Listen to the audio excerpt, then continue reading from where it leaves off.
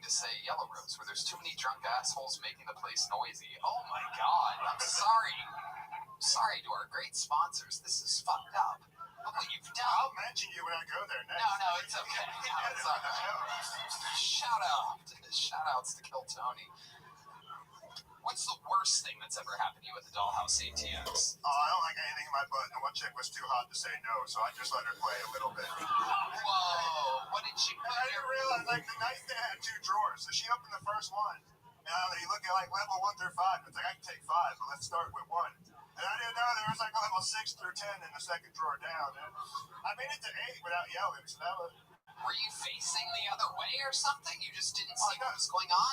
I like, you're face down in the bed, and, like, you're peeping over. Like, she's holding your... She doesn't want you to see what's in the drawer. Right. And how much... Wait, you paid, right? Yeah. Yeah, you could have spoke up. When number 5 was in your aspect, let me talk to a manager right now. That's ridiculous.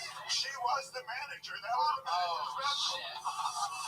Wow. It was a $75 manager special on a Sunday, and I got paid. Wow. This place is going to be packed on Sundays from now on. This is completely backfire. Backfire is also what happened that day for you. You have a big joke book from here yet? I got a couple. You have a couple Yeah, big I have joke 2, books? but I mean, they're pretty full. Perfect. There you go. Fill them up. Thank you, sir. There goes Joe Filey, Have a good ladies and night. gentlemen. All right. Let's do one more bucket pull. We've had a lot on today. We've been flying through these interviews, believe it or not. Make some noise for your final bucket pull. How about another hand for Heidi, everybody? Your final bucket pull of the night. Make some noise for Ramus, everyone. Or Ram. Or Ramus. Okay. Hello. So last time I was here, I was thinking about bags and boxes. Yeah, and I actually worked for a moving company. I was telling Tony that, and one time I was moving this dude, and I thought he had Down syndrome. So I'm looking at him weird, he looking at me weird, and I'm like, man, I don't know. So I'm trying to be all extra soft. And then he said, like, yo, I went to ASU, and I grew up in Phoenix. So I'm like, oh, where? Yeah. I did shrooms, and I smoked weed, drank and shit. And I'm like, wait a minute, they let people with Down syndrome do that shit? That's not normal. And then at the end of the job, he gave us like $60. So I knew we didn't have Downs, because I was like, otherwise he would have gave us like Cheez-Its, maybe some jelly beans, like a single marshmallow. But you gotta take it. You can't, it's gonna stick to your fingers, but you gotta take it. You can't not say no, right? Yeah, that's my name, Ramby. Thank you. Short of a minute. Yeah. Okay. 50 seconds for Ramus. I'll take it. Ramby, actually. Ramby. Yeah, I think there was something. Yep, there's a little space. You left a space between the line down and that S. I didn't know the wrong name. No, I didn't. It's your handwriting sucks. I'll take it. It's cool. You see that? Can you confirm that looks like a Ramus? No. Separation between the 100% Ram. B. R-A-M-B. Yeah. Oh, but you're saying it. right, because it doesn't connect. Yes. I even did a capital B. It's you. Yeah, that's you. Ram. B. Yeah, but you spell Ram. like lamb. Yeah. Okay, Ram. That's fair. Yep. And this will be the Ram. How long you been doing stand-up, Ramby? I moved here in 2021, and I did about 10 open mics in Wisconsin before that, so about 4 years. But I have taken some months off because of life shit. My dad, my pop's passed, and some other stuff. I'm just being honest. But I have stayed consistent with writing through that 4 years. So I've been doing it 4 years. That was around about, say, 4 years. Yep, got it. How did Dad die? Leukemia. He beat it once, and then it came back. Wow. He beat leukemia once? Leukemia is your mom's name? Depends on who you ask, I guess. All right. So, She's gonna love that joke. I love it. So, how do you make money? I work at a call center internet company, but I can't say it. You know what I'm saying? You like it? It works for right now. What are the hours like? When did I get there, or 10 to 7. Okay. Yeah, yeah, Do you have any trouble waking up in the morning? Before this job, I didn't. I was an early riser, and now I'm like, you know what? Fuck it, I'm gonna sleep till about 9:30. Yep. Got it. Give myself some leeway. What do you do? It's like what do you call it? Self-care. Sure. What do you do at nighttime for fun? I go do bikes, and then I also play. Wow. Some random police that button too. from Red I dodge Dead. cops, but I dodge cops on Red Dead Redemption 2. That's the kind of shit I do. You know what I mean? Grand Theft Auto. Have you ever gotten arrested?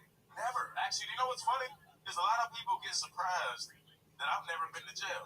Yeah. And when they meet me and talk to me longer, they're like, I can't even fucking believe it. But it's just because I've been lucky, to be honest.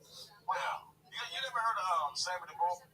Yeah. All right. Well, I was in Arizona, and at the time, about like 22 years old. Now that I think about it, maybe I shouldn't say this. No, go ahead. Fuck it. Go ahead. Fuck it. Let it out. Yeah. Taxes will probably give me mortgage anyway. But he was doing like the ecstasy ring, and my dude that I was living with was dealing ecstasy in there. Now we make a few bucks on the weekend or whatever, And all of a sudden, we saw the dude that we were getting the pills from in the parking lot on the news. And I wasn't a very good drug dealer. That was the end of my drug dealing days right there. Yeah. Wow. Yeah. 23 people were in that ecstasy ring. Look it up. It's real shit. Wow. Yeah. And you were in it. You didn't No. Tony's not incriminating Ram today. Ramus, as you say. Yeah, Ramus. Ramus is going to be your real Let's be trouble. clear, Ramby. I love it. What's your love life like, Randy? We talked about this last time. I don't know if you remember, I was back to the bags and boxes, and I sang the song about the girl not calling me back. So she still ain't called. I'm chilling, man. I'm really just trying to build my life up and not really worry about that side of my life because, No kids? my daughter's 21, living her life, doing her thing. Wow. Yeah, doing very good actually. Okay, great. College and everything. Shit. How much did you contribute to that child? I raised her half. I lived in Wisconsin for 20 years, which was Wow. very much a sacrifice. Yeah. Yeah. After growing up in Phoenix, it was like, fuck this shit. Hey. And how did We're in Phoenix. Wait, where in Phoenix? No. How'd you end up in Wisconsin? Because her mom was from Wisconsin, and so we moved there. And so I stayed there after we broke up to raise her. White I mom. literally 50%. Yeah, white mom. Of White mom. course. How did the white parents take to you moving to Wisconsin? Pops, right? Pops, yeah. Can you give an example of what that means? These people have no All right. The whole family hates me. Let's be Right. Yeah. But how do you know? Give us an example. Oh, man, that's rough, man. Please give us. They might see this. They might. So what's one good little story? You're not naming them out. It could be anything. You ever have somebody look at you like this? Um, Like for way too long, right? Yeah. Like that? yeah. It was constantly that. Yeah. Okay. Even at Thanksgiving, like, you're supposed to have a good, hey, let's hang out, hey. They never Oh, said it anything was- disrespectful or anything, though? Nothing in particular, Yeah, just a look? I almost fought some family members. Yeah? Yeah. Wisconsin was an interesting time, I'll just say that. Yeah. Like, I recently went back there, and a bar owner looked at me across the bar for a while, like, I know this motherfucker. Like, I'm serious. And he just kept looking at me, and I'm like, why is he looking at me? And I forgot that I had tried to fight him about 10 years ago. Yeah. I mean, it was, How could you forget about that? well, you live a life, I'm 47, so if you live a life where you kind of fought some people, you forget. It's 2 a.m., and he accused me of something I didn't do, so I was extra charged, and he's behind the bar yelling at me, and I'm like, hey, I'll fuck you up, type shit. Well, I didn't. I was proud of myself, actually, and I'm very much matured. I wouldn't fight nobody these days. Incredible. You're 47 years old. Yeah. You successfully raised a 21-year-old daughter. Yes, sir. You've avoided getting arrested. Yeah.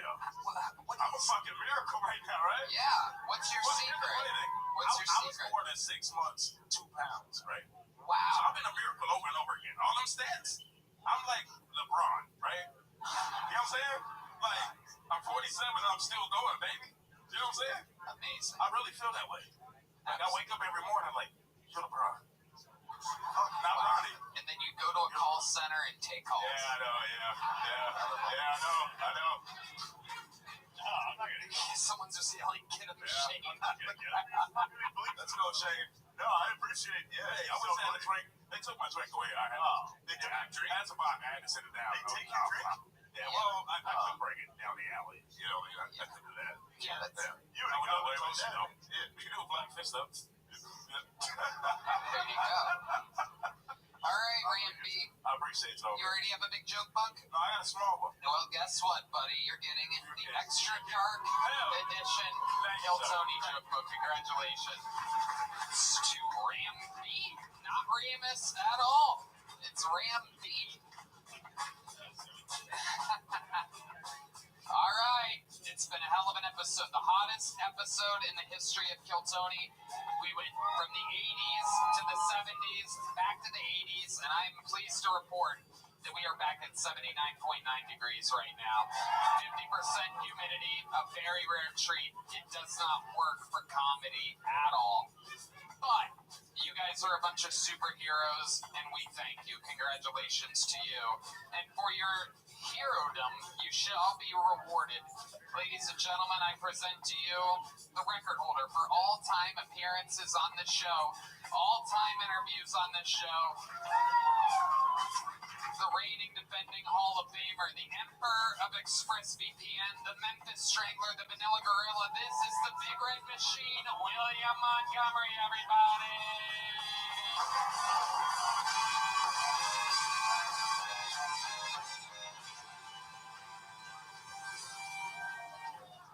Austin, I'm so excited to announce to everybody I'm actually about to start auditioning for my first feature-length film. The guy seems super nice. He actually sent the script to my father back in Memphis, which was weird as shit. It's like, how do you even get his fucking address? But I'm really excited. Ozzy Osbourne died, 30 years ago. I'm doing my first intervention tomorrow, and I've got a ton of anxiety because I just don't know. I don't know what to wear. And that's a true one. Okay, let's keep it moving. It's sad. If you don't want me to join a cult, quit wearing all those groovy clothes in your propaganda videos. And we get free juice. Sign me the fuck up. Free love, no taxes, VIP access to a spaceship heading to heaven, and I get to wear the most stylish fits. Presbyterian Church, sit your ass down. Asking for that 10% tithe shit my coat keeps it. God damn it, I messed that part. Presbyterian Church, sit your ass down. Asking for that 10% tithe shit. My coat wants 100% of my assets, and they're going to keep it 100. You know what I'm saying? Have y'all seen the trailer for the new moderate to severe plaque psoriasis commercial? Okay, that's my time. William Montgomery has done it again. I got you, yeah. The intervention's tough. Yeah. Yeah, I wore a fucking Notre Dame coach's polo to my sister's intervention. Sat in a hotel in Pittsburgh, like, you gotta make some change. So what do you wear to that? You wear something cool. You gotta go Tux. Tux is fucking crazy. I know you're doing heroin. My name's Bond. Yeah, maybe coat and tie. I don't have a tie. Coat tie is crazy. Maybe a suit could work. Yeah. Okay. Or you can go Notre Dame coach's polo at work. My sister's not doing heroin. Well, too bad I fucking can't stand Notre Dame, dude. I'm a Florida Gators fan. I cannot stand after the whole Manti Te'o debacle y'all handle. I can't stand Notre Dame. No. How's that a debacle, dude? He was innocent also. Yeah, whatever. You guys are totally irrelevant these days, so whatever. You had a good run. Maybe this year. Okay, but You had a good run. William, this is incredible. This On intervention, college ball. this intervention you're doing, is this for a family member, a friend? What are they on? Are they having a good time or a tired time? I don't know. I think of a tired time. They're sleepy. Figure, yes. Yeah, I had a sleepy intervention myself. Is that the one with the Notre Dame jersey or Yep. another one? Notre Dame coach's polo. What was your sister? Just get So just get a little sleepy. She was on drugs and stuff, Yeah. like downers. Yeah, heroin.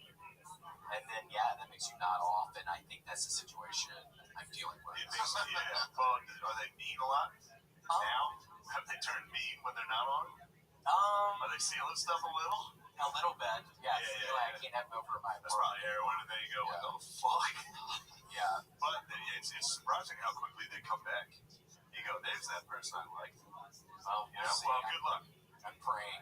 What's your speech? What's your speech gonna be? Yeah, can you give us an example? Stop doing heroin! You deserve it. Yeah. You gotta stop doing that shit, man!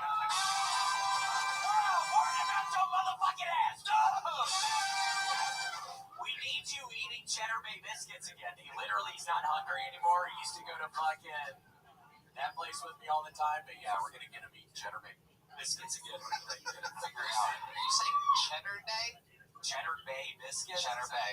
Yeah, Cheddar Bay biscuits. But yeah, oh my gosh, Tony, this past weekend, just to look at old sets, I watched every single, and I've never done this. And Tony, I want to say my heart was melting a little bit because when I'm doing these jokes, I don't really ever see y'all's reactions too much from people out here reaction, and it always made me smile to myself when I could see your ass laughing at some of my jokes. And Redman, I do have to say, I don't feel horrible about talking about your slutty ass mom every single time. It was like probably in 100 sets of mine, I was talking shit about your mom. So I did have a very nice weekend just reminiscing over these times. I'd never gone back and watched them. All three, yeah. Redman, you brought those prop glasses just for this moment with William? You've been wearing These are real glasses. but you put them on now? Yeah, I always put them on at the end. So I don't forget them. Wait, you never noticed that? He always puts his glasses on. Yeah. No, he's never done that before. Oh, man, it's a classic Kill Tony thing. When the glasses come on, you know it's wrapping up. What do you think about Redman's glasses, William?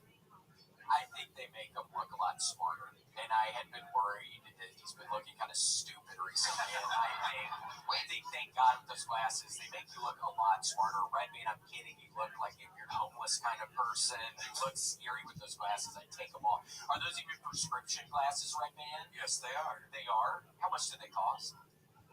$350. That's embarrassing, dumbass. I was thinking you were going to say something like that. So, You William, know what, Remy, you actually do look better. I swear to God. You somehow used to look worse, I think. Yeah, I mean, you still look okay. You're getting worse, but is this the intervention that you were planning? yes, yeah, Redman, we have to get you up out of your apartment, man. I mean, we have to get you. I know you've been holed up there a long time. We know you're fucking super depressed. You've been on VR way longer than normal. My girl's a stripper at the dollhouse, man. My girl's a stripper at the dollhouse, man. Tell us about this new plaque and psoriasis commercial. Not many of us have seen it. It's just this nasty looking bitch walking around with all these fucking, like, it looks like she got real sunburned on different parts of her body. That's what plaque psoriasis is. It's like this nasty disease people get. I don't know if it's sexually transmitted. I don't know how people get it, but it's just this real sickening disease people get. Yeah, I know. So the commercial seems really good. It's just getting more. It's going to get people on these pills. Have you, let's go back to the intervention for a second. Have you planned a speech for this? Have you written a speech? I was starting to write some earlier. Uh-huh. And I'm going to have to really I'm going to finish it up. Don't do it. Don't read like a. Yeah. So I shouldn't read? Yeah, what do you think? Do I go from the heart? Or Do a brand new minute for the I would, go from the heart on the intervention. You read, It better kill it. Yeah, it's like everybody reads like it's a fucking best man speech. I sat in the room and everyone was like, oh, I'm a little nervous. It's like, this is about her. Yeah. Okay. Let it flow.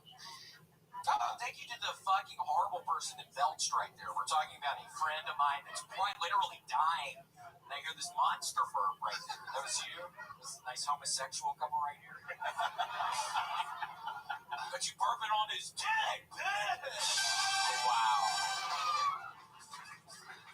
It's amazing how you do that. It makes the whole place light up all crazy. Tony, I am stinking tonight. This is weird. I swear I think they did the formulation of Old Spice deodorant differently, dude. I've been starting to stink at night now. Ooh. Yeah, it's never happened before. I've never stunk like this. This is a new thing. Have you changed your diet at all? I just Metamucil out the frame. I'm up to 4 cups of it a day, and I did shit twice today, which is great because I did go a span of time of 3 days this past week without shitting. Wow. But I'm doing so much row. I'm at 720 miles on the row machine since January, so I just feel like my body's actually really using all the bananas. All the stuff I'm eating is going straight to my muscles, is what my guess is. Right. So that's why I'm not doo-dooing, because all the peanut butter crackers, fucking bananas and shit go straight to my muscles. So What else goes straight to your muscles? Give us some examples of things that go straight to your muscles. You know I'm drinking a fucking protein shake with Scoop. But no, weirdly enough, a lot of jelly beans. I think a lot of these sports people are saying, go down on the sugar. No, jelly beans are good. The popcorn, the buttered popcorn jelly beans, I'm all up in those right now, Tony. And I'm going to bring some to the intervention tomorrow. I feel like everybody loves Yeah, get them hooked on something. Yeah. Yeah. You think that's good? Try this. Yeah, try these jelly beans. But I gotta tell you, a lot of heroin people, they're gonna go straight to candy as soon as they get done. He's going right to those jelly beans. Yeah. If it's heroin, whatever. Is it heroin? Is that the main drug of the person getting the intervention? Yeah, amongst cornucopia of other things. So other than heroin and Other stuff. Oh yeah, it's time for an intervention. Wow. I heard that up. Yeah. I've never heard you use the word cornucopia before, William. Are there any other new words in your vocabulary this week that you're excited about?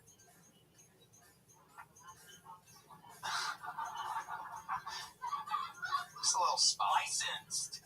Whoa. All right. Wait. Didn't even activate This the is a hard one, lights. You got sad horns on that one. Sometimes when you're not passionate about it, you get barely a drum, sad horns, and barely any lights. Assessor. You should do poly substance drug user. Poly substance drug user. That's what your friend is. Oh, a polysubstance Yeah, drug user. you're poly. Polysubstance drug user. The words, this is a hard one, Tony. I'm so sorry. I mean, I'm really screwing up on this one. It's I okay. can't. You can say anything. Honestly, the ones that you don't really know that aren't that exciting are kind of funnier than the crazy ones.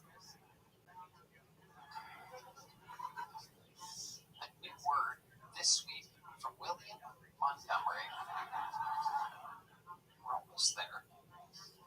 And here we go. Could be anything in the world. Really. I gotta tell you, it's impossible. I'm trying to think of one word. I can't think of one word. Wyoming. Words are tough. Yeah. Domino! Wow! Look at that! What's the one thing that you're hoping at the end of this intervention tomorrow? What's the one thing that you're hoping that the person that you're giving the intervention to will not say? I am gonna stop using drugs! That's William Montgomery. This has been the hottest episode of Killzonian history. We were able to get it down to 79.2 degrees. Guys, the drawing for Brian J. Ebelt is in. How loud can you guys get for our guests tonight? Shane Gillis and Matt McCusker, everybody. You did it. Brought to you by ExpressVPN. Tire Season 2. Matt and Shane's Secret Pod on Spotify. Everywhere else. Anything else you guys want to plug or anything? Matt? I'll be in Atlantic City August 16th. Hell yeah. City OG Casino Resort. Please come. The Killzone, yeah. Thank you, Matt McCusker and Shane Gillis. The band will be at Blue Note in New York City the Monday after Madison Square Garden, 818-818. You got it. This episode brought to you by ExpressVPN. One more time for the best damn band in the land and our guests Shane Gillis and Matt McCusker. Red Band. Check out The Secret Show every Thursday, Sunset Strip, ATX.com. Love you guys. We love you guys. Thank you so much. Good night, everybody.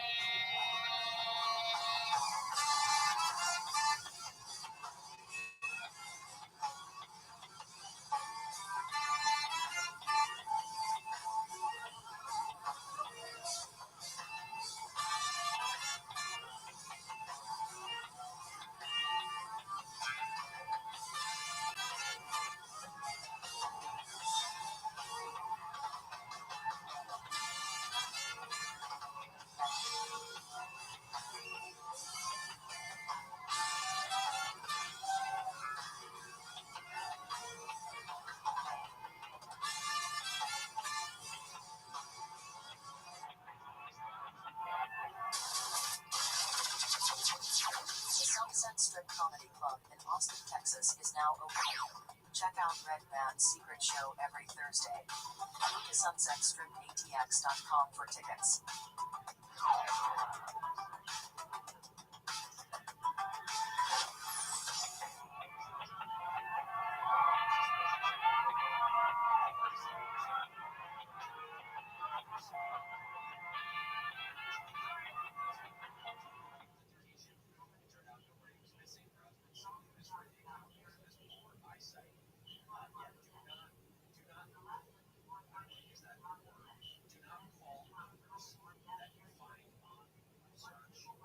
Oh boy, next week we are back on Netflix. There will be no YouTube episode on Monday, August 25th. You're going to have to go over to Netflix and enjoy an action-packed episode live from Madison Square Garden, Mayhem at Madison Square Garden, the newest release of Kill Tony on Netflix. It's an unbelievable breakthrough for a podcast to have any episode on Netflix. This is our second one. We'll see you there August 25th on Netflix.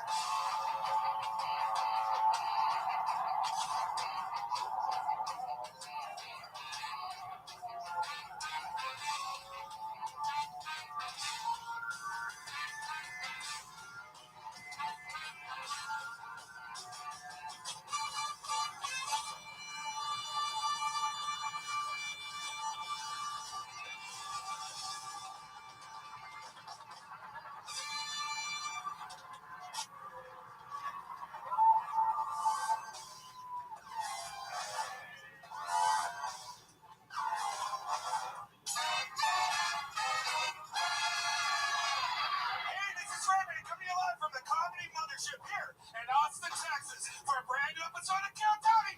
Get over, Tony, it's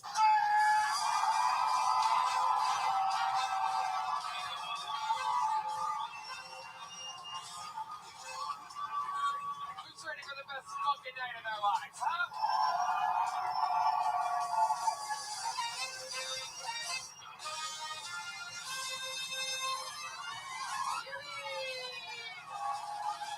Ryan right there, ladies and gentlemen. That is the best damn band in all of the land, everyone. Raul Vallejo, Fernando Castillo, Carlos Sosa, Michael Gonzalez, Nachos Belgrande. The great Matt Mueling on the electric guitar, the leader of the band, John Dees on the keys, and the backbone, the one and the only, the notorious D-Madness, ladies and gentlemen. Oh my God. What a show we are going to have tonight. We're happy to have you all. Before we get started, here's a little bit more from the amazing sponsors that made it all possible, especially ZipRecruiter, Shopify, PrizePicks, and OpenBoom. But here's some more.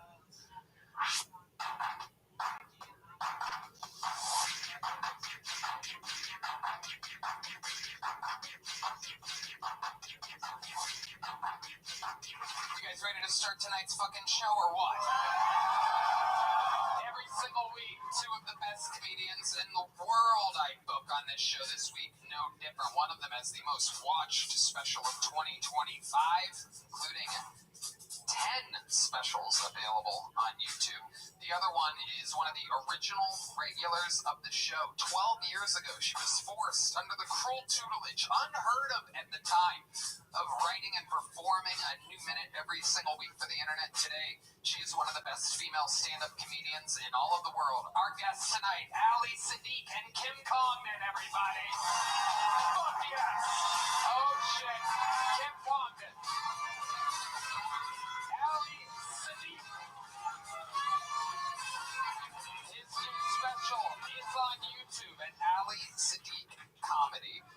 He's on tour, Ali Siddiq Comedy, AliSiddiq.com, KimCongdon.com, on tour, Nashville, Tacoma, Charlotte, Fort Wayne, Dallas. Welcome back, guys. You've both done this show before. This episode brought to you by ZipRecruiter, Shopify, PrizePicks, and OpenBoom. Just made an extra few tens of thousands of dollars there.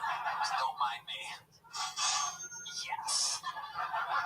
Business is booming. Welcome back, guys. Ali, how are you? I am wonderful. I'm doing great. Making a lot of money.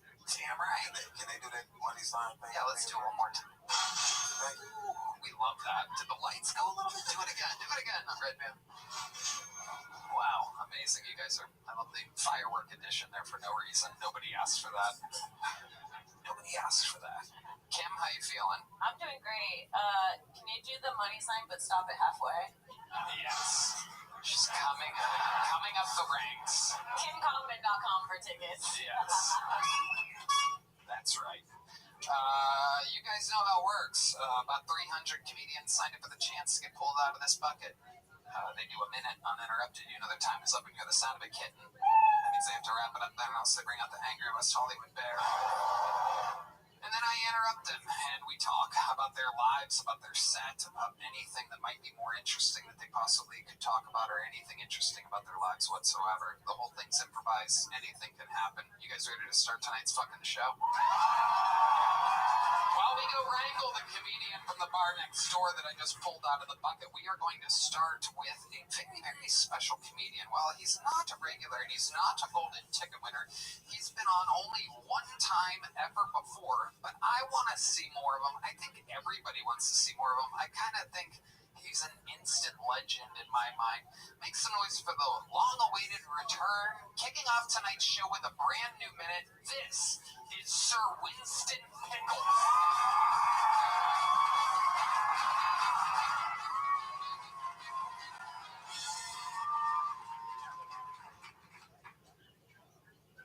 Anybody else relieved when a severe weather warning turns out to be just an amber alert?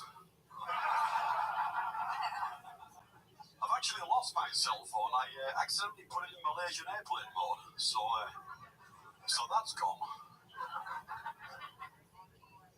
I've been married twice, buried my first wife.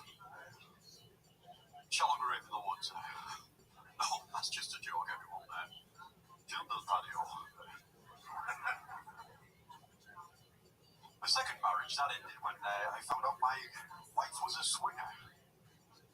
I know, I had no clue, no idea. I left work early one Friday, sneaked home, crept in the house, snuck up the stairs, opened the bedroom door. There she was. She'd hanged herself.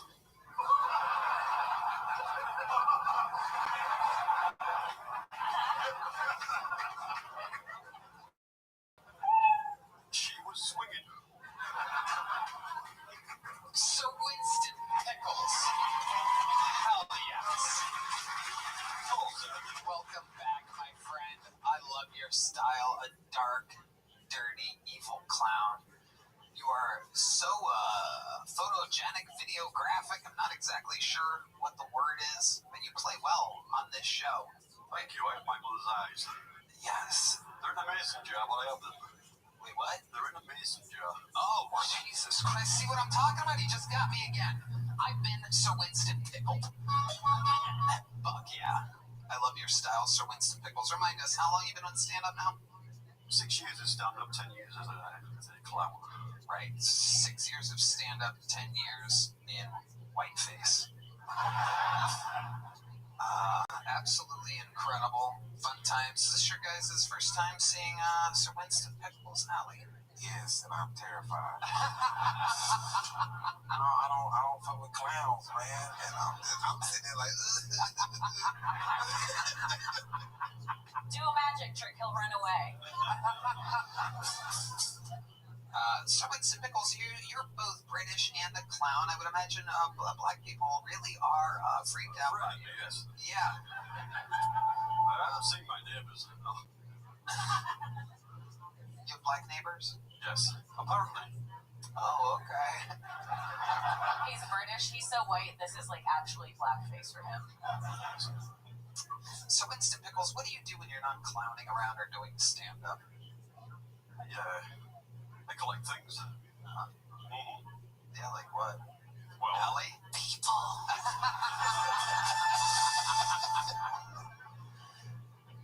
What do you collect? well, my greatest accomplishment was getting the fingerprint of a school friend. Fingertip. Fingertip? Yes, a school friend. A school friend. Junior school, yes. He cut his fingertip off in wood shop, and I picked it up, thought the hospital would need it, and I kept it. This is one of those moments where it's not a bit. And we're watching this thing that's gonna happen. It's a true story. We're in the documentary right now, you guys. This is. Did you put it in? I put it in ice, thought the hospital would need it. Being very man, I was only 9. Yeah. You were doing the right thing. Then nobody asked for it, so I kept it. Wow. What? Holy spooky shit. It is. That is That's freaky. scary. That part's freaky. Do you ever fall asleep in the makeup? Do you? Yes, often. Yes. Yeah. Do you ever fall asleep? I love it, Sir Winston Pickles. His eyes are so red too. Do you see how red they are? They're so That's all scary. these vaping fuckers. It affects your eyes. Yes. He has a San Antonio Western lady's eyebrows.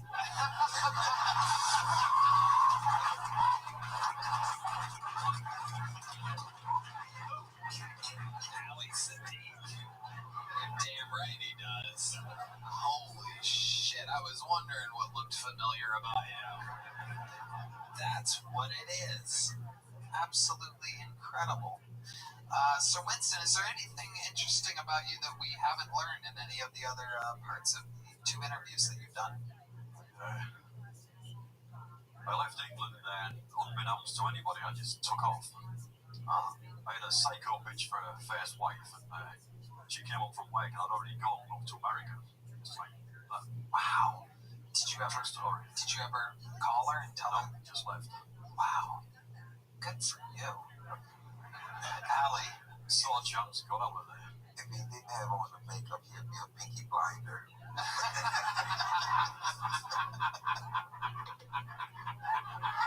Sir Winston. That is true. Well, Sir Winston, you got tonight's show started for us. Another solid new minute, starting with some dark clown fun. I loved it. Thank you so much. Make some noise. The show has begun. Sir Winston Pickles has started it. And now we go to the bucket. Yes. And your first bucket bowl of the night, as you guys know, this is where we meet somebody all together. Could be the next future star of the show, could be a crazy person. Anything can happen. Make some noise. Your first bucket poll. 1 minute uninterrupted. Going to Jenny Ann, everybody. Jenny Ann, starting off the bucket. Hi everybody, my name's Jenny Ann, and I bought the sexiest car America's ever made, and no, it's not a Tesla Cybertruck. It's a Mustang convertible from 1969. Yeah, probably the year some of you were born. You're probably wondering, well, why do you have this car? Well, I wanted to attract men who like beautiful, high maintenance things over the age of 30. And I wanted to impress my ex. And now I'm selling it because I want to impress my therapist. And so you're probably wondering, does it drive? Does it matter? You're in a 69 Mustang. Does it turn on? Does it matter? You're in a 69 Mustang. Will it make your dad love you? Does it matter? You're crying in a 69 Mustang. Thank you. Jenny Ann. Exactly 1 minute and 0 punchlines. Incredible, Jenny Ann. I don't even know where to begin with that. My God, unbelievable. The good news is you're already the 7th funniest female stand-up comedian in the world. I fucked that up. Your bombing is airborne. I just caught it. Got a taste of it. Jenny, how long have you been attempting stand-up comedy? 6 months. 6 months. Hell yeah. What made you want to start now? I need to sell 69 Mustangs. That seems to be it. That's a great way to do it. Yeah. Incredible. Ali Sadiq. She looks like my financial advisor. That's a compliment. What do you do for work, Jenny Ann? Oh boy. I work at Are you really? You really are? Yeah, I work at venture capital. Oh, wait, is she really your financial advisor? They said it like it was a joke, but this could really actually be your financial advisor. These people bring their whole entourages when they go do shows. I'm telling you. That's my financial advisor, the caterer, the fucking personal chef, the this, the that. So how long have you been financial advising for? I've been working in venture capital for over 10 years. Do you really have a 69 Mustang? I do. You can check it out at the69mustang.com. Honestly, the whole thing sounds like porn audition. She came in, she was like, so you're probably wondering. That's incredible. And so is all of the material that you've written in the past 6 months about this 69 Mustang? And when I worked at NASA, yeah. Okay. Tell us about working at NASA. What was that like? Is the Earth as flat as your chest?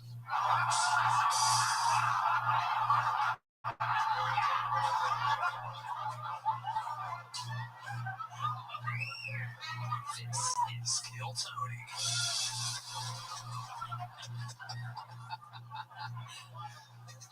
She has hips though. That's not hips.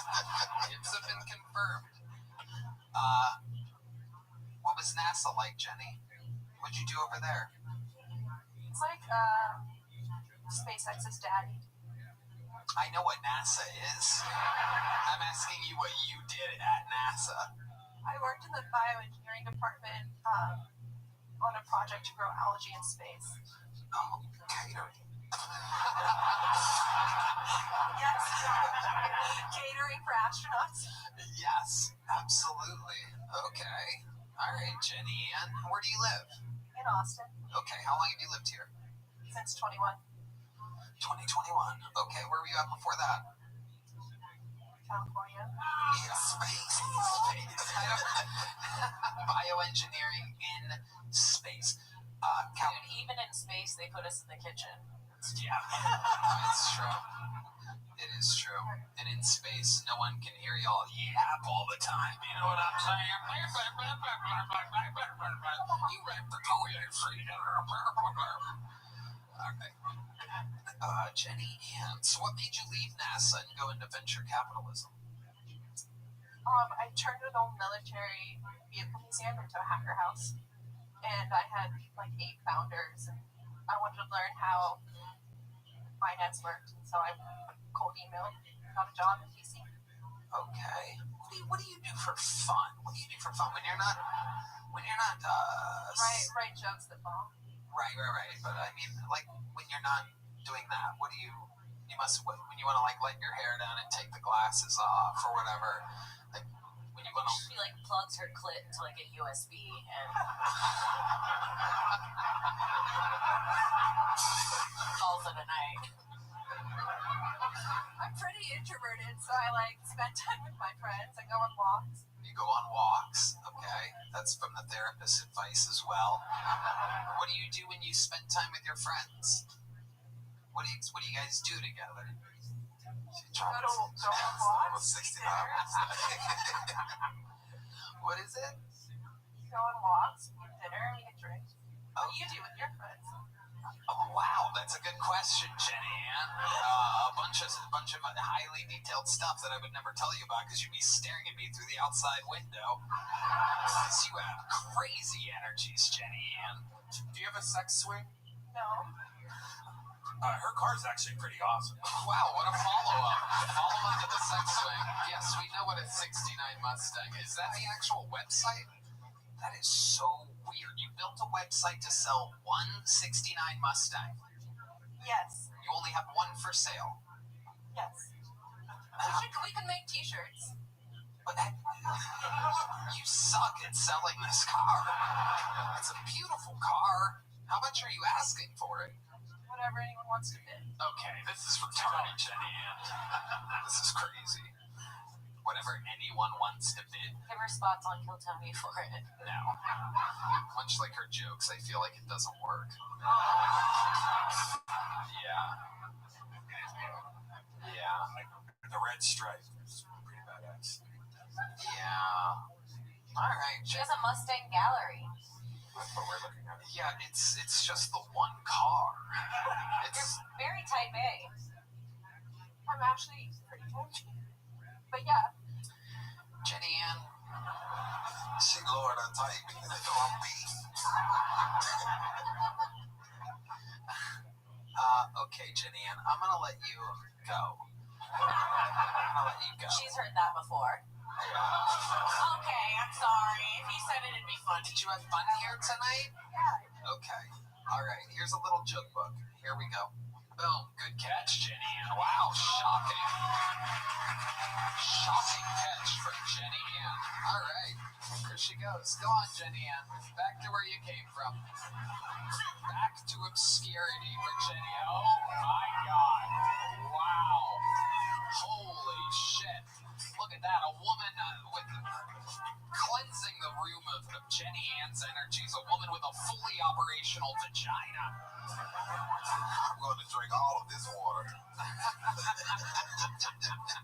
This podcast is sponsored by ExpressVPN. True or false, incognito mode makes you invisible on the internet. It's false. Most people have no idea, but your browsing history can still be monitored and even recorded unless you use ExpressVPN. Netflix even hides content from you based on your location. ExpressVPN lets you change your online location so you can control where you want Netflix to think you're located. They have servers in over 100 countries, so you can gain access to thousands of new shows and never run out of stuff to watch, much like the new premiere of Kill Tony live from Madison Square Garden, August 25th. Right, man? Tony, ExpressVPN is so easy to use. I just fire up the app and click one button to change locations. Not to mention it works on all my devices, my phones, laptop, tablet, even my smart TV.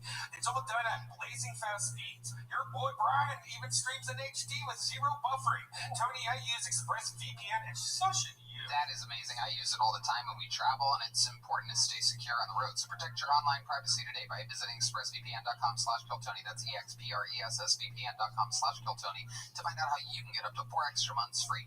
expressvpn.com/KillTony. Hooty-hoo! This podcast is sponsored by PrizePicks. Basketball season may be over, but the action doesn't stop on PrizePicks because baseball is just heating up.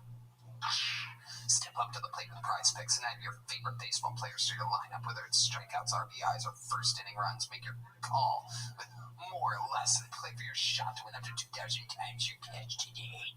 Sign up today and get $50 instantly when you play $5. You don't even need to win to receive the $50 bonus. It's guaranteed. PrizePicks is the best way to win real money this baseball season.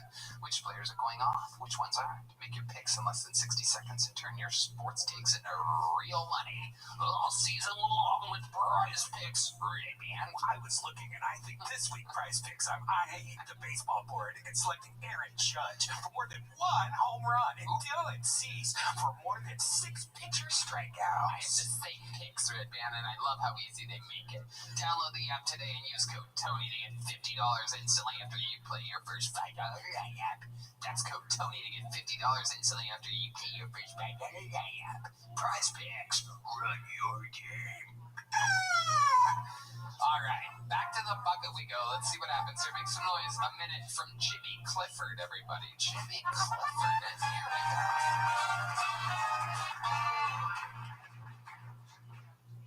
So my little sister is a conspiracy theorist, and the other day she walked up to me and she goes, "Hey, did you hear about this Helen Keller bullshit?" I was like, "What was that, Alexa Jones?" And she goes, "Yeah, my teacher's trying to peddle us some fake news, saying this bitch was born blind and deaf, but I'm supposed to believe she learns how to read and even gave speeches." I'm like, "Yeah, right, Biden was the president and even he couldn't do both of those at the same time." I was like, "Katie, Helen Keller was born blind and deaf." She goes, "Then how'd she learn how to read?" And I was like, "Well, she had this teacher named Annie Sullivan who used to teach her little symbols into her palm, and she learned to read that way." To which my sister said, "Palm reading is a scam used to steal money from white women." Oh, okay, you got a point there. I'll give you that one. She goes, "How'd she learn how to talk?" And I went, "Fuck." I don't know. Does anyone in here know how she learned how to talk? I had to look it up on Google. Apparently, this is true. Annie Sullivan used to take Helen's hands, put it on her face and in her mouth, and she would feel the vibrations when she spoke and mimic those vibrations. Imagine walking in on that shit. Just some poor little disabled girl finger banging your teacher's face over and over again. All right, Jimmy Clifford. welcome with a super topical bit about Helen Keller learning how to make noises. I'm pretty sure that bit was old at the time that this Mustang convertible that's for sale was made. That was insane, Ollie. He looked at me like I did the ground. I've been over here suffering listening to you, and you gonna look at me like I did something. Help me out. You let me drown. Not my job. That was actually the sound of Helen Keller trying to say hello. Kim Condon. I feel like we all wish we were blind and deaf during that. That was something else. Jimmy, how long you been doing stand-up? I've been doing stand-up for like a decade. A decade. A decade. And you went with your Helen Keller. I went with the Helen Keller joke, you know? It was apparently a poor But he spent decision. 5 years of that explaining to 15-year-olds who Nirvana was, so... All right, That was about as good as the Helen Keller joke. Wow.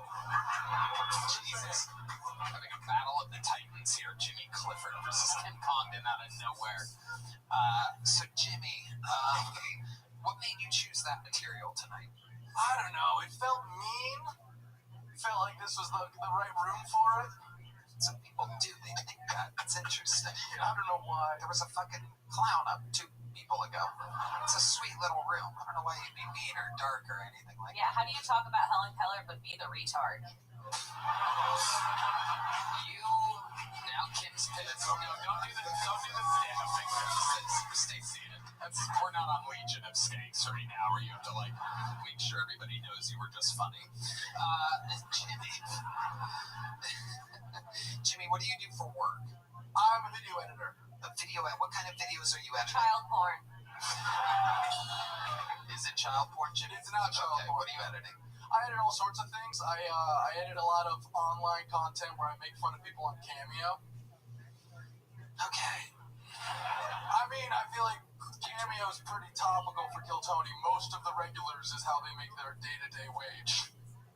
Again, dead silence after everything you say. It's almost amazing. Like, if we wanted to get room tone for audio, I would just have you doing jokes so we could make sure that we have the ventilation and the sound of lighting and everything edited out of the baseline sound. It never gets quieter than when you try to make some noise in this room.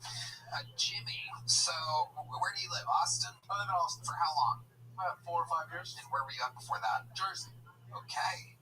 Jersey, what was that like? Living in Jersey? Yeah. I mean, it was pretty good. I lived on the shore, so it was fucking nice. But, you know, I don't know. Have you been to Jersey? And there's not really much I can say about it. Okay, I guess not. 10 years in stand-up and a lifetime in Jersey. Not much to say in either one of the things, I guess. What do you think the most interesting thing about your entire life is, Jimmy? The most interesting thing about my entire life is I married an immigrant. You're what? What? I married an immigrant. Okay. Yeah. Where'd you meet the immigrant at? Scotland. You went to Scotland. I went to What Scotland. made you go to Scotland? The Edinburgh Fringe Festival. Oh, okay. So you went out there, right now? Yep. And then what happened? You were at a coffee shop or what? No, I just started screaming at people on the street to come to my comedy shows because I had to do something. Clearly, Kill Tony wasn't moving the tickets for me, so Yeah. I barked her into a show. She enjoyed it, and then she came back. Wow. Yeah. Wow. So she came up to you and she goes, I want to see you show. Yeah. And then after the show, what'd you do with her? You guys go have drinks or something? Yeah, grabbed drinks, got a date going. It was fun, you know. Did you hook up that first night with her? Gentleman never kisses and tells. Tony, that's my wife, for fuck's sake. Boo, what do you know her? Listen, yeah, no, you're on a show right now. You're on a show, Jimmy. Here's a little joke about it. Ollie, what do you think about all this? That's crazy as hell that a lady who has been doing comedy for 6 months and a guy who's been doing it for a decade are in the same exact place. Yep. 100%. A lady who's been doing it 6 months that is much more venture capitalist and mentally ill than a comedian. Just body Jimmy Clifford, who's coming back from festivals just fresh and ready. All right, Jimmy. I'll be honest, I'm a little out of practice. I just had a baby about 2 months ago. That would have been an interesting thing to say I 5 minutes don't think ago. it's the most interesting thing in my entire life, Tony. I would say, it's awesome.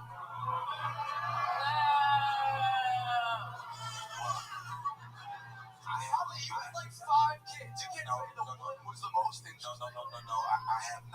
Do not deduct my children.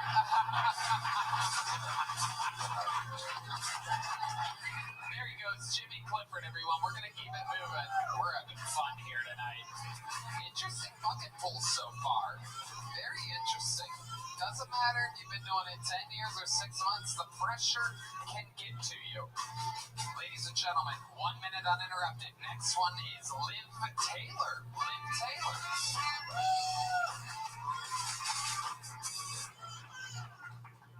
So I recently turned 31, and as a woman, I realized that now I'm in my 30s.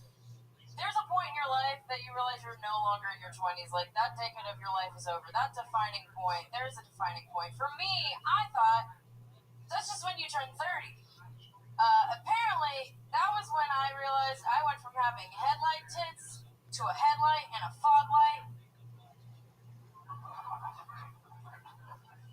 Bitch, where are you going? Like, I don't even have kids to blame this on, and I'm half Puerto Rican.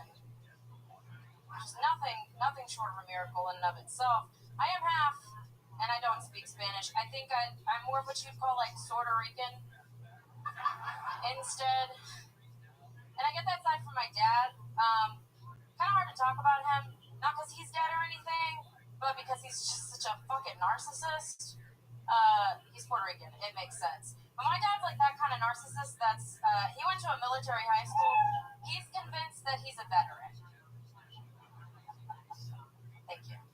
Liv Taylor. Amazing. Decent and somehow the best bucket pull of the night so far. Barely decent, yet the number 1 ranked bucket pull of the night. Take it, Tom. Hell yeah. I bet you would.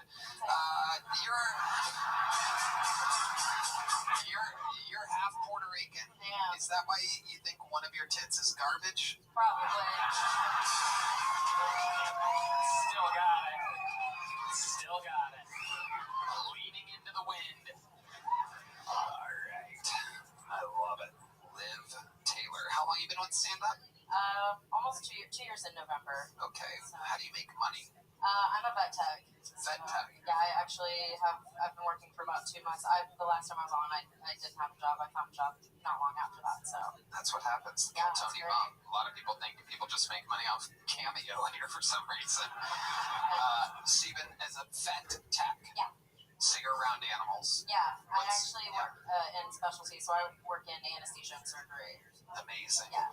What is some of the worst animals to deal with that you've learned about so far? What are the ones when you're like, oh no, there's a fucking Chihuahuas. Really? Land sharks. Yeah, they're pretty terrible. Yeah. Not all of them. I'll give some credit. There are some nice ones, but for the most part, they fucking suck. Yeah, I agree completely. That's why we're trying to deport a lot of them right now.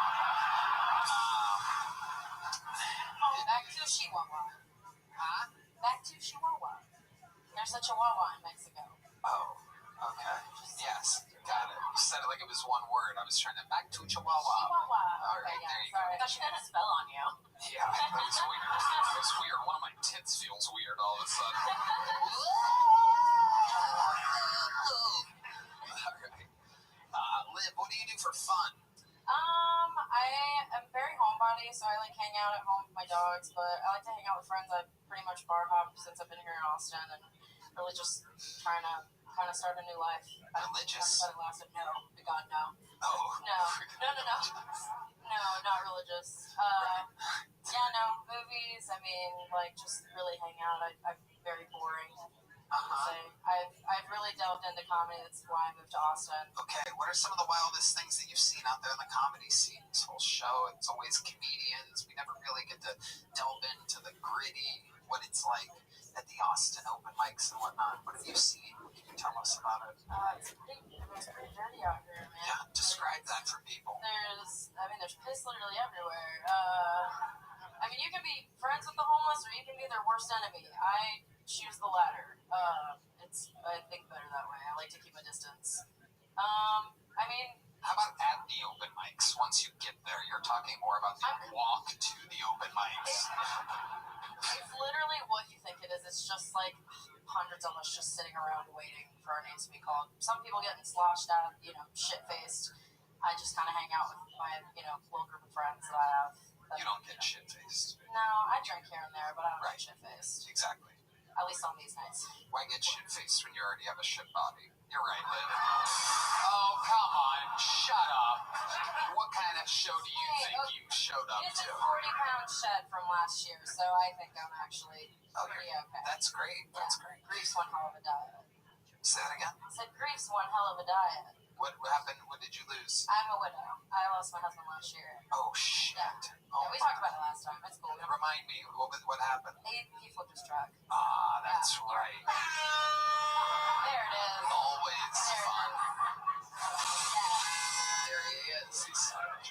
We have amazing technology here at Rogan's Comedy Club. Thank you to Spotify for the amazing technology. We're able to tap into the audio in heaven. It is quite incredible. We're getting word that your former husband is trying to tell us something right now. Hold on. Here he is. Oh, wow. Okay. What's his name? Joe. Joe? Joe is joining us from heaven. Joe, this is a brand new segment on this show. We're testing out this new technology. That soundboard's terrible. Hold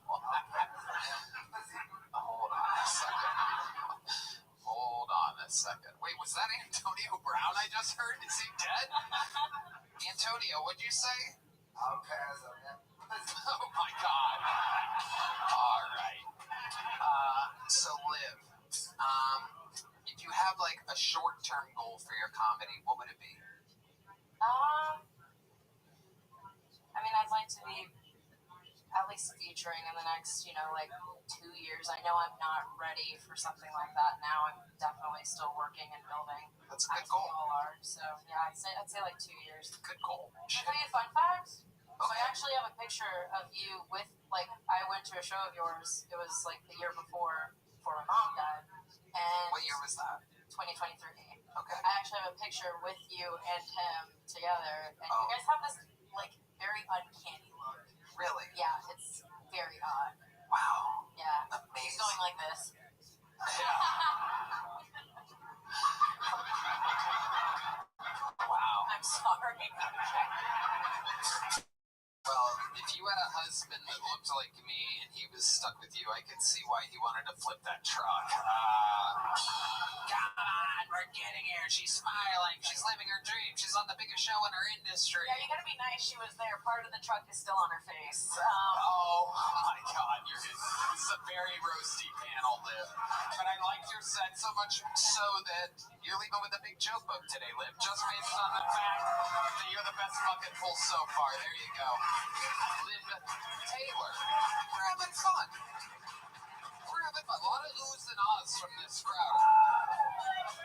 Very sensitive crowd. A liberal girl whispering into her boyfriend's ear over there. I just think he's mean. Jesus Christ. Hello there. This podcast is sponsored by Shopify. When we were young, we used to dream of being anything. An astronaut, the president, a princess. That's me. Instead of dreaming of going to space or owning your own castle, maybe start dreaming of owning your own business. You'll need a website, a payment system, a logo, and a way to advertise to new customers. It can all be overwhelming and confusing, but thankfully, that is where Shopify comes in. Shopify is the commerce platform behind millions of businesses around the world and 10% of all e-commerce in the U.S., from household names like Mattel and Gymshark to brands just getting started. Tony, I love Shopify. You can accelerate your content creation. Shopify is packed with helpful AI tools. Get the word out like you have a marketing team behind you. Easily create email and social media campaigns wherever your customers are scrolling or strolling. Scrolling, strolling, bowling, mowing. And best yet, Shopify is your commerce expert with world-class expertise in everything from managing inventory to international shipping to processing returns and beyond. If you're ready to sell, you're ready for Shopify. So turn your big business idea into with Shopify on your side. Sign up for your $1 per month trial and start selling today at shopify.com/KillTony. Go to shopify.com/KillTony. Shopify.com/KillTony. Shopify.com/KillTony. Shopify.com/KillTony. Hello there. This podcast is sponsored by OpenPhone. If you're running a business, you know that every time you miss a call, you're leaving money on the table. When every customer conversation matters, you need a phone system that keeps up and helps you stay connected 24/7. That's why you need OpenPhone. OpenPhone is the #1 business phone system that streamlines and scales your customer communications. It works through an app on your phone or computer, so no more carrying 2 phones or using a landline. With OpenPhone, your team can share one number and collaborate on customer calls and texts, like a shared inbox. That way, any teammate can pick up right where the last person left off, keeping response times faster than ever. Tony, I love OpenPhone. It's the best business phone system, hands down. Say goodbye to voicemail. Their AI agent can set up in minutes to handle calls after hours, answer questions, and capture leads, so you never miss a customer. So whether you're a one-person operation drowning in calls and texts, or have a large team that needs better collaboration tools, OpenPhone is a no-brainer. I love a no-brainer. That's why I've been working with you for so long. OpenPhone is offering our listeners 20% off your first 6 months at openphone.com/KillTony. That's OPENPHONE.com/KillTony. And if you have existing numbers with another service, OpenPhone will port them over at no extra charge. OpenPhone. No missed calls, no missed customers. All right. Your next bucket full goes by the name of Benny G. Benny G. Here he is.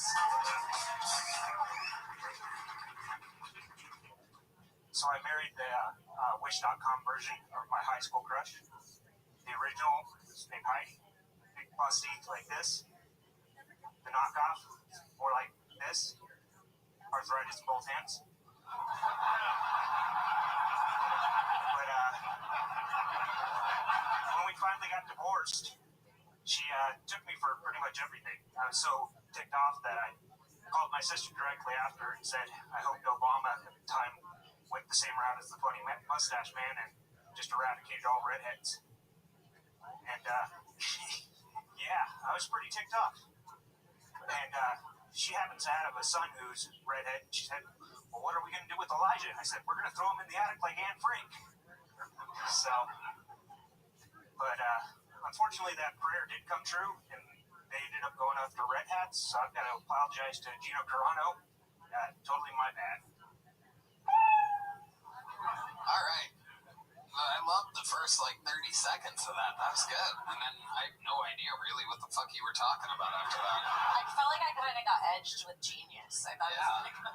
The arthritis hand opener had me. I was very interested. And then something red hat. Okay. Hell yeah. Ollie, He's very nervous. you are? He's shaking so hard. I'm over here trembling. The clown just took his makeup off. It's just regular old Winston Pickles up here. Benny G, how long you been doing stand-up? This is my very first try. Wow, okay, that makes sense. No wonder you're shaking. Look at that. How old are you? I am 42. 42. What made you want to start today? I've been actually trying to sign up since October of last year, and what got me down here was the Holy Spirit. I found Christ a little over a year ago and put it on my heart to come be a comedian. Wow, absolutely incredible.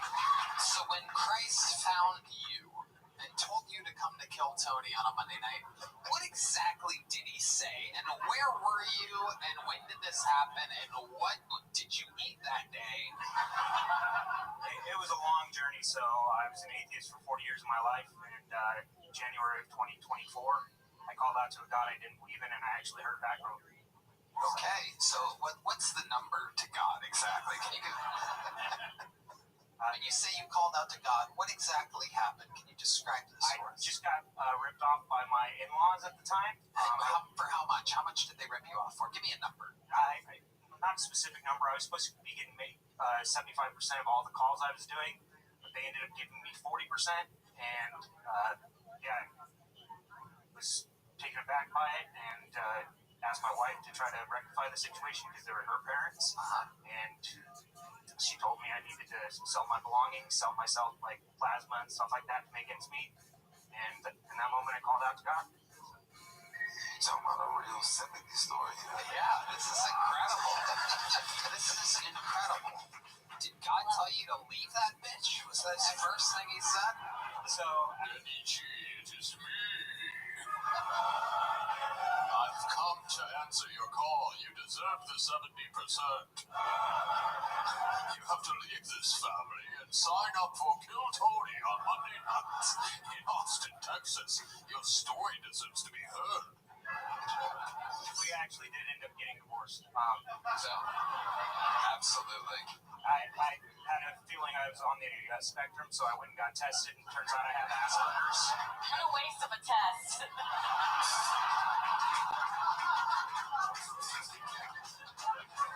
It turns out, in a stunning turn of events, you have Asperger's. Congratulations on being the last person to find out. They tested him in the parking lot like a COVID test. So, yep, he just rolled down his window. Yep, you got it. I saw his thumb in his pocket, and they're like, yeah, go ahead. The old warm thumb, one of the first giveaways of Asperger's. Alright. What's some of the most Asperger-y things that you do? I have really bad social anxiety. I'm just not good with Damn, well, look at you facing your fears head on. Absolutely incredible. Benny G. What else you been doing with your life for fun? Not a whole lot. Just going to church and volunteering where I can. Okay, so tell us about some of the volunteering that you've done. Have you, I went and did a week with Samaritan's Purse out in, what's that, western North Carolina or whatever, where the hurricanes hit. okay. What did you do there? We were just clearing a bunch of different trees and stuff that fall in people's homes. Nice. Very cool. Incredible. Do you ever talk to the devil? I mean, if God talks to you, you might as well, like, they say lightning doesn't strike twice, but has the devil ever reached out to you since you have a direct, we have someone, it appears that there's someone calling in. What do we got here? Where's the, hold on a second.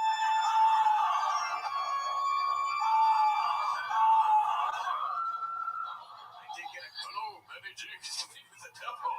I know I sound a lot like God, but You asked if I talked to the devil. My ex-wife did call on Sunday. Oh shit. So this ex-wife is getting lit up. Lit up. Hell yeah.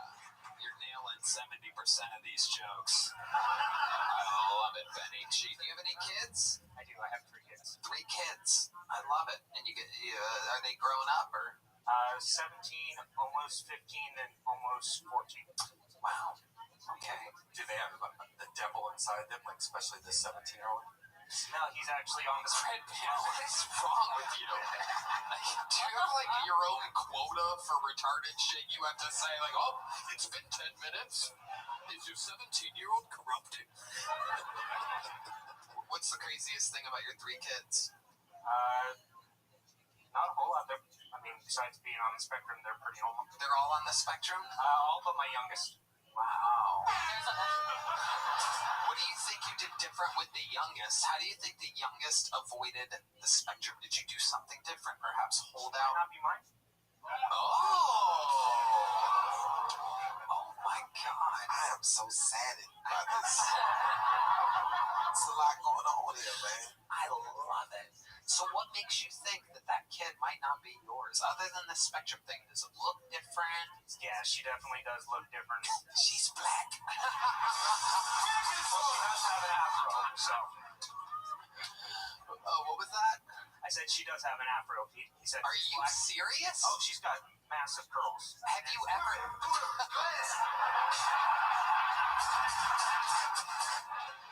That might be the best timed use of that sound effect in the history of the show, which I've been hoping would evolve over the past 12 years. But a fun fact is that is one of the oldest sound effects in the Kill Tony playbook, 12 and a half years. Have you ever asked your ex-wife to tell you the truth about your youngest child? I have, but she's never said anything. So by the time, we actually thought that she might not be mine, it was too late. She's already mine in my heart, you know what I mean? So I'm not going to try to take that away. Jesus Christ almighty.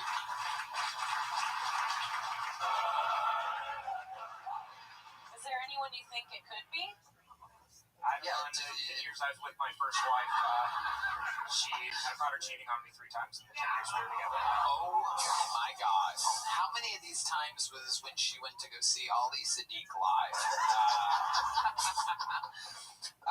Let's talk about you, and I know this is, obviously personal, but you've seen this show, and let me tell you, you are crushing this interview right now. Everyone wants to look cool, and I don't really have any hobbies. I'm a homebody. I go to bar. What do you do for fun, Tony? These idiots. And meanwhile, there's you, just unable to tell a lie, just over here. King Bean Spiller, first of his name. Admiral of the Aspergers, the protector of thumbs.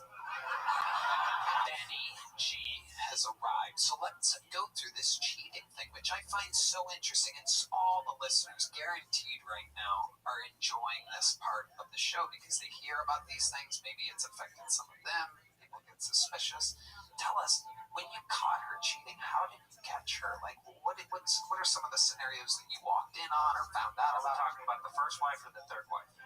Wow, this is incredible. It gets hotter every time he says it. Oh, D's going to fuck one of them right now. He must have found her backstages. Hell yeah. One of them has an afro and is completely blind. Plays a hell of a bass, though. Hell of a bass guitar. She's 4. I honestly feel like this is how Creed started. Yeah, absolutely. Okay, so, Benny G, let's go to any wife. Just tell us about a time that you've caught a wife cheating on you. So we just got done moving, and she was supposed to be working night shift at Amazon. I couldn't Well, find... she was working night shift at an Amazon, all right. Old Anaconda. All right. I couldn't find the mop. I was trying to clean up the house because we just got done unpacking stuff like that. I wanted her to come home at 6 o'clock in the morning or whenever her shift ended to a nice clean house. And Oh, God, Benny G. Holy shit, this is incredible. You wanted her to come home to a nice clean house, so you stayed up all night. You sweet, sweet boy. well, I drove over to our old place because we left the broom and mop there to try to clean it up You before we... even had to go back on a draft to do the mission that you Well, when wanted I to do. walked in, she was walking out with another man. Oh, my God. Oh, my God, the old broom and dustpan. And then later, come to find out, she was actually hooking, so... She was making money? She was getting paid to do this? Prime delivery. Okay. How's it going? Ollie, what were you going to say there? Okay, we're waving it off. Got a tie there. We tied. So, Benny G, how did you find out she just admitted to you that she was hooking? It was actually one of my coworkers. He said, She walked out of your old house. He'd been on Reddit. And he's like, your wife recently got braces, didn't she? I'm like, yeah, how do you know? You haven't seen her in like 2 years since the last Christmas party or whatever. And he's like, well, you might want to look up this name on Reddit. And sure enough, I did. And there was all her back page ads from the time we started dating. Oh my God. What's her name?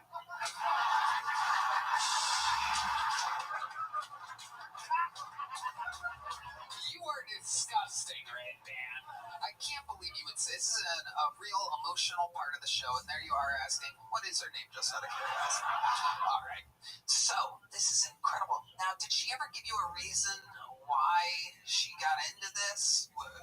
Did she need the money that bad? After we, I forgave her and we tried to stay together after that. But, You forgave her for being an all-out hooker? Indeed, I did. She found out he had one ball. Wait, you have... No, I have both of them. Wow. Look at that. They're not attached anymore. That's a man. They got attached anymore. See, I knew I was right. Vasectomy, so. Oh, tubes tied. You said enough is enough. Did you get your tubes tied by any chance before your last kid came out? No. No. Okay. Last kid was 2011. I got vasectomy in 2017. Wow. What made you get it in 2017? Were you nutting inside of a ton of women? No, my second wife said that would improve her sex life if I wouldn't got a vasectomy. Because she wanted you to come inside of her. Pretty much, yeah. Wow. When you say pretty much, was there something more? Just a yes. Okay. So she wanted you to come inside of her, but she did not want any little Asperger babyettes running around. And beep, boop, beep, boop, beep, boop, boop. She didn't want any of that, right? Yeah. Okay, good. Because she had met your other kids, and she's like, oh, hell no. Yeah, pretty much. Right. Okay. Wow, it's been a long interview, Benny, but I feel like I could go on and on with you. Wow, is there any other time that, any other good of the cheating reveals? I think that's what people really loved. No. My mother and my sister stole $3.4 million from a major oil and gas company, though. Wow. Oh, my God. It's like all the bucket pulls, energy, and answers went to one chosen man. I think God really is in his fucking earpiece. This guy is so interesting. Wow. Did they get in trouble for that? Oh, yeah, my sister did, I want to say, 5 years in prison. Yeah, those oil and gas companies tend to be able to afford lawyers and private investigators. Well, how did they think they were going to get away with it? I mean, they got away with it for like 10 years or something. Wow. Worth it. And they tracked him down. It's enough time to spend the money, that's for sure. I mean, you can Google it to this day. It's a national story in Denver. Yeah, and you were close with them? Yeah. What did they spend that money on? Do you remember anything specific where you're like, that's kind of weird? I mean, hookers and blow, I don't know. Wow, look at that. Even your own mother was fucking your wife at one point. Incredible. Benny, I love your style. You're so loose up here. You're smiling. And 15 minutes ago, you were shaking. An unbelievable job. Unbelievable interview. Thank you so much for coming by. Benny G, everybody. Let's fucking go. A compelling story. His biggest fear, social anxiety. He just crushed it during the interview part for 15 minutes. Let's see if this person can follow that. Your next bucket pull goes by the name of Ty Marion, everybody. Ty Marion. Oh, we know Ty. Alright, this is my fourth time now on the show. It has not made me famous, but it's cool because I still look famous. Like, I know I look like a racially ambiguous Ross from Friends. Not too long ago, a dude came up to me in the street and said, hey, you kind of look like a special needs David Blaine. And then he goes, but I bet you're not allowed to do magic within 100 yards of a school. That's kind of fucked up because, like, I won't even listen to Drake. But about a week ago, a girl rejected me because she said that I look like a wax statue of Happy Gilmore that was left in the sun too long. I was like, oh, you got a Sandler fan? Well, I bet if you come over, I'll make you call me Big Daddy. And she goes, I bet if I go over, I'm going to find out you have a little Nicky. And I don't. It's more like an uncut gem. Thank you. Wow. I mean, that is true. You do look like all of those things. You are indeed. The platform that God has given you, a face like that, has led you right here in this moment with great jokes about what the fuck you look like. Thank you. It is incredible. A lot of people with a face like that would be sad and have nothing to do with it in their respective industry. Meanwhile, it's like you have a prop with you. at all times. I love it. I'm signing autographs left and right. None of them are for me, but it's fucking fun shit. You know what I mean? I love Adam Sadler.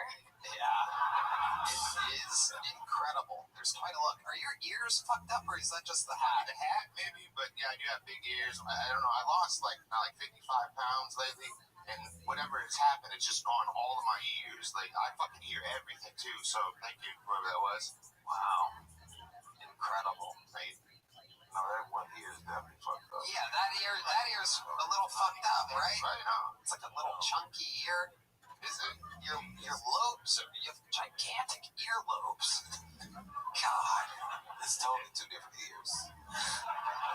That's a new one. You're definitely melted on this side. It's definitely two different. yeah, it is an interesting look. Does your whole family look like this? No, Just you. pretty much. How do you think this happened? Don't really know.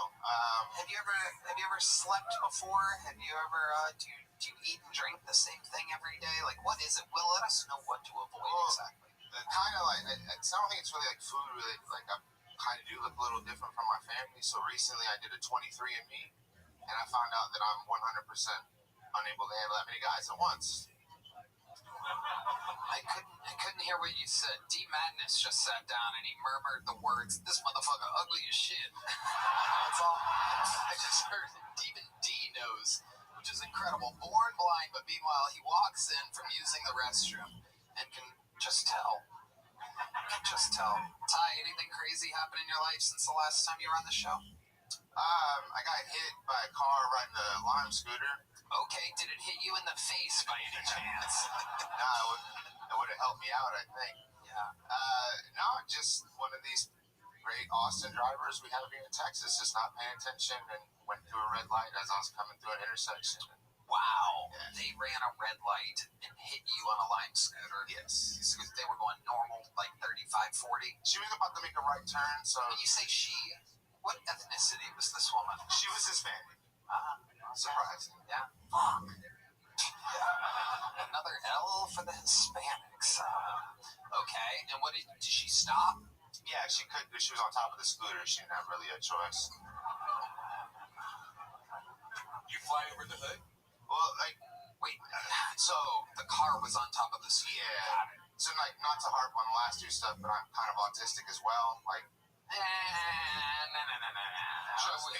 We just had fucking shaky McWhat the fuck up here a second ago, so it's not really registering. my story is I didn't get diagnosed until, like, really late in life, so I've had to, like, battle it and try to be normal and act like a normal person. So it's just a facade. What did they tell you that you have a face that looks like an Asperger? Okay. Somebody order number 33, Asperger. I think they said your face has drawtism. All right. It's Very saggy. Thank you, sir. I'm okay. gonna kill myself later. You wanna come over? Kim has one joke that doesn't work. She goes on a 6-minute rant. Fuck you. I'll Thank you. fucking die right now. All right. Well, Ty, fun times. You were on the show again. You've been on numerous times before. Anything else crazy we should know about you? How did it end? The thing? Did she give you money? Yeah, well, we're kind of settling that now. Oddly enough, the cop that arrived was the same cop that was here on the last story that I told on the show. Not to rehash anything, but it was the same guy. So he was like, "Hey, you want all this information? You need to go ahead and do this." I was like, "I think I'm fine." He was like, "You're not fine."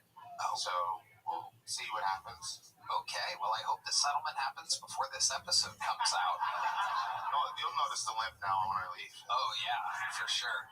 Absolutely. All right, Ty Marion, what do you have? You got a big joke book Yes, for? Okay, well then there you go. Ty Marion, everybody.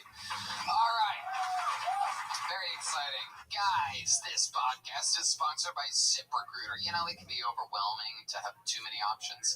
Figuring out which TV shows to stream or deciding what to wear in the morning, it can just be too much. Well, the same applies if you're a business owner who's hiring. It can be overwhelming to have too many candidates to sort through. But you're in luck. ZipRecruiter now gives you the power to proactively find and connect with the best ones quickly. How? Through their innovative resume database. And right now you can try it for free at ZipRecruiter.com/KillTony. Go read. Tony, I think ZipRecruiter is the best hiring site out there. ZipRecruiter resume database uses advanced filtering to quickly hone in on the top candidates for your roles. See a candidate you're really interested in?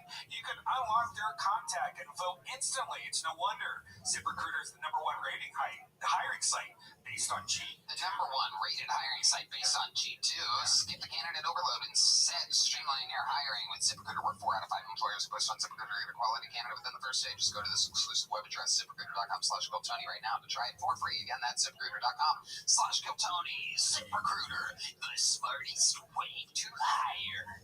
We're going to bring up one of the rising comedian stars from Canada that's been on this show numerous times before. Here with a new minute, make some noise for Ben Bankus. Everybody, it's Ben Bankus.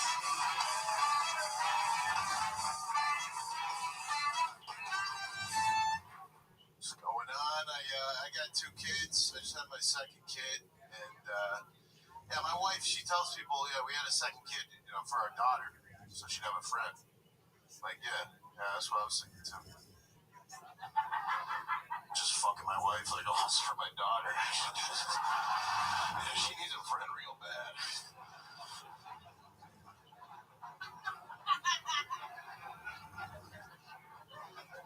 But I got a son now. Every guy wants to have a son, right? Because it's manly, and you've seen those gender reveals when the guy already has 2 daughters, and then it comes out pink, and he's like, "Fuck, I can't fucking handle this shit." So I have a son, but everybody thinks it's manly to have a son. It's like, it's your boy. But like my daughter, she's 3. Not once in 3 years did I worry she was gay.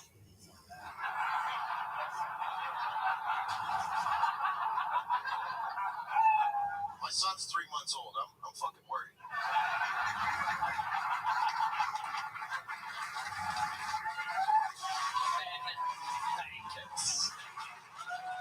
Remember the name. Fantastic, Ben. Unbelievable set of the night so far, no doubt about it. How long have you been on stand-up again? Going on 15. 15 years. Yeah. A real pro. Does spots here at the mothership.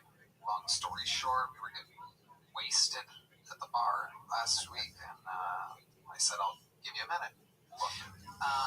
Wait, are there any signs that yeah, that's the big behind the scenes of Kill Tony. If I get drunk enough right next, I'll go, you know what, I want to see what you do. You guys are watching the sausage get spots. Yes, the sausage gets spots. Is there anything gay about the 3-month-old that makes you think it might be gay, or is it just a funny joke? Yeah, I mean, or is it like sucking its thumb, like back and forth like that? Yeah. Well, like, he breastfeeds. It shits and moans. What? Alright, she needs to maybe. I'm gonna pee. No, Kim. Alright, there you go. Alright, Jesus. If you guys could just laugh at everything she says so she doesn't have to make a big deal out of it every time, that'd be great. Yeah, my kid, like, he breastfeeds, but, like, he was breastfeeding, then he coughed weird, like he didn't like it.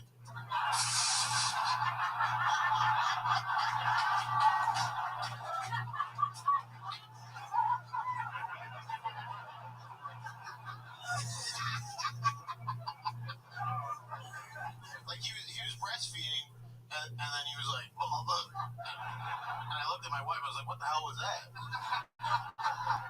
And she's like, there was a lot of milk coming out. It was probably hitting the back of his throat. I'm like, Jesus Christ.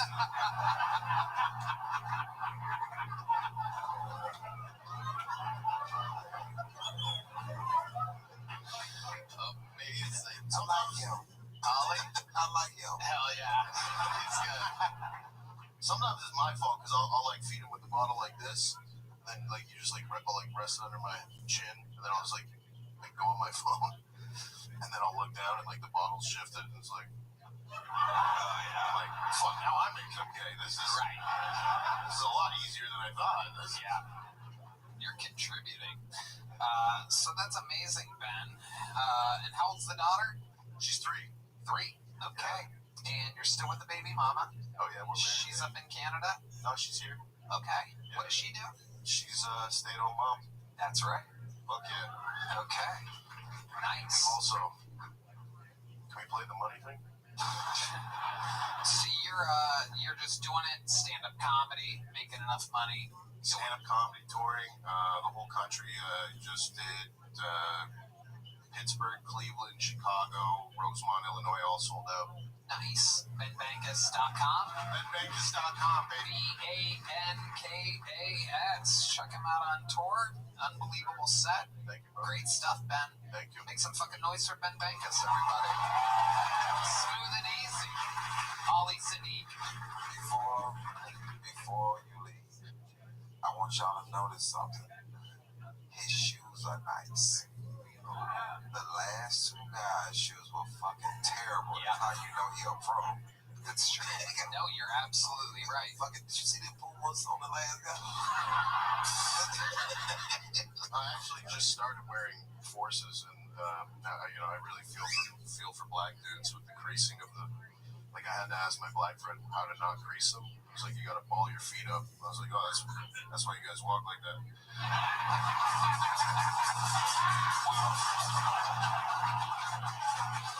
Well, we actually stopped wearing those 10 years ago. Good thing you stopped before beat 11. It's a lot in taking a knee. That would have ruined a lot of Forces. Ben Bankus, ladies and gentlemen. Fuck yeah. Back into the bucket we go, ladies and gentlemen. And here is a new name. Make some noise, a new minute, new name. It's Dave the Butcher, everybody. Dave the Butcher has arrived. God damn it, Spider's fucking down. The Spider's fucking out. Can't see shit. Well, my black folks that smile. Oh, there might be one over there. Oh, shit. I get it, Tony. Keep them on stage where you keep an eye on them. You know what I mean? Keep them on stage where you keep an eye on them. Bless you. You know, because it's messed up, but theft in the workplace is a motherfucker. Oh, yeah. Shit. Got a little bit of a racist joke here. I'm just trying to break the ice. I'm a little nervous here. It's my first time, so knock knock. Knock knock. Damn. Thanks a lot, buddy. All right, listen, knock knock. Who's there? Damn. Never mind. All right. Did you see me?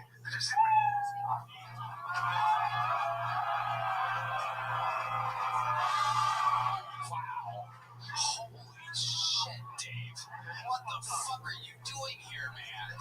What would make you do this? Why would you sign up for this? I'm sorry, man. It's bright as fuck. I can't see shit. How would seeing anything? D-Madness crushes back here. He literally can't see shit. Kills every single week. Biggest pop from the moment he walks out. Plays like the devil himself. He doesn't go, sorry, off today, can't see shit. Crushes. Meanwhile, you can see a lot. Yes, the lights are brighter than they are in the alleyways where you're used to performing. Have you ever attempted stand-up comedy before? A couple times. I'm 6 months deep. 6 months deep. Yeah, okay. All right, Dave. What the fuck? Do you have a joke in 6 months? Yeah. I got a couple jokes. Do they all end in knock knock? That's how the joke's supposed to start. It was supposed to be knock knock. Go ahead. Knock knock. Fuck you. Fuck you. Unbelievable, Dave. Apologies. I fucked up. You did fuck up, Dave. You did. I got one for you. Knock knock. No. Knock knock. What's that? Ice. I was going to say Homeland Security, but that was it. Ollie Sadiq, what do you think about this? Fucking MS-13, terrible ass. You are fucking terrible. Yeah, I was wrong. You should take that mic and hang your fucking. Fair enough. You go by the name Dave the Butcher. Is that what you do? Are you a butcher? I'm a chef. You're a chef, so you're not even a butcher. You're not a butcher. You're not a. Butchers his jokes, but. Yeah. Okay, where are you a chef at exactly? Houston. Okay, where at in Houston? This little place called Philly Flats. Philly Flats. What do you make there? What do you All specialize kinds of stuff. Italian food, Spanish food, whatever. in? Okay. Sandwiches. Are you good at that? Yeah, I'm the shit. Okay, you know what I think you should do? I think you should go back there. All right. Fair enough. I fucked up. Okay, Houston? Yeah. Fucking making me look bad. Yeah, exactly. This thing. Check out the Kickstarter, man. They're clean. Shit's terrible. Do you have shades on your tires, like on your car? Oh, okie dokie. Checking it, yeah. I thought that was bad. That was bad. Yeah. Yes. You are the worst thing to happen to Houston since Katrina. Damn. It is incredible. Fair enough. You're terrible. Try. Work hard. Yeah, I am. You have to do something next time. There you go. No joke, but no nothing. There he goes, Dave the Butcher. Absolutely nothing. Absolutely horrendous. Terrible. You guys having fun out there? How many of you like it when comedians do good on this show? How many of you like it when comedians do bad on this show? Wow. Evil. Wow, the lights even went off. Even Keno, the lighting guy, likes it when people do bad.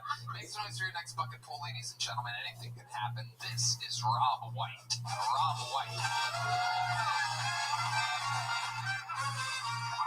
Kill Tony, how's it going? Oh my god. I did not think I was getting on the show tonight. Otherwise, I would not have dressed like a Dago on vacation in the 60s. This is a terrible fucking outfit for comedy, guys. I'm honestly, it's weird. Like, I don't actually do comedy. I have a full-time job. I'm a tattoo artist by day, stand-up comic at night, which is fun because basically I have two jobs and no one thinks is real. And so like it was a weird thing, like growing up, like my dad's a tattoo artist and he saw me and he was like seeing how I was acting like a tart. And he's like, I need to solve this shit. I need to toughen up my son. So he sent me off to work to learn how to tattoo with his guy, Crazy Joe, at the age of 13. 13 years old, I didn't need to be working with this guy. He was a fucking killer, okay? I mean, like, he wasn't killing it with the ladies or doing killer tattoos. I mean, he actually murdered a guy. He stabbed him to death. We can end there. That's that it. wasn't going very well. Let's be honest. Check. That's it. The joke ends with your dad stabbing a guy to death? No. What the fuck is going on tonight? Is anybody trying to make it anymore on this fucking show? It's a long, complicated. I should have chose better on my 1 minute, Tony. I should have chose better, yeah. Okay. I am so fucking dizzy watching it. I know, it's crazy. It is wild. Sorry. Rob White, it's okay, buddy. Okay. So how long have you been doing stand-up? I've been doing it on and off now for 5 years. 5 years. Okay. And do you have a joke? 5 years. 5 years ago, jokes? Sure. Let me just do a... Do your best joke. 5 Best years. joke, okay. Here's what I was working on. Guys, what's funnier, the Holocaust or slavery? It's a trick question because we all know the Holocaust never happened.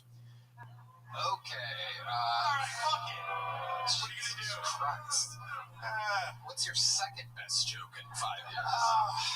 You have another one? Another go-to? I'm failing miserably. The setup punch is not an easy thing for me to do. I tell longer-winded stories that 1 minute does not help. Yeah. And I didn't think this was going to happen today. This was like literally flew in today. Yeah, that's how it goes. That's what happens on a show where you sign up and your name goes in a bucket. Yeah, People don't know, and then now you know. This is what you do. Yeah. Yeah. If you could have done something differently, you said you flew in today. What would you have done differently? There's a lot of people that are thinking about signing up. Yeah, They're fly in gonna the day before. Maybe you should soak up the energy and get yourself prepared so you don't come up here and just wing it last When you say prepare yourself, do you think the 5 years of attempting stand-up comedy applied at all? Look, the 1 minute is a hard thing to introduce yourself and tell Yeah, any it's sort the of... format of the show. Sorry, I didn't have any waka fucking happy Ali shit jokes. Sadiq. No excuses. Yeah. And there is no waka. Now you're trying to insult the entire art form of stand-up comedy, but everybody who's funny gets laughs in a minute. Even if they're doing a 1 hour long special, there's laughs in the first minute. Yeah. All set. So it's not You're right. walk. I blame the audience. That's shitty of you. Yeah, I get it.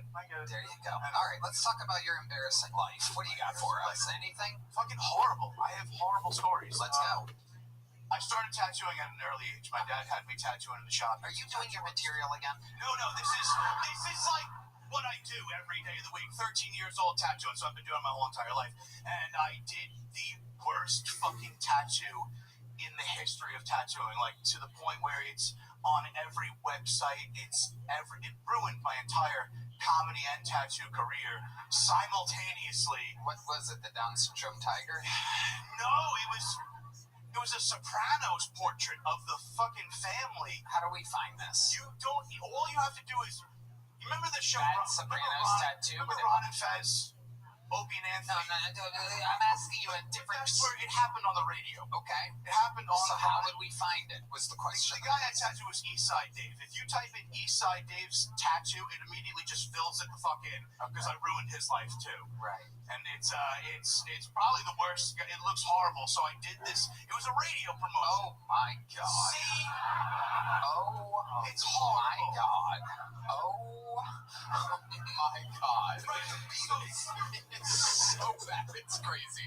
We're gonna put it on the screen for those of you watching on YouTube right now. Holy shit. That's No, they're not going to. Don't ever do that again. I told you. It doesn't work in house. It's like only these 4 people are gonna be like, oh. This was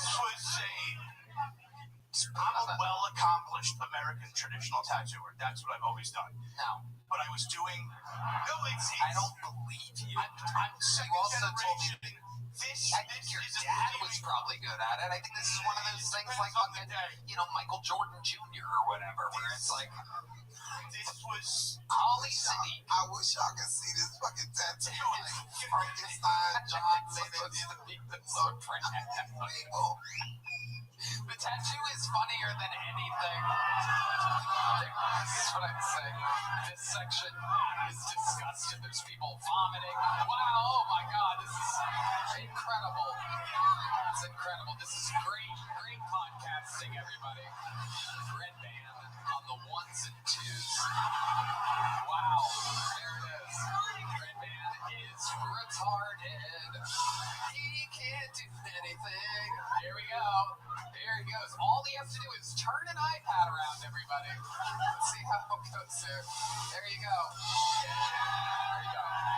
People are just cheering at the Red Man being able to do the simplest of symbols. What do you mean?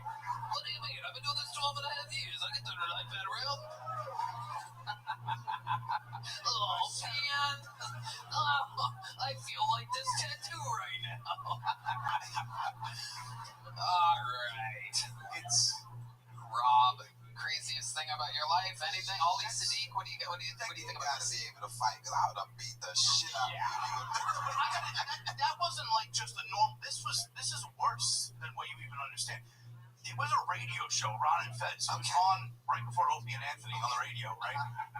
So after I did this, they roasted the fucking shit out of me. You understand? Like all my comedy heroes that I was looking up, like Jim Norton and Bob Kelly and Louis C.K. Every week would go on the show and pull up the picture of this tattoo and be like, "What an amazing abortion this kid did." Yeah, horrible. So yeah, I just felt like I thought that would be nice to share with you guys. Well, it just happened again. Yeah, I know. 20 years later, it's happening again too. On a big show. Rob, here's a little joke book, my friend. Sign up again with try it again. Try it again sometime. Rob White, Holocaust denier. Rob White. Oh la la. Oh my goodness gracious.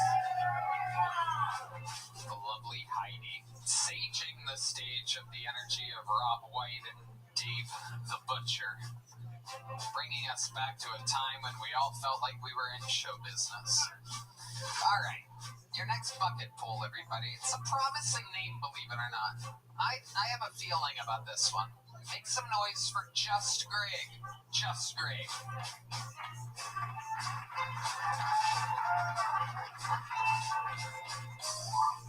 What's up, everybody? I don't know about you guys, but I hate getting bad news. But sometimes I think, like, what if I got bad news, like, in a fun, entertaining way, and then maybe I wouldn't mind it as much? Like, somebody be like, hey, just Greg, got some bad news for you, man.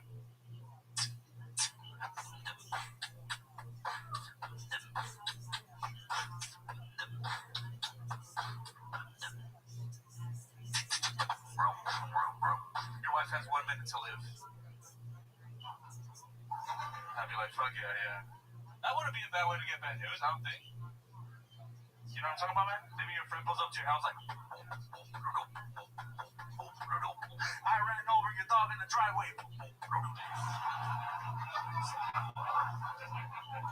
Fucking love that dog, man. Keep me going for pancakes.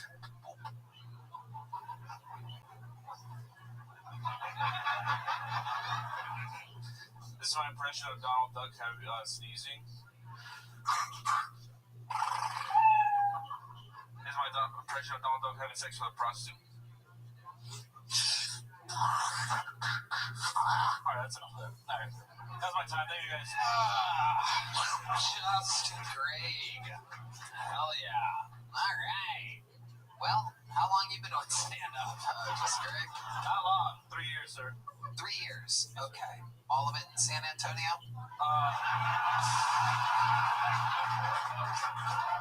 Could you tell? Really? No, sir. I started in El Paso, and then I just moved to San Antonio. So you do live in San Antonio? Yes, sir. How long ago did you move to San Antonio? About a year ago. Perfect. What do you do for work? I'm a stay-at-home dad. Wow, okay. Hell yeah. Thank you. I should have just said that. Amazing. How old are the kids? 6 and 8. Were their first words?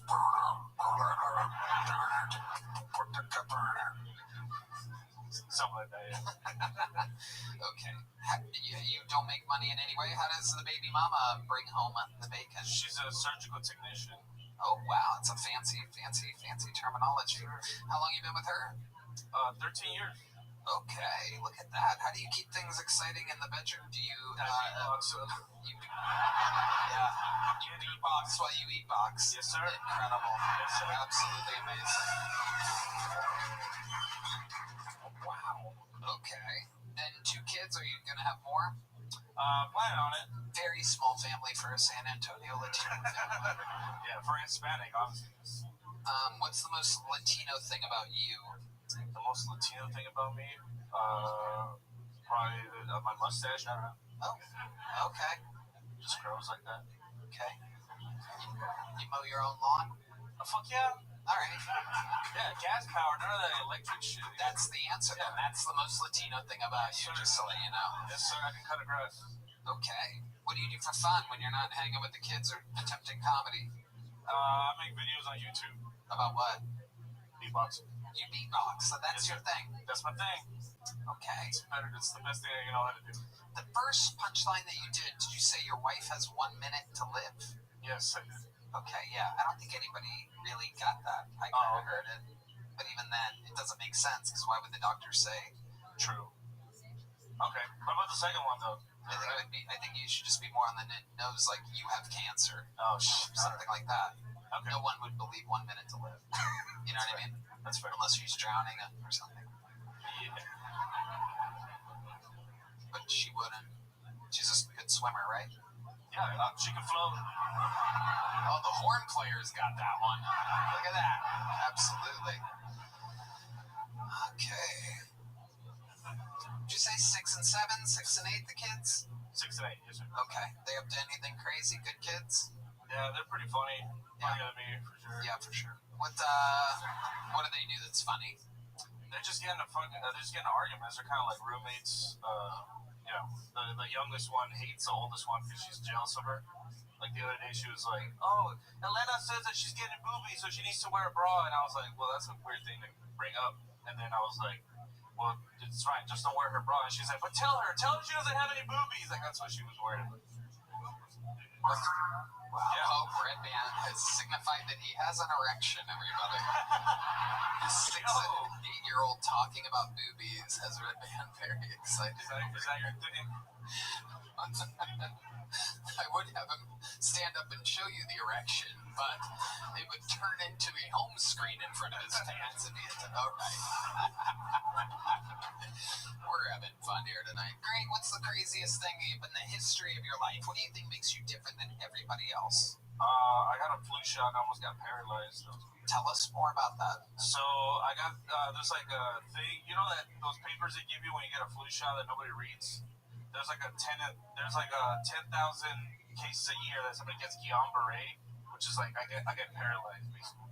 And you felt it coming on? Yeah, like it was weird because I still had to go to work and they didn't send me to the neurologist until it went to the back of my throat. So I was like answering the phone like, you know. Wow. I was in the Air Force. Amazing. Yeah. What type of work were you doing that? It's a job where I inspect like life rafts and shit. Life rafts? Yeah. Were you helping people illegally cross the border? My family mostly, yeah. All right. Do you ever get a flu shot, Tony? I don't really think so. Definitely not as an adult. How old were you when you did this? I was back in 2018, so I was like 27, 26. Yeah. I don't really do that. Even Red Band doesn't get the flu shot, as you can tell by the color of his skin. Here's a little joke book, Just Greg. There you go. Just Greg, everybody. Beatbox. Beatbox. Ooh-wee.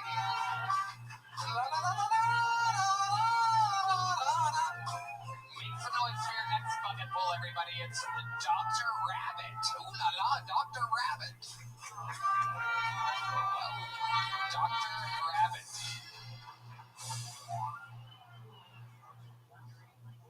Alrighty, so I do actually have a doctorate degree, but if we're completely honest, I am essentially just the Walmart version of Legally Blonde. But regardless, I still got a job at a college, and you wouldn't know by looking at me, but it was actually at a black college. So, yeah, I was a diversity hire. So I go by the stage name Dr. Rabbit for reasons that I thought were fairly obvious, and also because all the really hot girls that are blonde seem to have already taken the name Bunny, so that was off the table. But what I didn't expect was that the TikTokers were going to think that I chose Rabbit for how I fuck, rather than what I thought was the more obvious roast. So, well, I don't know.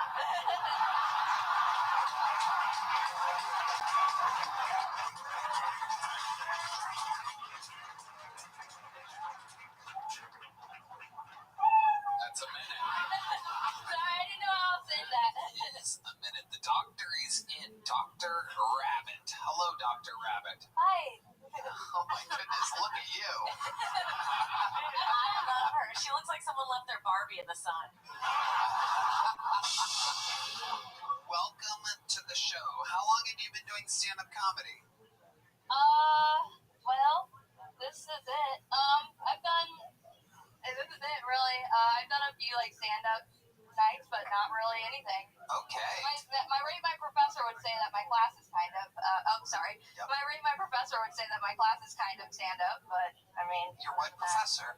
RateMyProfessor.com, you can go read about. That's where you go rate college professors before you sign up for their classes, so she's a professor. Oh, Yeah. Got it. Yeah. Got it. So you're a professor at a black college? Not anymore. What did you do at the black college other than scare the living shit out of people? I don't think I scared anybody, but I taught cultural diversity, believe it or not. Her class was called Get In.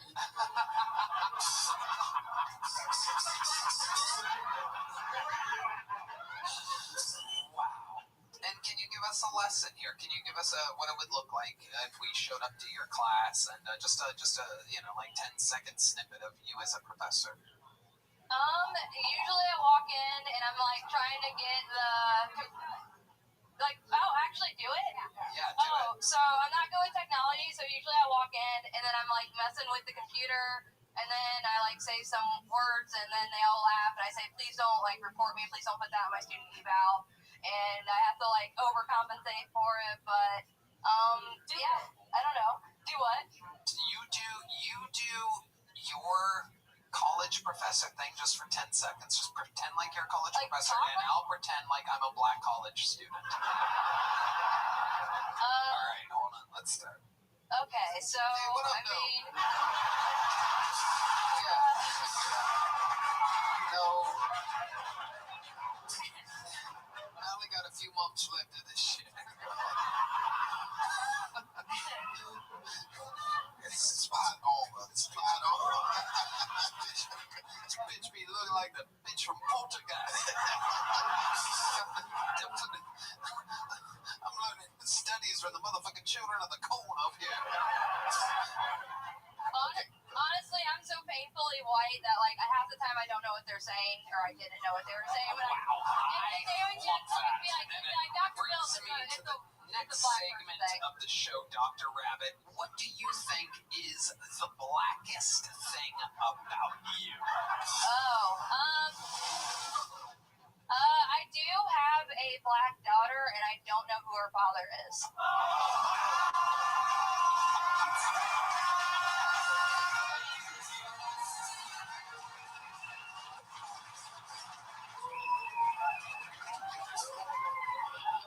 One of our students. May I clarify? She was adopted. Oh, nice. Yeah. Oh, the crowd's upset that you adopted. They were all hoping that you got knocked up by one of your students, literally. No, nothing like that. That's not why I still don't work there. Just to be totally honest. Yeah. To be totally honest, it's not that you don't understand them because you're so white. I don't understand them either. I have a black son. I don't know what the fuck he be talking about. You look crazy as shit, though. You adopted a black child and you're a professor at a black university. What's up with... Well, not anymore. Yeah. Well, it doesn't sound like that. I did adopt a black child while I was at the black university, but I then left and went to an all-girls university. That's where I'm at now, but... Who is giving our children away? Fuck, man. Incredible. Do you only have one adopted child? Yeah, I guess her. Awesome. So it's two of us, yeah. Okay, great. Awesome. How old is she? 14. 14. Amazing. So let me ask you this, because I'll bet you it did happen. My question is, did a lot of the guys in the colleges flirt with you? Because there's a lot of teacher-student hookups. I bet some they do pretty thick. Am I right? I don't know if I'm really the type that they go for, but I mean, I'm kind of a pusher.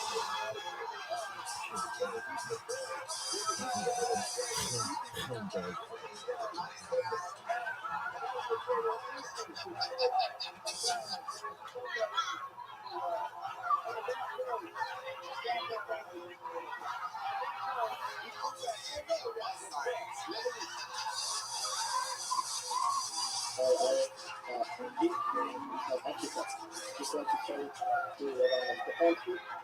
thank you so much for experiencing the moment from keeping up the energy, keeping up the tomorrow. Really benefit, really appreciate the blessing that has been given to me. Because this is kind of being back home now. But I make sure and I make it to you. It's really making impact in my life, in my moment. I wish nothing else to say. My God continue to be the same and keep doing what you do. And I pray nothing that is going to help you.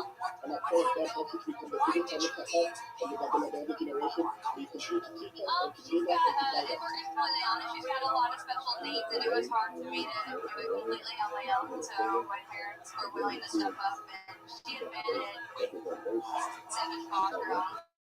Yeah. Yeah. Okay, I asked a different question. Oh, I was sorry. I literally just left so that I could get help from my parents in Indiana that helped raise her. Got it. Amazing. So she has special needs. What are those special needs? She needs a black mom. I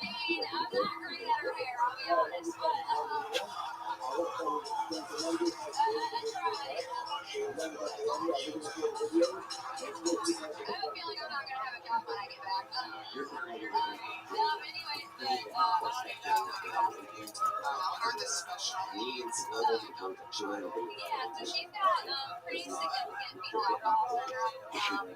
She came from foster care, so I don't absolutely don't think it's me. But every time I go to the doctor, I'm like, she's adopted, and I kind of look like a jerk, but they see why I have it. Really emphasize that. But she does have an intellectual disability and some physical, like his and stuff because of the brain damage. I have a question. Yeah. You adopt a kid like that. Did you know that when you got it, or did you do you get a discount or something? Like, how does that work? Is that how we do that? 30%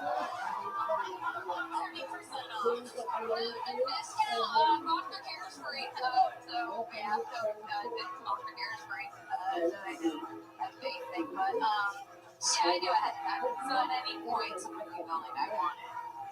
You gotta go through it. There's some things you gotta go through, but yeah. Did she already the foster kids do you get to is it like a dog? Do you get to rename it? Or was the kid named whatever the original mom named it, like Hennessy or whatever? Yeah, so that's a law that I really want them to change because at the age of 13 they can actually legally completely change their name to whatever they want it to be, and hers almost became Cardi B, Ariana Grande Bill, and I was like, we can't do that. And they're telling me legally you can't coach her on what to name herself. And I'm like, we're gonna have Cardi B then. I mean, we can't do this. But she kept her name. I get to change her last name. I'm like, thank God.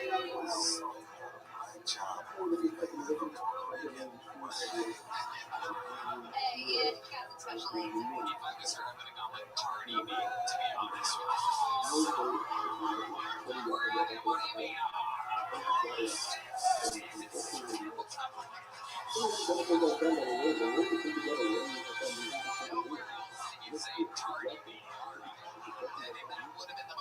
Special needs, pick of the name, Cardi B, she's black, It's a whole thing. You're an angel. You really are. Thank you. And you're so likable, and it's incredible. What made you want to do this here tonight? I don't know. People have always told me that they think I'm funny, and I was really self-conscious. I was in a bad car accident when I was 16, and that's why my face kind of got destroyed. And I was really self-conscious that people said I was funny, and so I kind of hide. And so, one way to kind of reimmerse to the world by going on to kill Tony.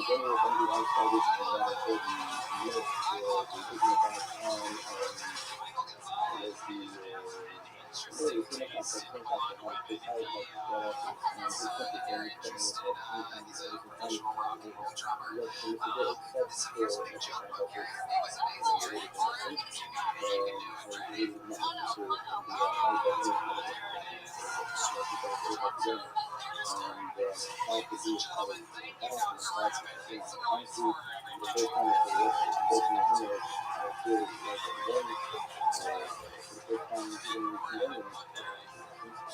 other people using Keltoni for therapy. A lot of people trying to fix their social anxiety. There's a channel here manual.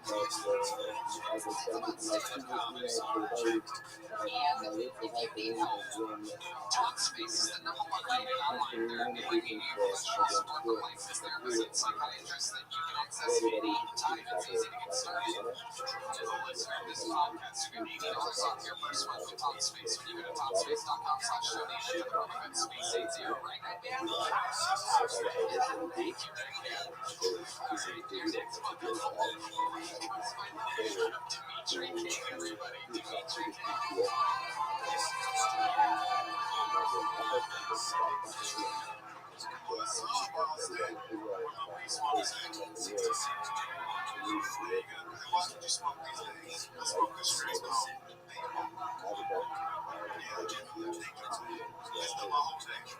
Really excited every day when I get a chance to hear it and just learn about talking my first one that I'm getting back in after all the years that I was in my life. Really could not have a good grasp of the service, and now that I'm learning with his age and just listening to the feelings and really getting the perspective, including the pictures, I really have a true appreciation for being this level, learning solo to Hasiera, and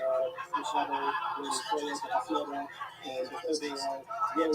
overall really grasping the concepts.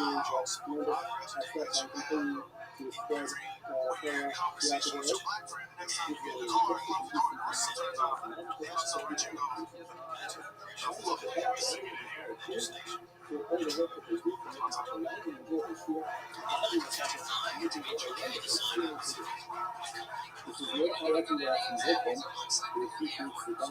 spread prayer throughout the world. What's your favorite time to see the entertainment?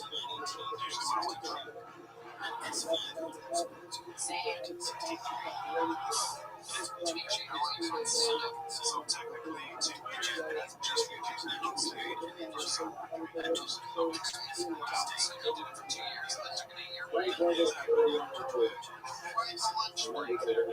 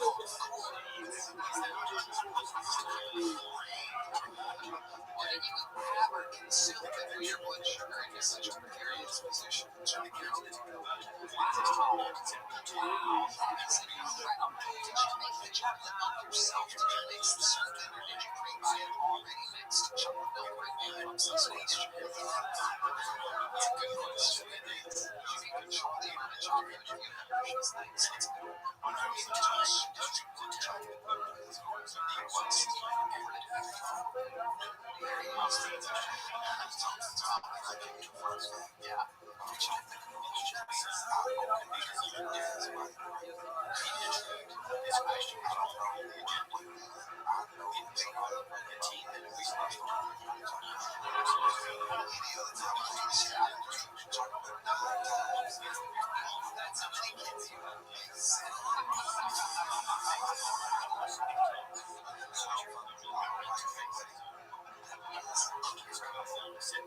Amazing. What an interesting fun fact. Do you drink it? Only when you drink it, when you're in the do you drink it straight?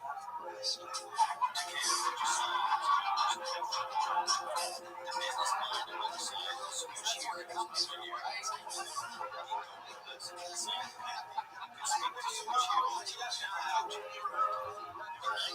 Did almost get murdered by chocolate milk. That is amazing. Funny fact. 2% chance of seeing me. Hell yeah.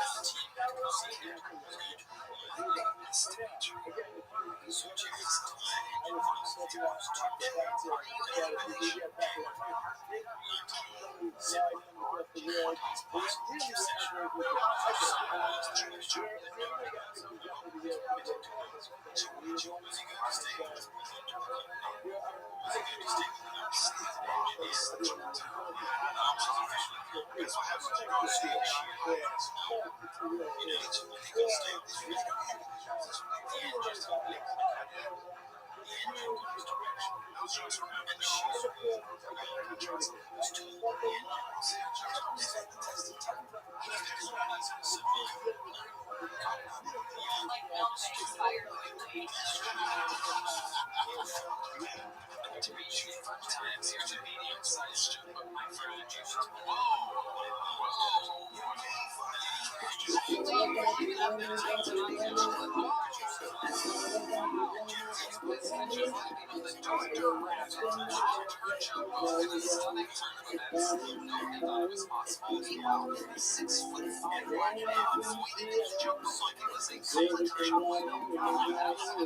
One more time for Dimitri.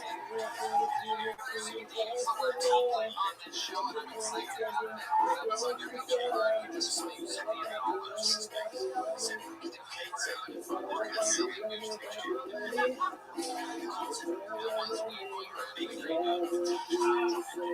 ladies and gentlemen, your final CBC 6 is with the name of Base. It is time for Base.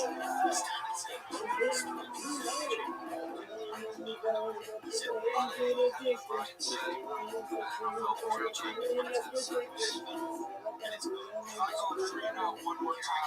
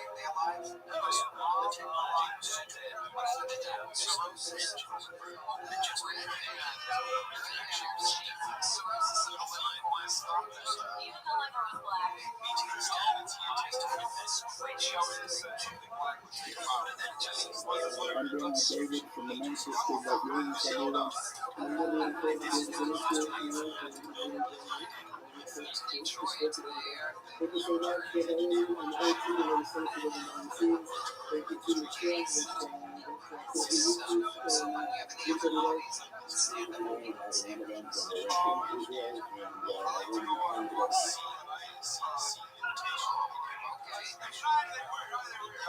I feel safe, so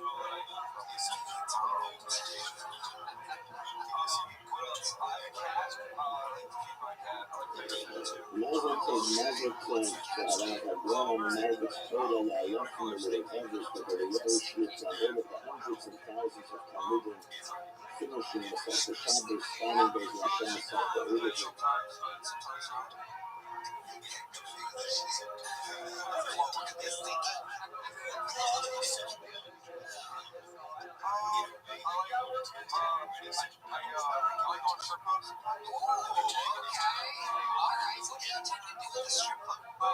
the first time I went to a strip club with my father, he kind of showed me the way. She's strong as those steps. I like to go in, get a lap dance, and be awkward with the strippers. The most awkward moment you've ever had with one of the strippers. It's your stripper juice.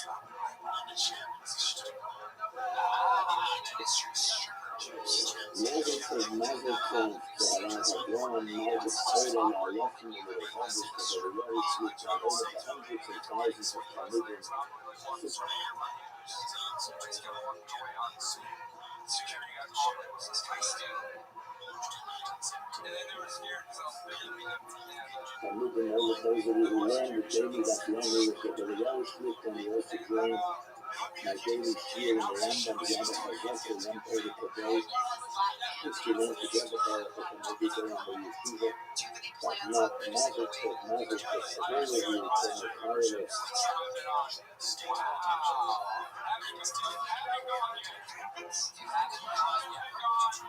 It's just $30 a month. I'm saving. How come you haven't gone yet? Laziness, I guess fear of embarrassing. I guess I'm just afraid of being embarrassed. In the Gemara, that Rabbi by the dinner was sitting in the cup, having the Gemara in a cup of water, and he was measuring it, and he was saying, you can only measure for the sake of the mitzvah, and that's time to measure it over, and that cup is not a mitzvah. And he said, I'm sit down, I'm just keeping myself busy, I'm not serious in measuring the Shabbos, and he said, but the Gemara said that the Gemara, at night it was Torah, and now another Torah, he said, he's sitting in Torah on Shabbos, and he's measuring the Torah, he's measuring the Same year, the Civic CVCC was named Car of the Year by Road Test Magazine. On the 17th of October 1973, OAPEC announced production cuts in selective embargo, and 2 days later the embargo extended specifically to the United States. Within weeks, approximately 90% of American gas station owners had voluntarily complied with Nixon's request to close on Saturday nights and Sundays. By February 1974, at the worst point, AAA reported that up to 20% of stations had no fuel at any given moment. The national speed limit dropped to 55 miles. The retail petrol price went from 38 cents per gallon in May 1973 to 55.1 cents per gallon by June 1974. A 43% rise in 13 years. People would have laughed at a small foreign car 12 months earlier for trading mammoth sedans for them in the queues. The Chevrolet Vega was in the dealership, so was the Honda Civic. In December 1973, the Civic CVCC had been put on sale in Japan. Japanese industrial production fell substantially during the oil crisis. Honda's sales declined. Production rose to meet demand and could not catch up to the market chosen. A year later, the Civic CVCC launched dealership programs across the United States, and in 1974,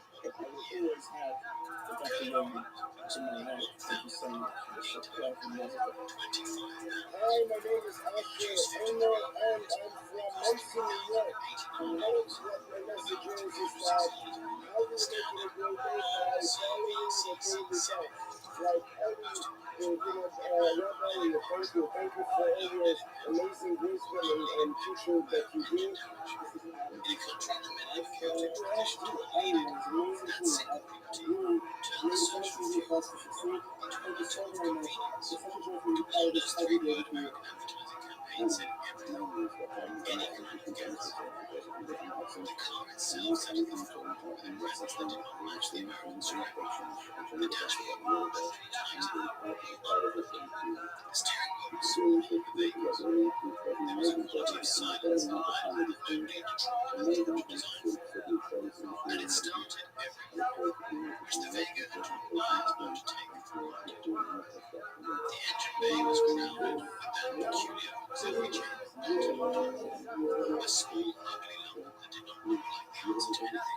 It was the answer to everything. Now, plot group became the issue. 3 executives. EPA hearing. Spring 1973. The chairman of GM on the public record dismissed the technology as fit over the footways.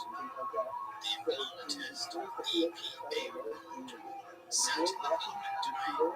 The car parked in the forecourt. Right there, between the Vega and the Pinto, with a sticker on the window, was the proof.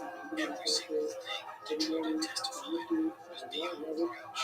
The Civic CVCC held the highest fuel rating of any car the EPA tested for 4 consecutive years. The Civic was named Japanese Car of the Year in 1972, 1973, and 1974. The first car in history to achieve 3 consecutive years. It placed third in the European Car of the Year, voting in 1973. Road Test magazine named it Car of the Year in 1974. Total first-generation Civic production reached approximately 1.2 million units.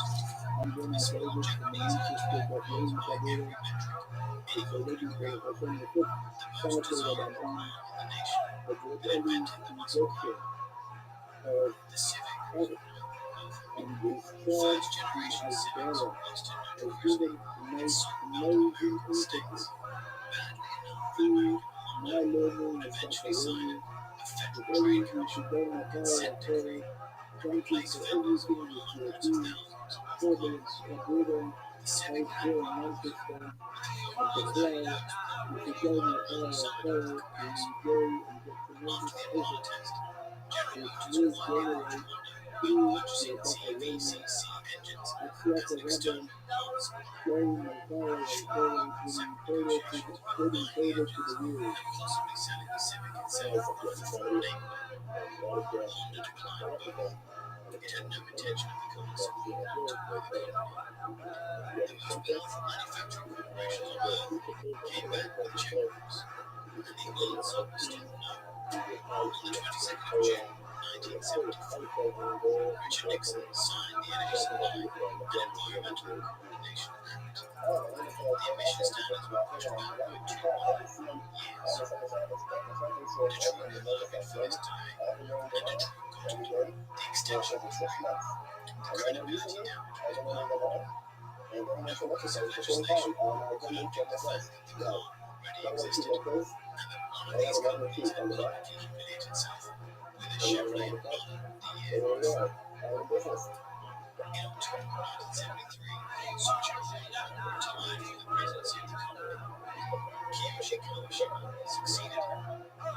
Takeo Fujisawa retired on the same day. Tsuchiya accepted the title of Supreme Advisor, by his own consistent conduct, he offered no promise to his successors. No family member of his held an operational management role in Honda Motor Corp. He had been one of the great industrial enterprises of the 20th century, and he worked not while it was still ascending. He died on the 5th of August, 1991, aged 84. By the time of his death, the Honda Accord had been the best-selling car in the United States for 3 consecutive years. While Soichiro was leaving, the ROT at the other end of the Pacific was deepening. The Chevrolet Vega, the Ford Interval, in 1978, 1.5 million vehicles for a documented fuel tank fire defect. The Plymouth Alarm had 8 major safety recalls, and a settlement with the Federal Trade Commission over rusted fenders. The Chevrolet citation was reported hundreds of thousands of euros for a rear brake. Each one was a lesson in what an industry mistakes the absence of external pressure for the presence of internal quality. The customers who drove a Civic home in 1973 did not return to Detroit. On the 1st of May 1981, Japan agreed to a military export restraint with the United States. Detroit lobbied. Detroit got banned too. Japan's response was to start November surveillance. The Marysville Motor Plant in Ohio rolled out its first iron ribbon foldable prototype 1982. Toyota followed. Nissan followed. The jobs Detroit had protected behind import restrictions began appearing in Ohio, Tennessee, and Kentucky. Under Japanese management, Vega agriculture and producing vehicles had reached quality ratings that anything could reflect. The VIR Detroit was breathing.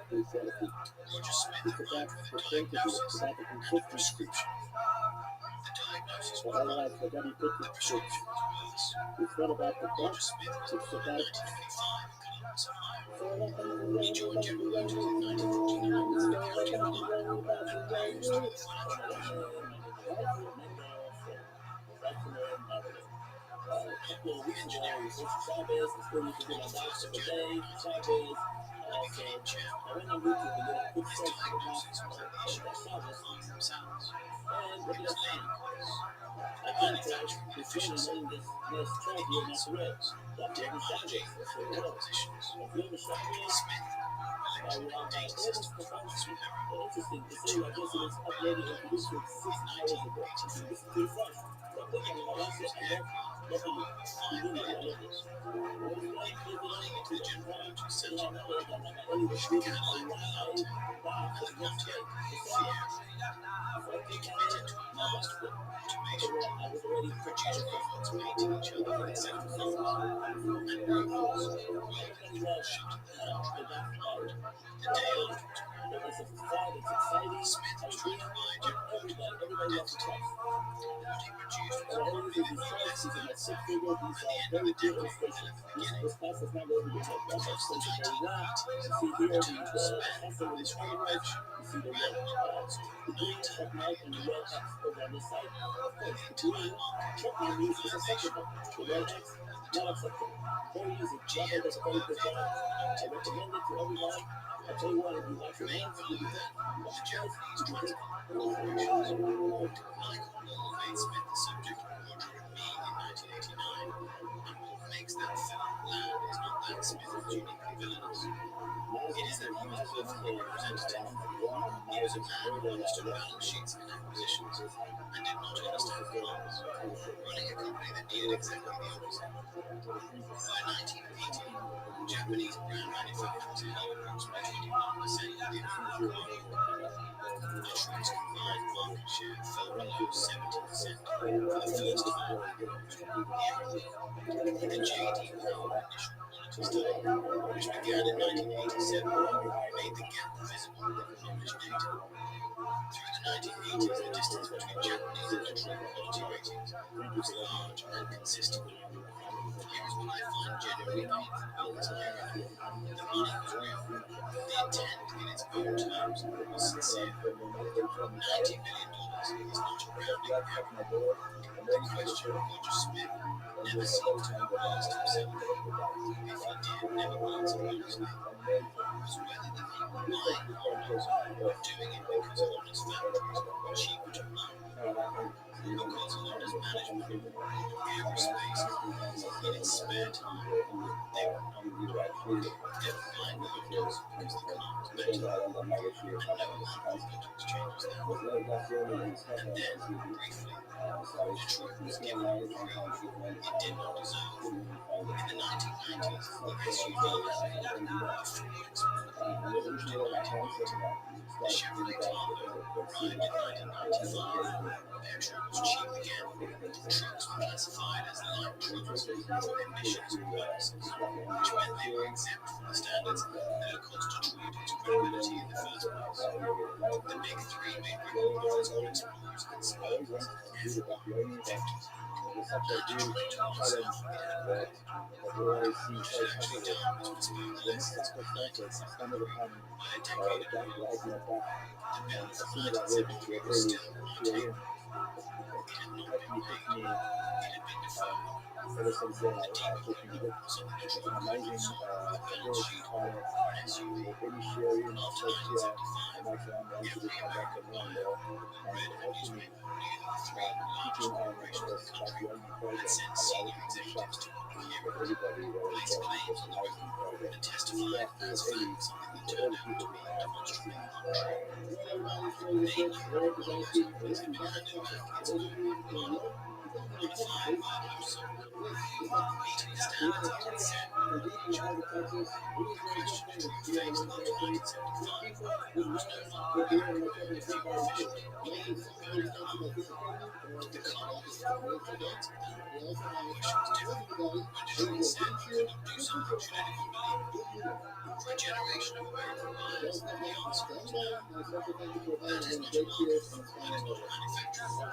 That is a trust war. And trust runs a broken landscape.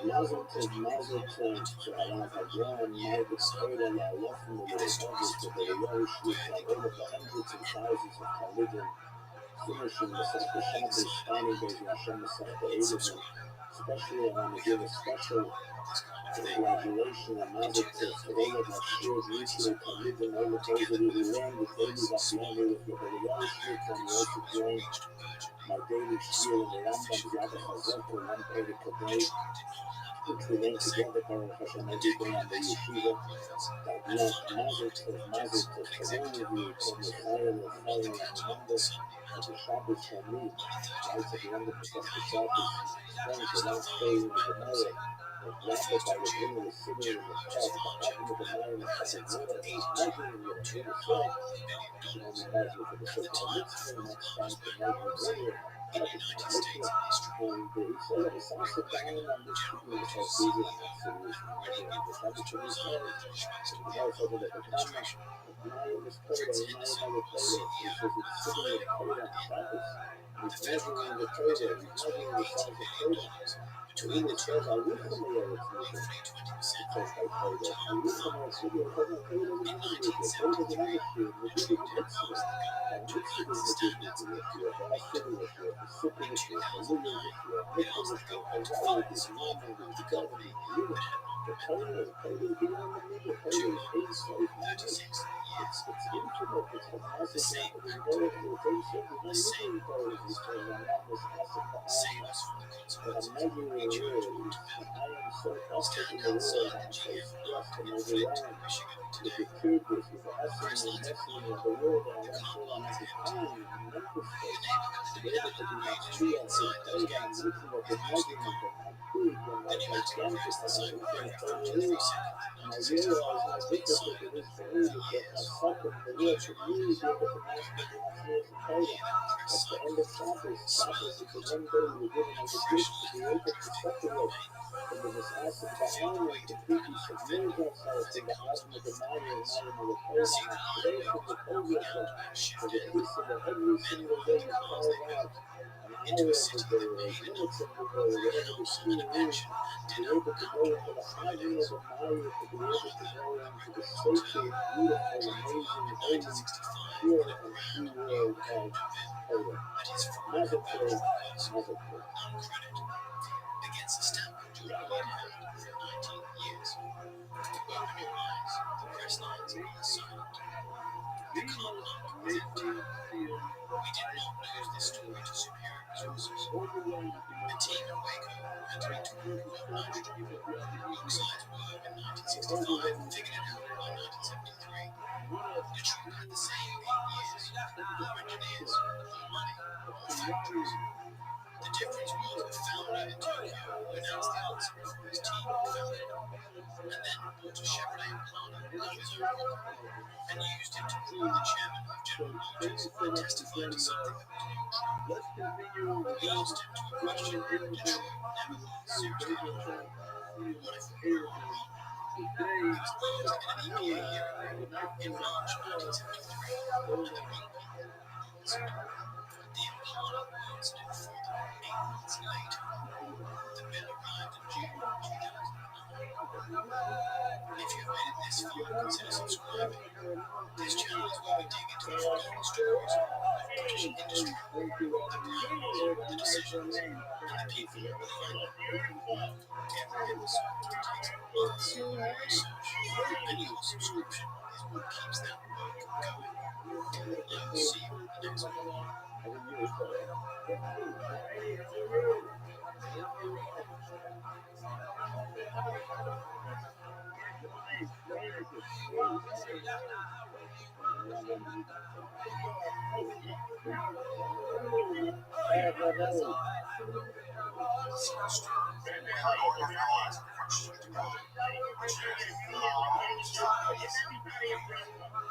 do we do?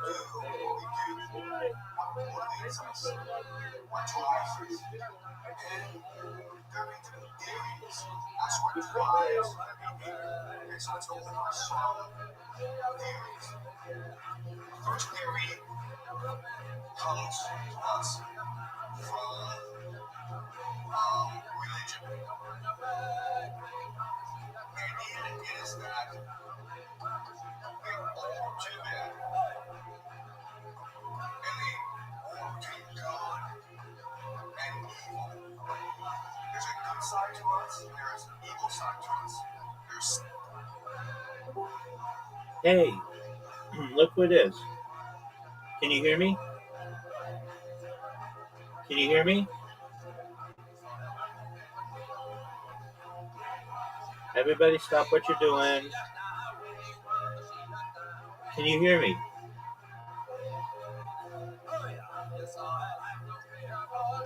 Yes. Can you hear me?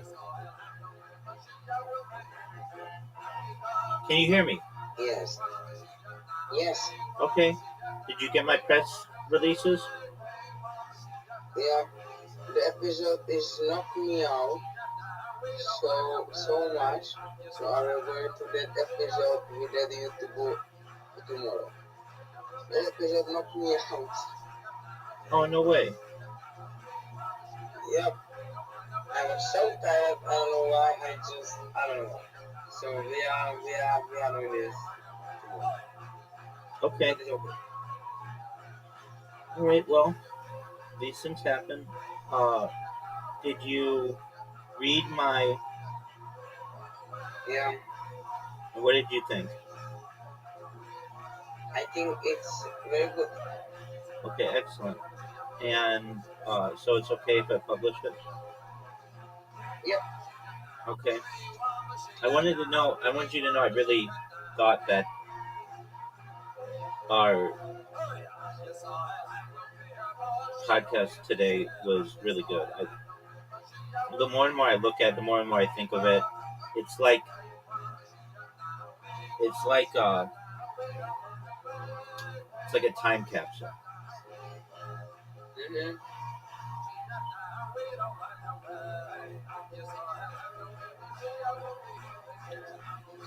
So there's that. So did you fall asleep? Little bit, and I don't know what happened. Right now I'm coming back to my sense. I don't know what happened. Okay. Very well. Well, if I were you, I'll show you how to do it, but I would start. Well, let me ask, did you have a chance to? I'm pretty sure you did, but I'm just asking. Did you have a chance to put timestamps on all your videos? No, I was going to do that. You recognize why that's important, correct? Yep. Okay. Excellent. Did you sleep? I don't know what happened. Like, I don't know what happened. Actually, I don't know. Okay, I mean you were tired, but did you sleep? Maybe I don't know what happened last 5 hours. I don't know. Were you abducted by aliens?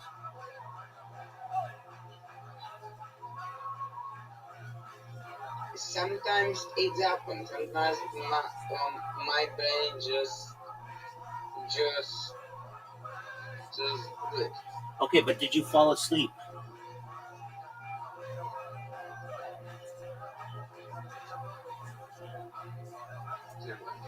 Did you fall asleep?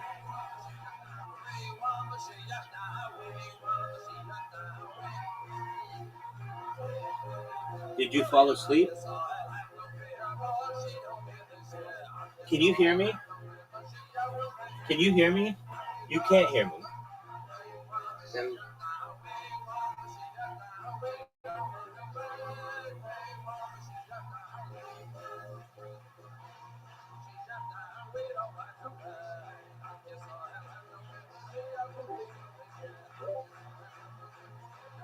Can you hear me?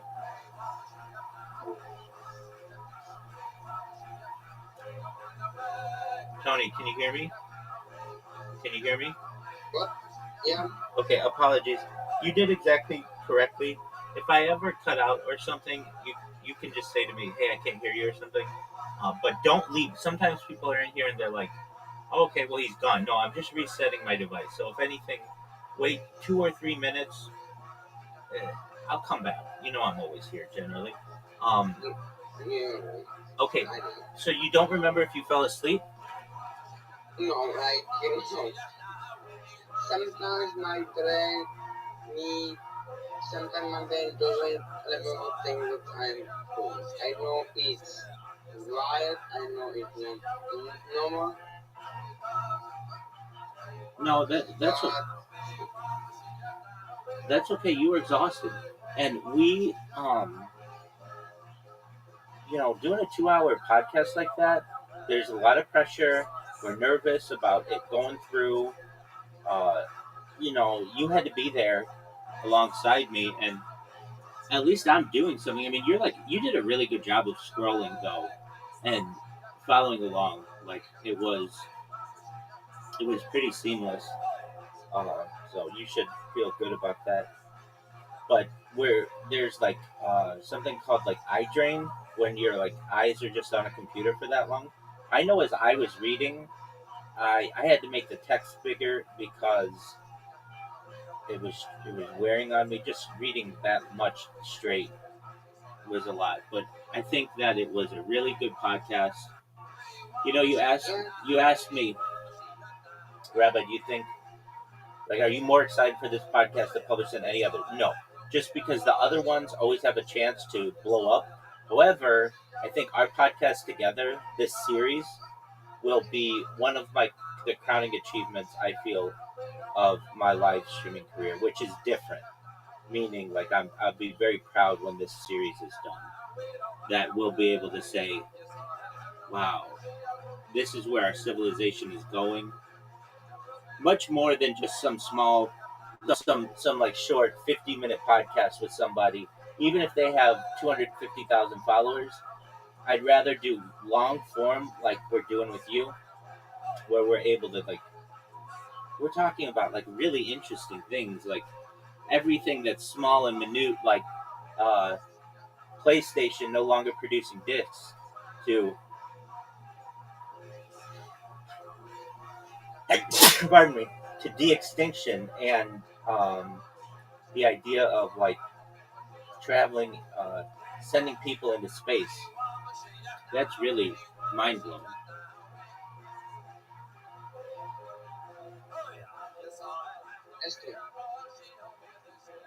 So I was gonna say as well, in my opinion, it would be a good idea. Like, I know you're only one person, but every time you put out a podcast, you should put out a press release. And if you're like, well, what does that do? It will help you to rank for search engine optimization purposes, so that when people type your name in and like what your podcast is, because press releases have higher authority than a blog, it will help to produce accurate information about yourself. And if you're like, okay, well, how much is it? It's free. You can only do on most sites like 5 per month or sometimes 2 per month, but you can create multiple accounts so that you could do them more often. But I can tell you how important these are. When I used to ask ChatGPT about myself, it didn't really know that much about myself. It was like Rabbi Rothschild is an Orthodox rabbi, Kabbalist, and technologist, all this stuff. But now, because of the press releases, it goes really in depth into everything. So, like, you basically are teaching it what you want it to know about yourself. Does that make sense? Yeah. Excellent. What is going on, Reverend Andrew? Reverend Andrew, I think you fell asleep earlier today, which is absolutely fine. I love that you are here. Tony and I did a 2-hour podcast today. What are your thoughts on that? What's on okay. We did a 2-hour podcast on futurism, specifically on the years 2027 and 2028. And if you're like, you spoke for 2 hours just on 2 years, ask Tony, absolutely. And we covered it in extreme depth.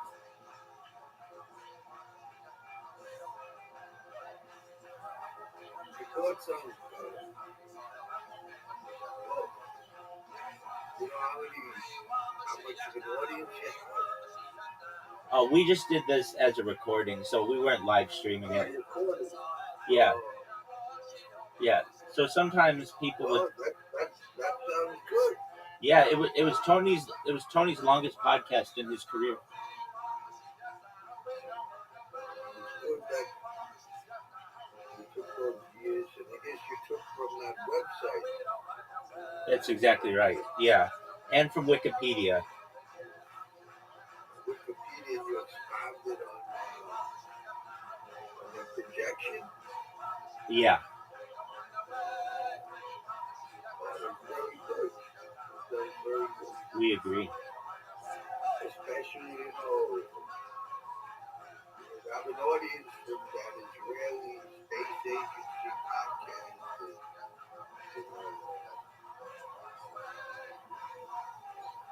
That's what these kind of things, those kind of people interesting. Of course, Tony was interviewing you about it. We kind of were doing it together. I was reading that website and he was scrolling, showing all of the images from it. Yeah, and then we would talk. Yeah, and then when we were done with the year, we would talk about it and what we're excited for. Like some of the topics. I think next year the European Union has mandated that batteries must be replaceable in their devices, and things like perhaps the ability for cancer and heart disease technologies. Just listen. We're just. I understand. Here's the thing. As far as, making technology more sustainable, that's good. But as far as putting it in people's heads that they're going to get healthy from technology, it's an abomination. Not necessarily. Improve our imagination. Not necessarily. Wouldn't you say? That's the greatest example of ranking shopping. Okay, that's absolutely not true. There's nothing about talking about technology in the Bible. That's your opinion, and frankly, it is a small-minded opinion. Now, let's move to. That's so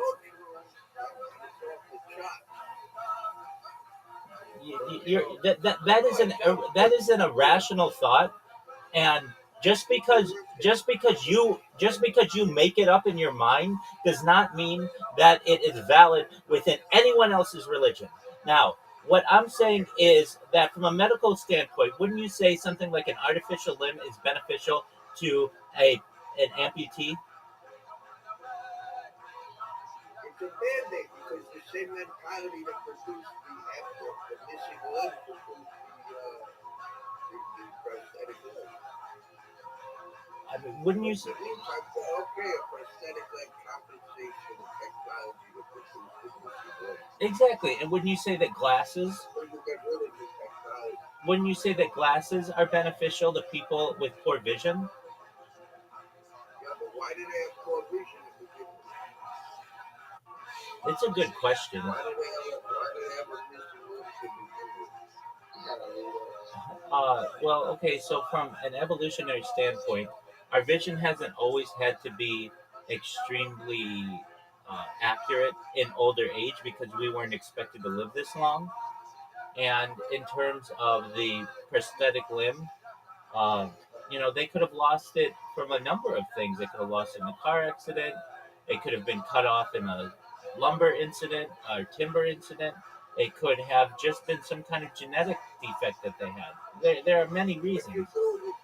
There's no just genetic defect. There's a reason for genetic defect for prior consumption. What you're doing is going to be very popular. That's good. Perhaps. Very popular. But I'll tell you the truth. Louis Pasteur is a war criminal. Which is named Napoleon Soft. He's a war criminal. Okay. People make biological weapons to produce inferior DNA. Okay, I mean you're allowed to believe whatever you want to believe or charge anyone you want with war crimes. What we're saying are things like potentially cannabis being legalized in the majority of the world's countries. That's not necessarily a bad thing.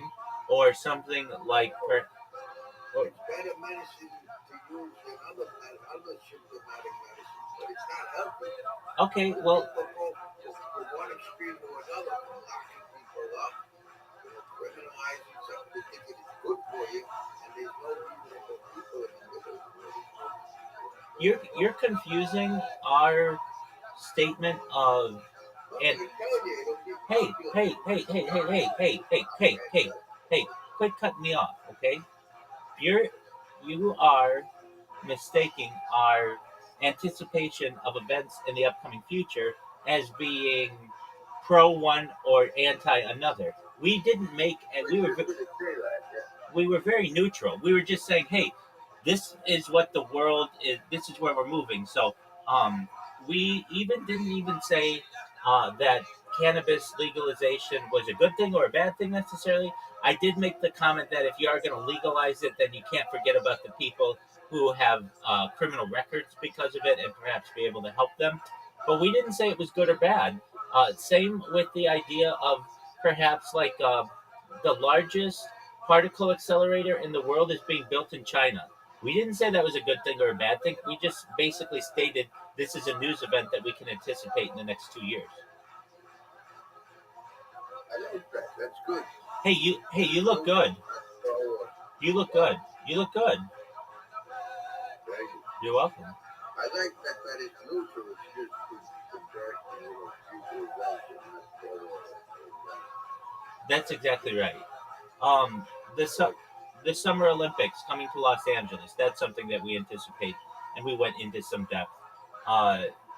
Things like de-extinction of the woolly mammoth is something that we anticipate by 2028, and reintroducing the woolly mammoth into the Arctic Circle. That's a reality that's going to happen.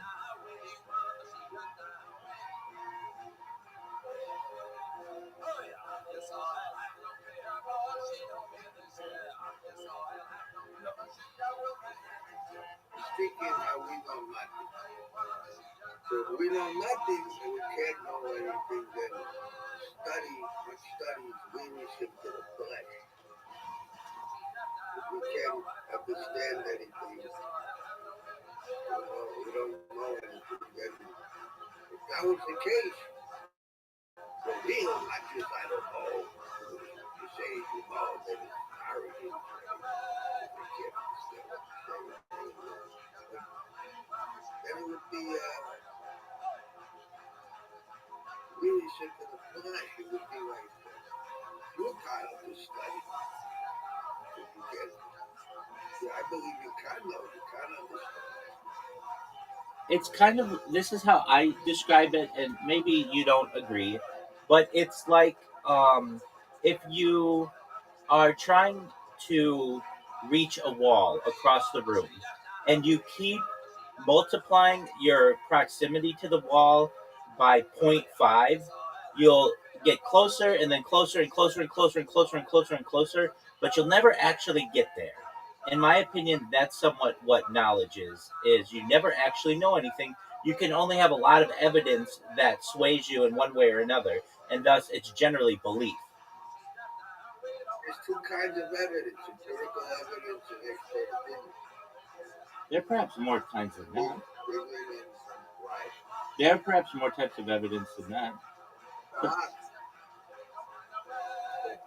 You know, opinion is evidence. It's not empirical. Okay? Anyway, this thing about you can't have Sabbath on the wrong day. I was looking at this. I was thinking about this. You make me think. That's good. That's what I'm here to do. Make me see. David? Yes, sir.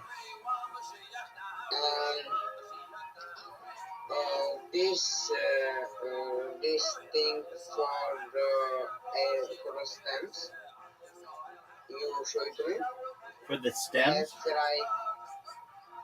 For the YouTube video. Oh, for the timestamps, yeah. Yeah, is limited. I need to pay. So yeah. Okay, so let's what I want you to do, if you can, take the YouTube link of any of them and put it into ChatGPT and ask ChatGPT to put timestamps in. Can you do that for me, please? Yeah. Okay. You know what the Bible says about technology? To begin with, it says, no man was born upright, and sought out men who bench you.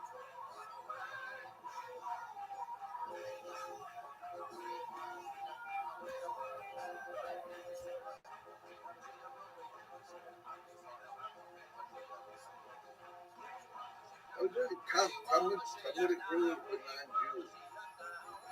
Sanhedrin 57a, 58. The comment states that a Gentile who rests on the day of his own choosing, treating it as a Sabbath, is liable to the hand of heaven, a capital punishment in biblical law. There you go. Rabin explains that this applies even on Monday, any day the Gentile designates himself. Wait, exactly. And meaning, if you're celebrating Shabbat on the wrong day, that's a major travesty. Now, I understand the argument is if a non-Jew is doing that, but there's an argument to be made.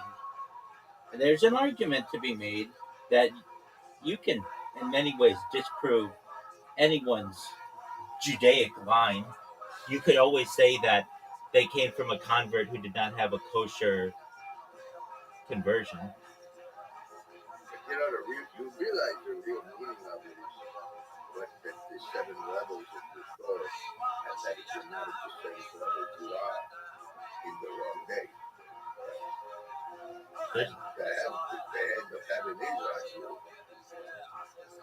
There's an argument to be made there.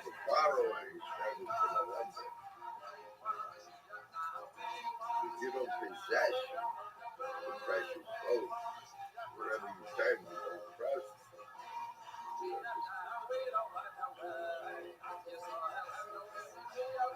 Like when you go to build a temple, the accent flies off the handle. It's far away.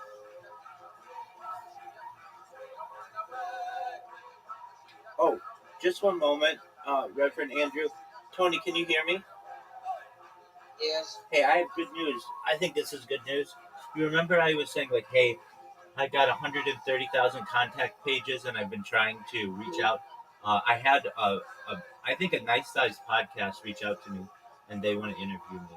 So that's good. That tells me if I do this every day, it results in at least, hopefully like one or two people who respond to me. And of those one or two people, generally at least one of them wants to do an interview. So I just have to keep this going. And it's like this constant opportunity to be interviewed on different podcasts. It's nice. It is nice. Okay, that's what I want to say there. Back to Reverend Andrew's point. I think you're bringing up valid arguments. I'm glad that our discussion caused you to think on the matter. The Torah gives two words about Shabbos. Shemor, got it, and Zakor, remember it. That's correct.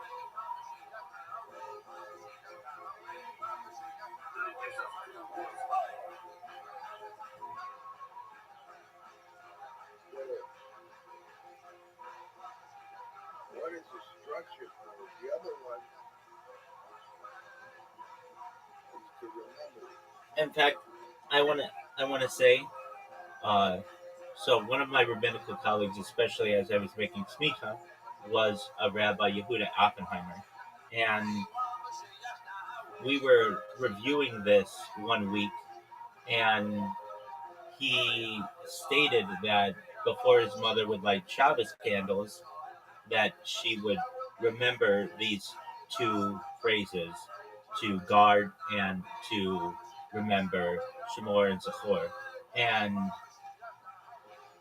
as I light Shabbos candles, that always sticks out in my mind. Well, it ended up that she died on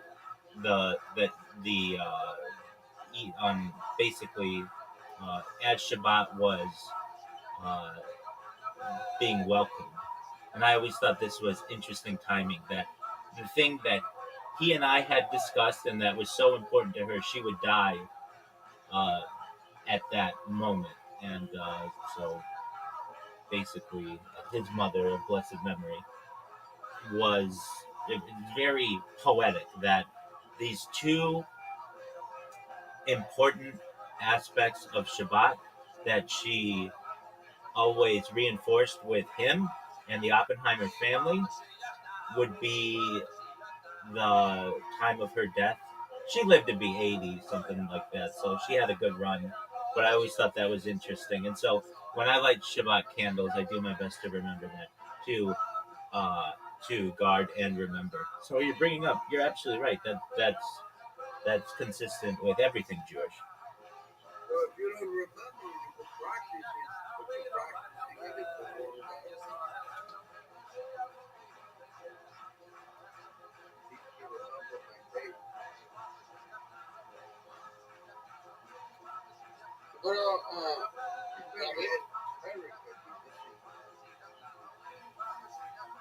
Absolutely. Just one moment to Reverend. Just one moment, Reverend Andrew.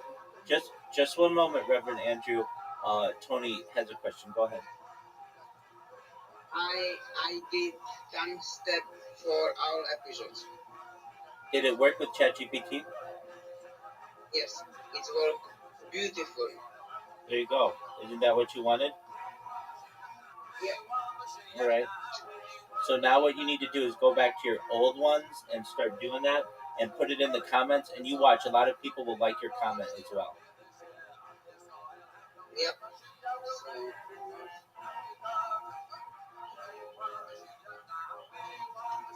It works really, really good. If I may ask, is that something that you didn't think of doing, or why hadn't you done it? I want to doing like all the time because I was thinking I need to do it. I was seeing that in my friends' Yes. podcast, but I want to ask her first, and I never did, so I am happy. Okay, good. I did with you. Excellent. So you know how to do it now. All you do is take the full link, put it into ChatGPT, and it will give that to you. And it's very accurate.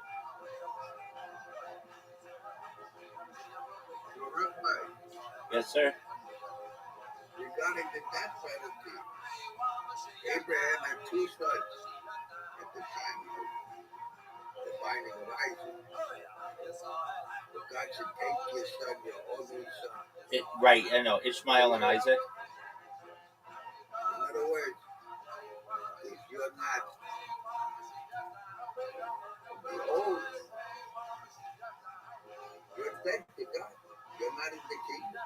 If you're not in God's kingdom, you don't exist. You're dead. It's one of those.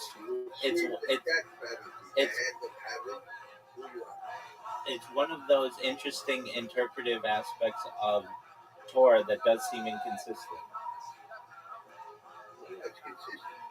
No, it's not clear. It's not clear.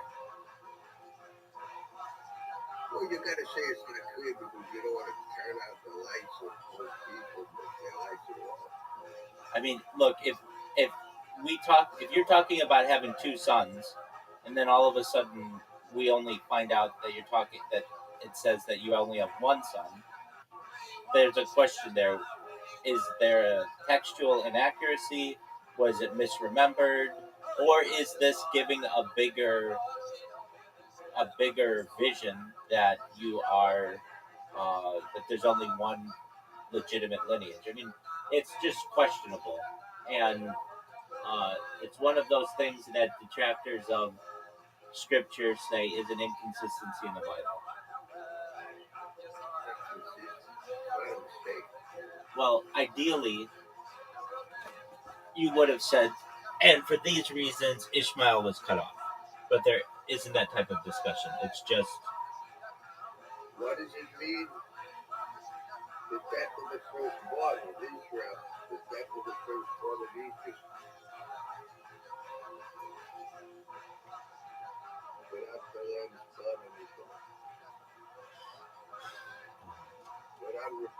Without redemption, you're dead. Okay. You're not in the kingdom. Okay, just one moment. Tony, can you hear me? Yep. So are you going to now take those timestamps and put them on all the videos? Not all videos. I will wait, I will do it for 16 minutes and I'm going to sleep. Oh, okay, because it's in the middle of the night there, isn't it? Yeah, it's like almost 2 o'clock in the morning.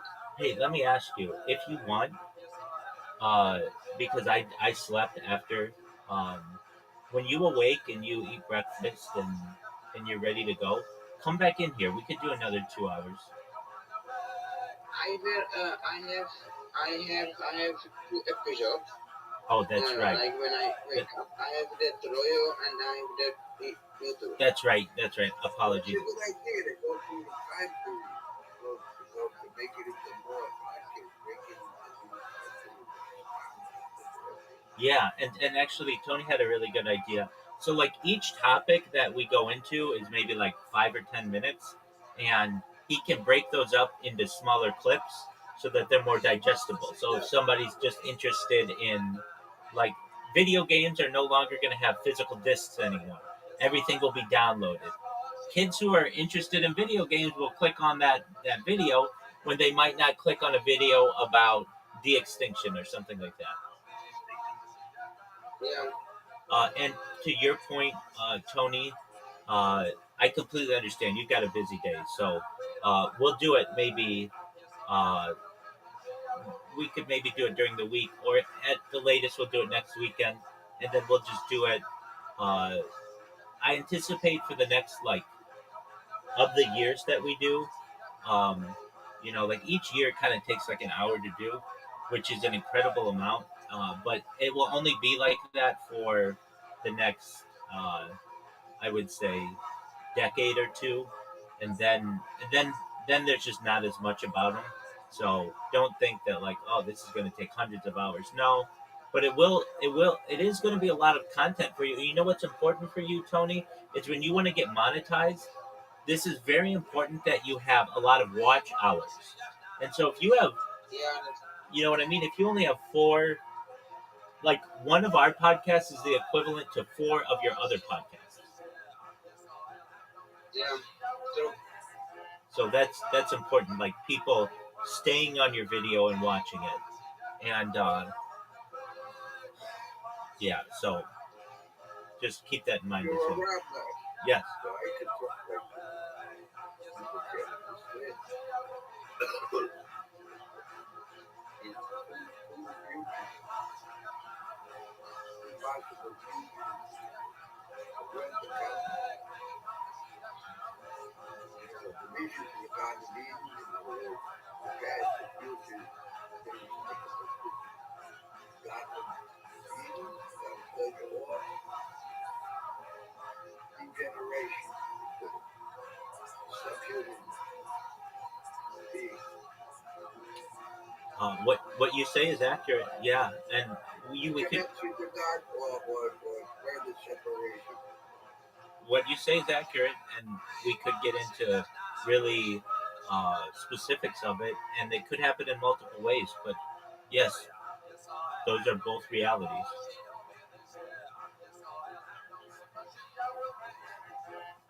Like the chat GPT is not accurate because it's not like because he gave me time for one long episode even if I have only 37 minutes. Oh, then go back to ChatGPT and say the timestamps are inaccurate. Check yourself. This is only 27 minutes. Please redo. So have it redo it because that's important. People will click on those timestamps and they want it to be accurate. Yeah. So put it back in and make sure it's accurate, and then let me know, okay? Yeah. And then what I will do, Tony, I will put out within the next 12 to 24 hours or so. I'll put out those press releases, and then I will email you the links. It's good that they're shipping seeds in these underground walls. Alien seeds, because if you lose natural quality of the seed, if there's no, none of the fruit of the God, there's no way to reconnect to God. There's no way to connect to God anymore. Humanity will be lost and destroyed. I'm listening to you. I'm listening to you. Yeah, there's definitely a worry, and it's one of the reasons, arguably, that it's becoming rarer and rarer to be able to buy foods that have seeds. They don't want you to be able to plant your own seeds. No, it's not the seed; it's the natural quality of it. That too. That's important. With the synthetics and this genetic engineering, reconnection to God will be lost. Also, the decree of the death of the firstborn is still in effect. The rebirth. And that's where they reside. Because whoever is it, is dead to die. That doesn't recognize it. They're not in the kingdom. They're not there. Life is eternal. But not from God. You know.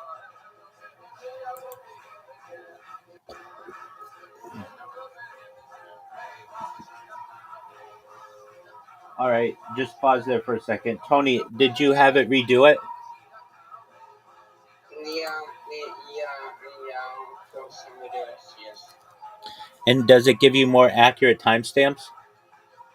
Yes. Okay. So you just have to double check them, right? Yeah. Oh, I will do it right now. okay. Why such a sad sound? Why such a sad sound? I'm not that entitled. Oh, okay. It's not that the people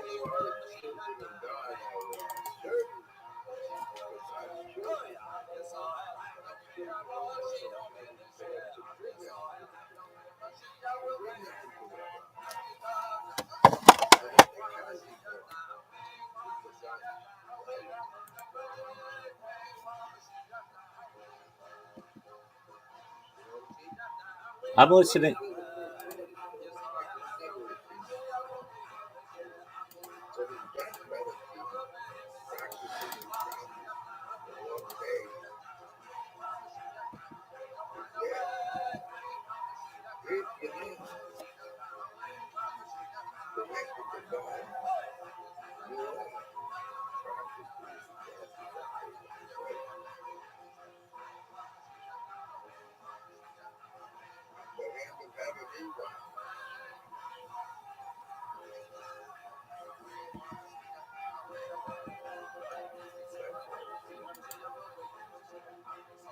Think that nothing can be understood. Then why bother looking?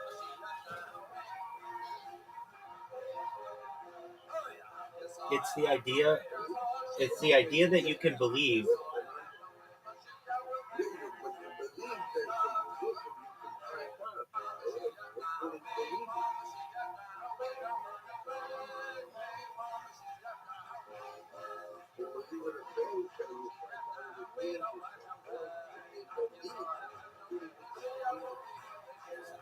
It is impossible to know anything is a philosophical stance known as epistemological nihilism, or radical skepticism, which argues that absolute certainty is unattainable because human knowledge is limited by imperfect senses. That's true, then I'm not a human. Okay, and you're not a human. Maybe they never lived. Earth.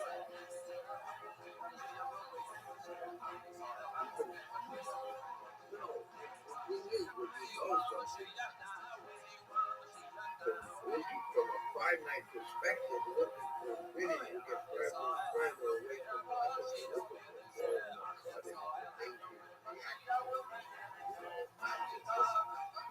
come from the other way. Infinity is obviously think you're born again. That's why, you're born into a because that's your memory. The infinite universe. People forget. 7 stages of Jacob. What is Jacob? Now you know the larger perspective you see. The first 6 are reaction. The 7th is like a room. Return reconnects to these other reactionary judgments. So, the Kabbalah.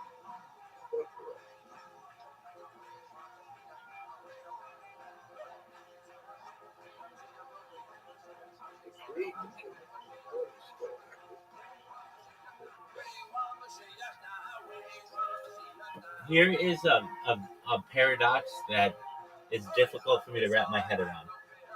That I am of the understanding that it is impossible to know everything, and it is impossible to perhaps know anything. But how do we know that that is true? Isn't that paradoxical? Like, knowing that you can't know anything is a paradox.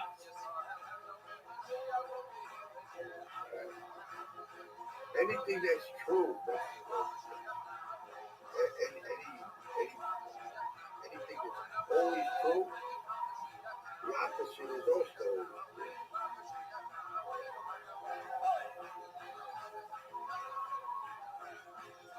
The inversion of it is also By definition. like the paradoxical reality.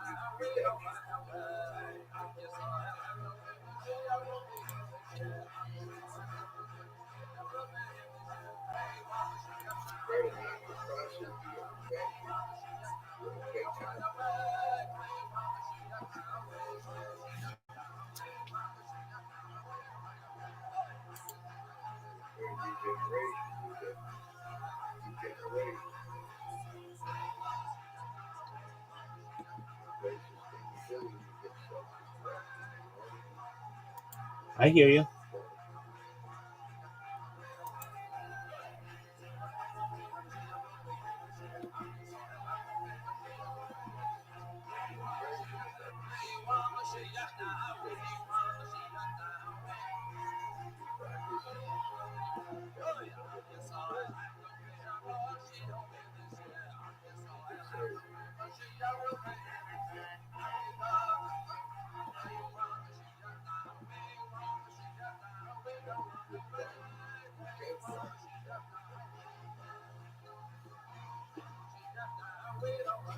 Of course you could.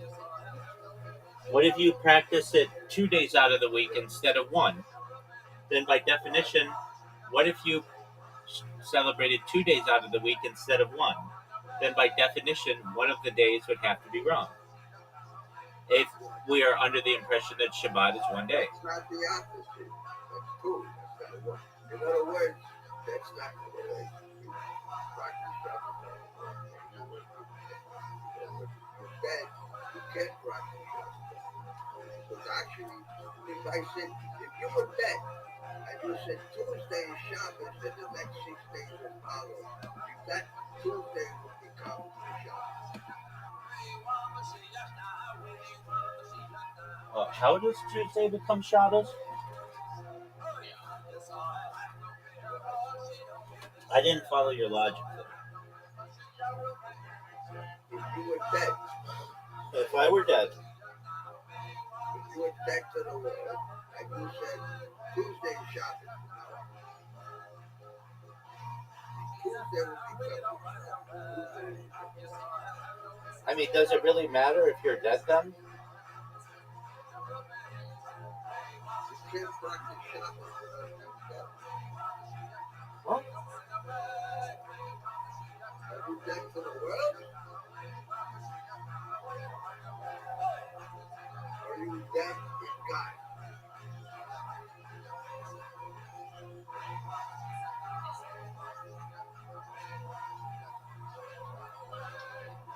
He, I mean, Dead in the Shabbos, dead in the body, or dead to the world? I think Robbie thinks you said if you are dead, like dead, if you are alive. How can you be dead? Life is eternal. This is a spiritual book. It's not bad. You're dead to the world.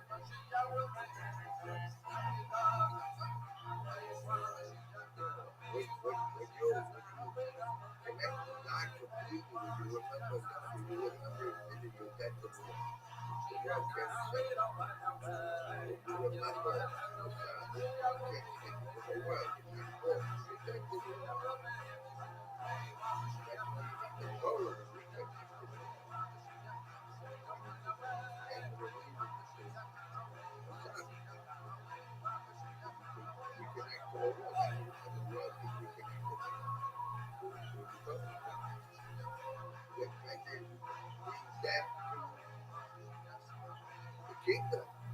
Because you don't remember the Sabbath. So anything practices wrong, or if you're dead, in other words, if you're dead, you die. But every day that you practice the Sabbath, if you're dead to the world, any day you practice the Sabbath. All day, you don't remember the Sabbath.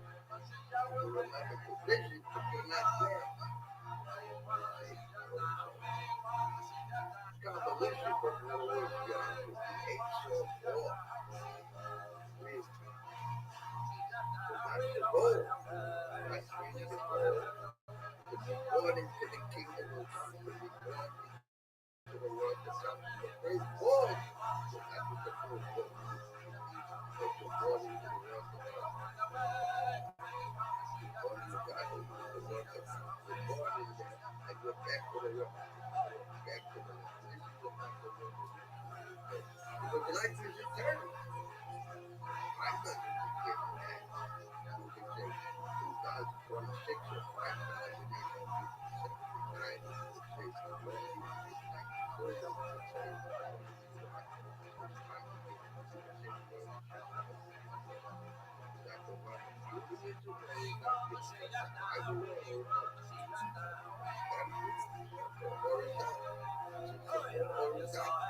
The biological life on everything.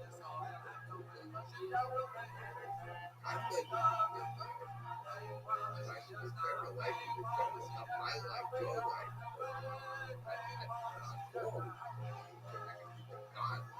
God, life is eternal. Whether you spend it,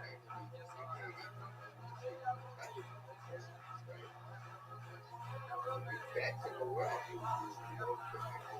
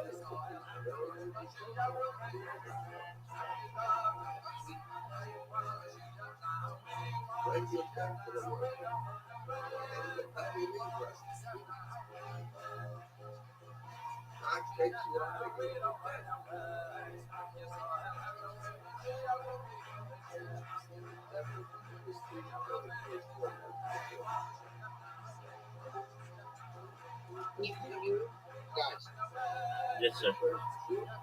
Guys, if you do episode of TikTok together, this is going to be the most interesting episode.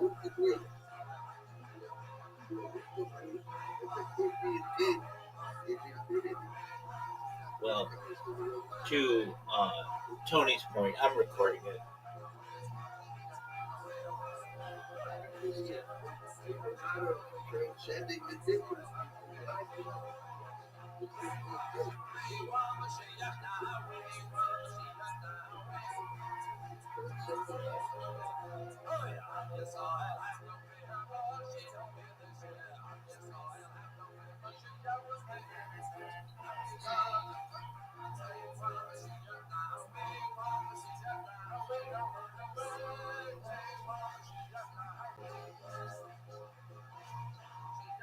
Maybe Rabbi is going to be what we are.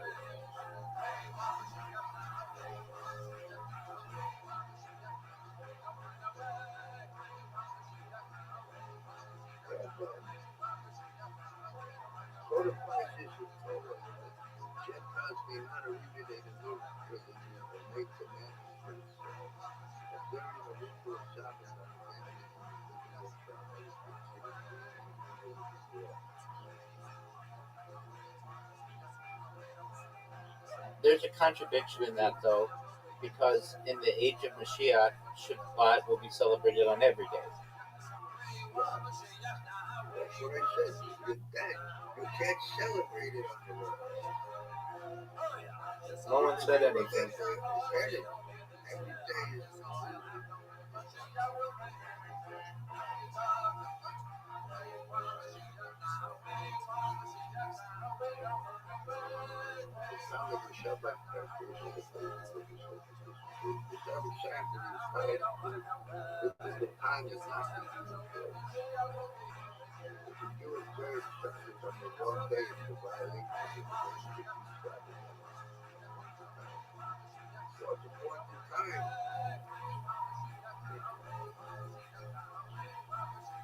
The Mishnah and Gemara, especially towards the third time in the Mishnah Shabbat, the latest passage is in the Shabbat. Let's see, observe exactly what describes. 9 I choose to put my channel like this to Saturday and do so everything. Jewish busted in Sabbath and biblical basis.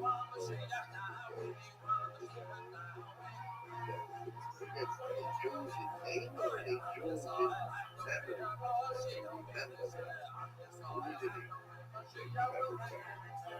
Legally, in Sabbath is the divine command for the Christian. All believers that the people created in the universe as well will be prohibited from both Jews and non-Jews. Yeah, I just fixed everything I done, and I am ready to sleep. All right, sweet dreams, big dog. Good job. Great. Yeah, good luck with the podcast. It sounds good. It sounds good. You know, it's good. Best wishes, my man. Let us know how it went. I like the way you do it. Yeah, so yeah. Okay, so and Reverend, I am waiting for your follow on YouTube, and I will follow you too. I'm waiting for it. Oh, me? Yeah, I am waiting. I don't wait to have a YouTube. Oh, wait, I have a YouTube. Yeah, how do you do that? Oh, follow. What? How do I find you? I send you on DMs in the Discord. I send you the link. Oh, okay, good. All right. Let me find you. How do I find you?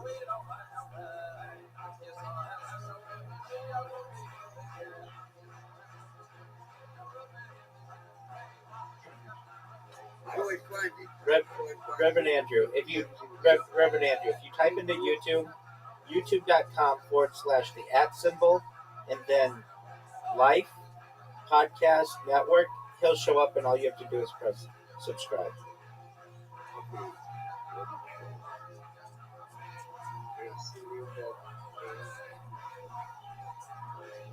I'm sorry, I'm like technologically maybe. YouTube/. Yeah, youtube.com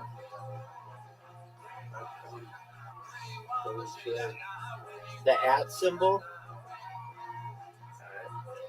Life LIFE Podcast PODCAST Network NETWORK youtube.com/@podcast Life Podcast Network.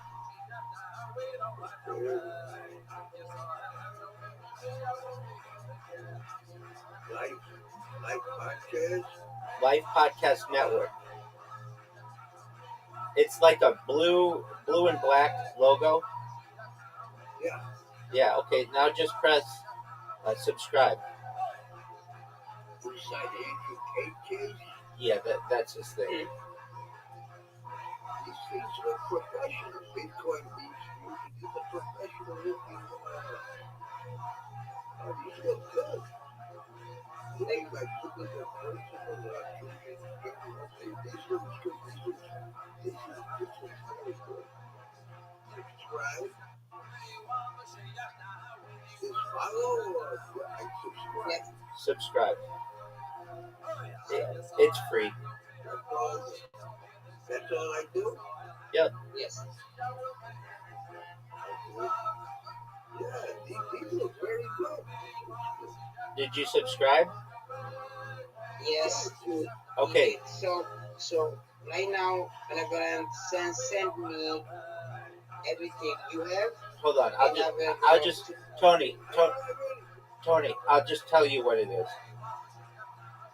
Okay, Tony, on YouTube, he's youtube.com/@ and then Reverend Andrew, what is it? Learned Scholars of Zion. Learned Scholars of Zion. Can you send me that? Like because my brain isn't raining. Okay, why don't you just, the person who just followed you on YouTube, why don't you just subscribe back to them? Yeah, that's And then take that. How do I send them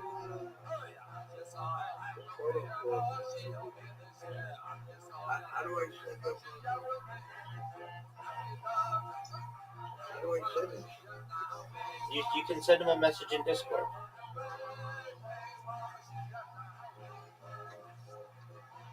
But if I want to send them something on YouTube, YouTube got rid of that function like years ago.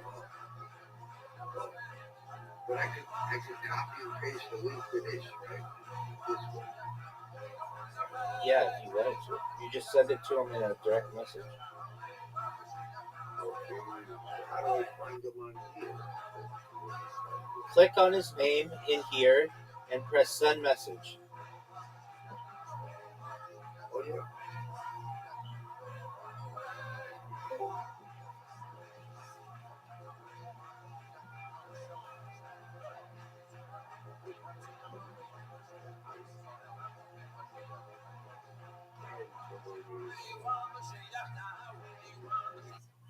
Message here. But I don't have anything on here. Okay, just say hi. Yeah. Okay.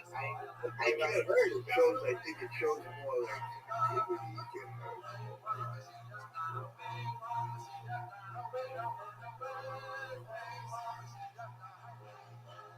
Tony, did you see that Reverend Andrew sent you a message? yes. Okay, so now you're connected. And you want to see the rabbi's cousin? Oh yes, please do it. Yeah. Look the rabbi's cousin, and she got her own money. Oh, rich. She got her own. Oh yeah.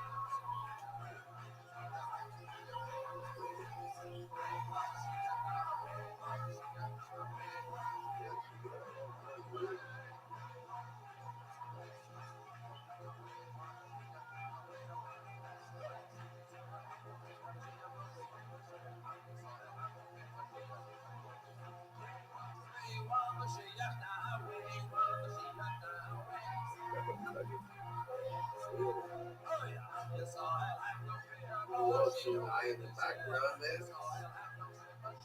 Oh, oh, what happened? You ever fought a cousin? My whole family's hot. It's a big day. She has her own money supply.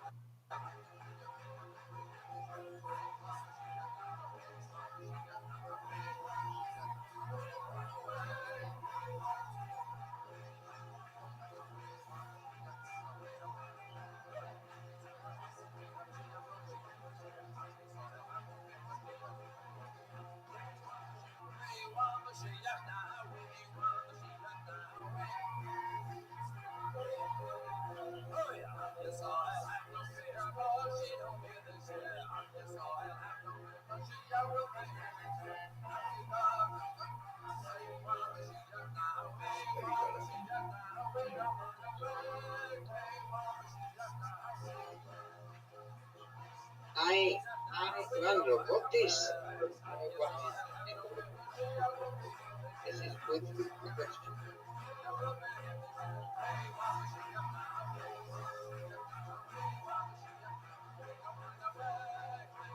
But you're not going to answer me, so I understand. What was your question? What was your question? My question is, what is your net worth? What is my net worth? More than yours. Yeah. I know I'm not stupid. I know that. No? Okay. So, at the other end, I just follow Winkin. Thanks for following. You trust ever. Just ever. Bring me Jessica. Jessica, okay. Nice. Nice name.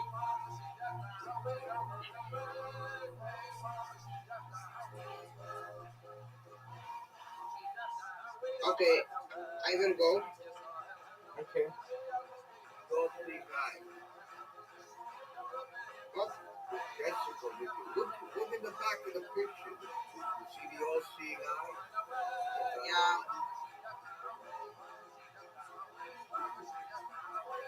He is rich. I know. So I will go. Thank you, Ravi, for your time. Thank you for that. Absolutely, big dog. Sweet dreams, big man. Best wishes with Yeah. your podcast. Of course. And I will talk to you as soon as I can. Absolutely. And Revolan, I want to say thank you for follow. I really appreciate it. I follow you back. You have first follow. And you know what? I will do something. I will gonna follow Revolan in all of my YouTube accounts. Is that good, Ravi? Oh, that's big time, big man. Okay, he has 2 followers. There you go. 2 followers.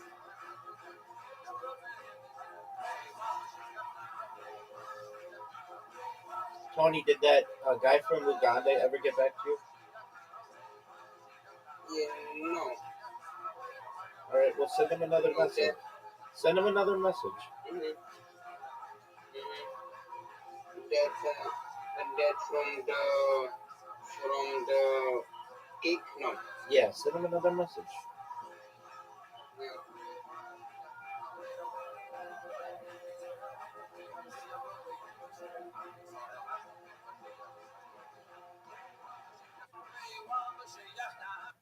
So Lebanon has 5 subscribers. Look at you. He's big now. Reverend Angie is going to say thank you. He's new here. All right. Maybe he'll figure it out. All right, big dog, get to bed. And best wishes with your interview. I hope it goes well, God willing. Yeah, I hope to. And I will going to wait for the Lebanon because I want to thank him personally. Okay, so then just wait. Yeah. Wait for him.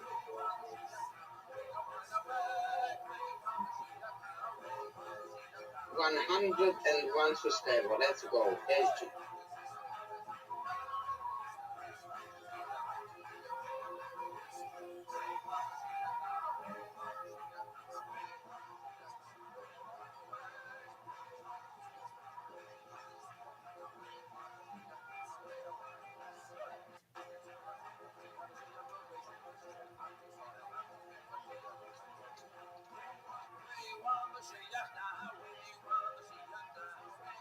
You have a big family. You have like how many people? Family, if I can ask. Yeah.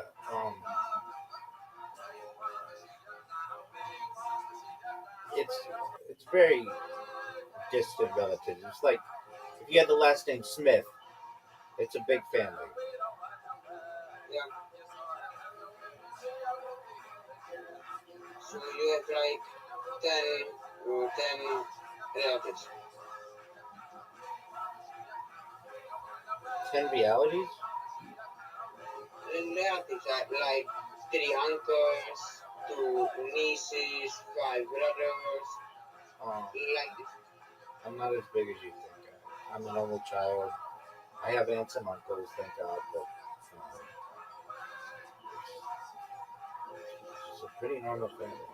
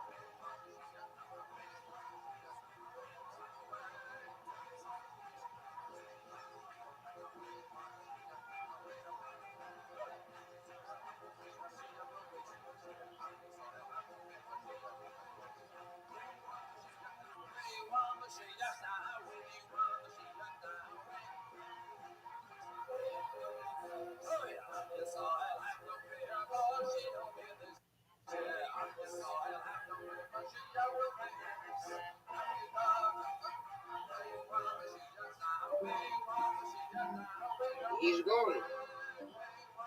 All right.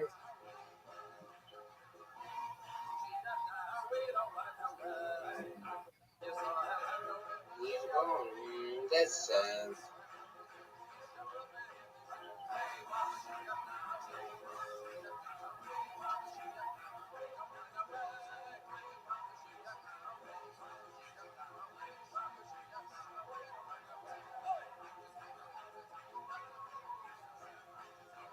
That's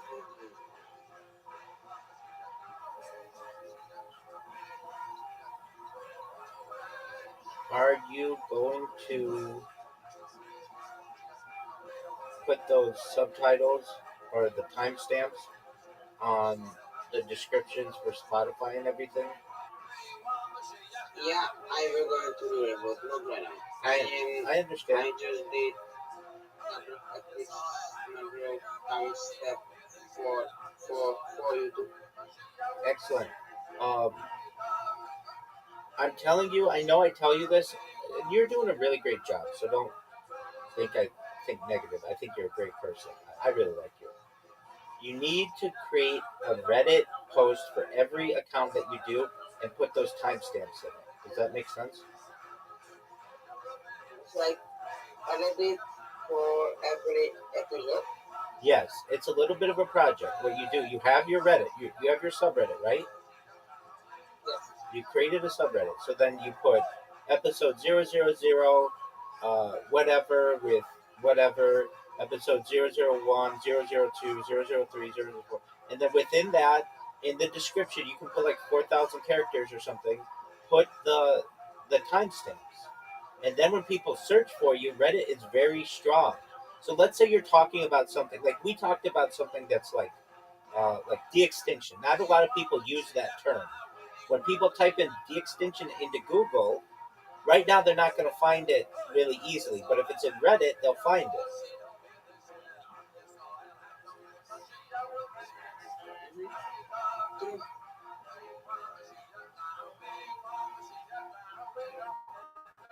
Does this make sense to you? Okay. So that's a project. So you've done like 35 episodes?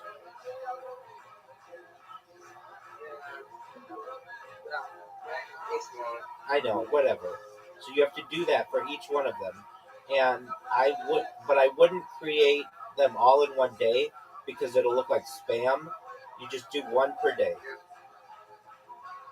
Okay. And then in a little more than a month, all of your episodes will have really good descriptions.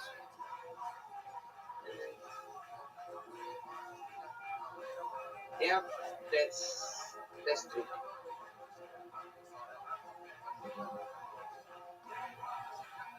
That's true.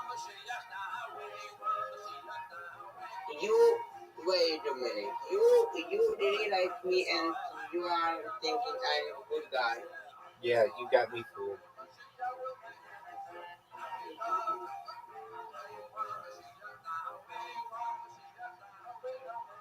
Even though you were mean to me earlier this week and yelling at me, even though I was just trying to help you. Yeah, I still like you.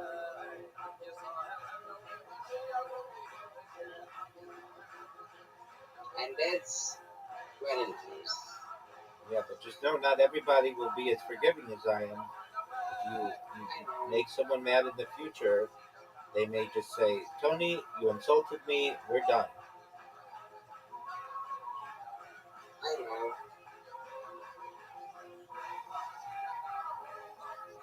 Okay.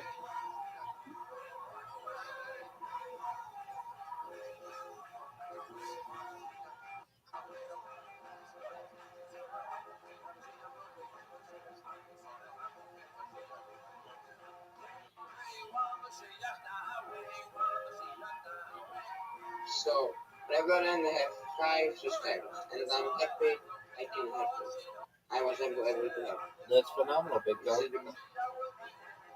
This is the really best. Yes, sir. Really, because like I think he can be pain in the ass, but he is only one here you can give you much. Well, I cannot give you he's anything. he's a grade A pain in the ass, but he's my grade A pain in the ass.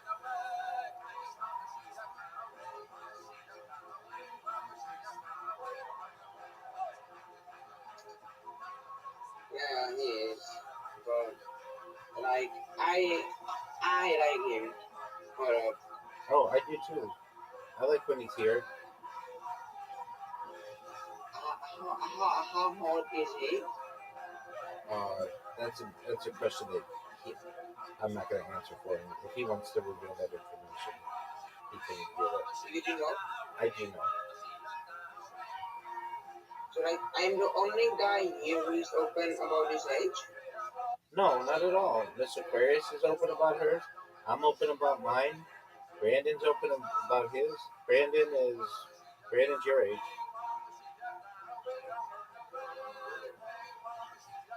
And it's easy to be open about your age when you're in your 20s.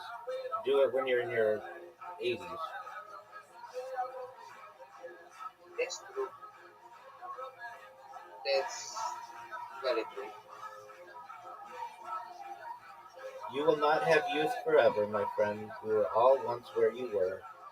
We all have the exact same feelings that you had. And as you get older, God willing, if you can make it as long as we have, you will understand that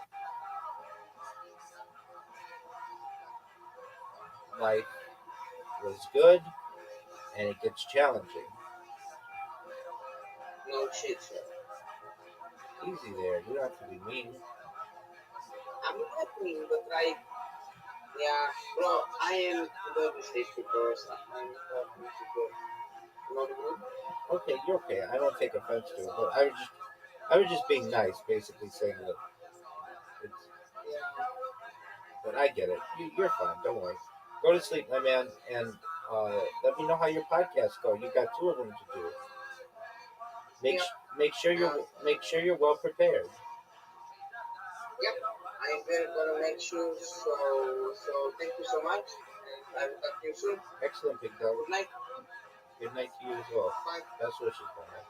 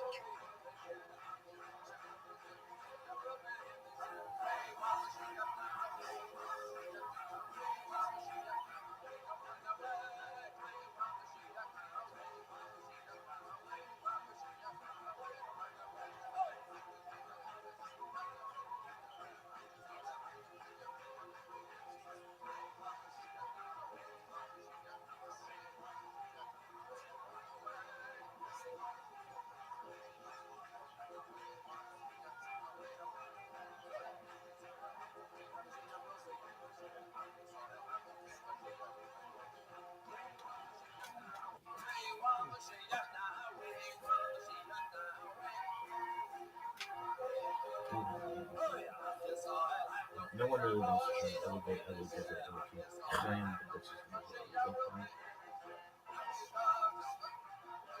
It is. Break it about 5786 Saturday. August 8th.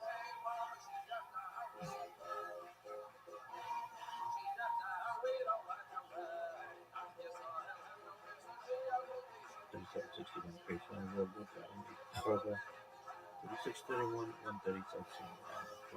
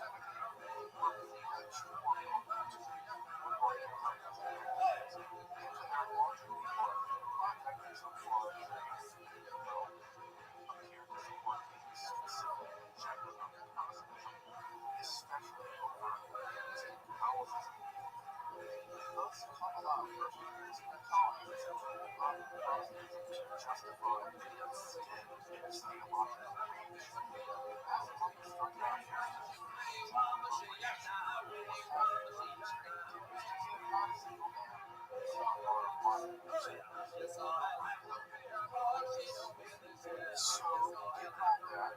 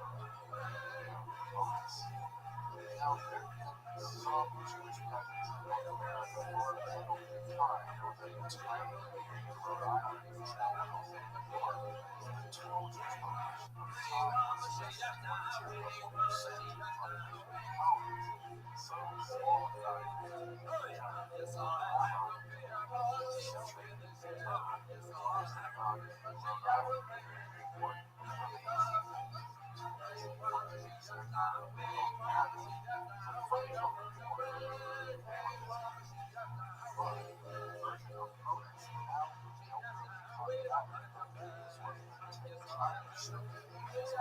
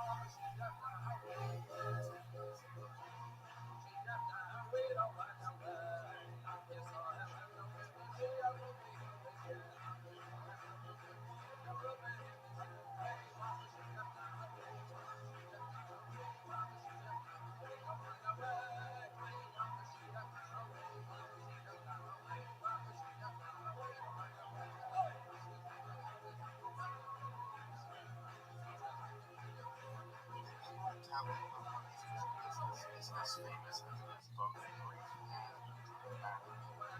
Like any other secret text, secret gets around.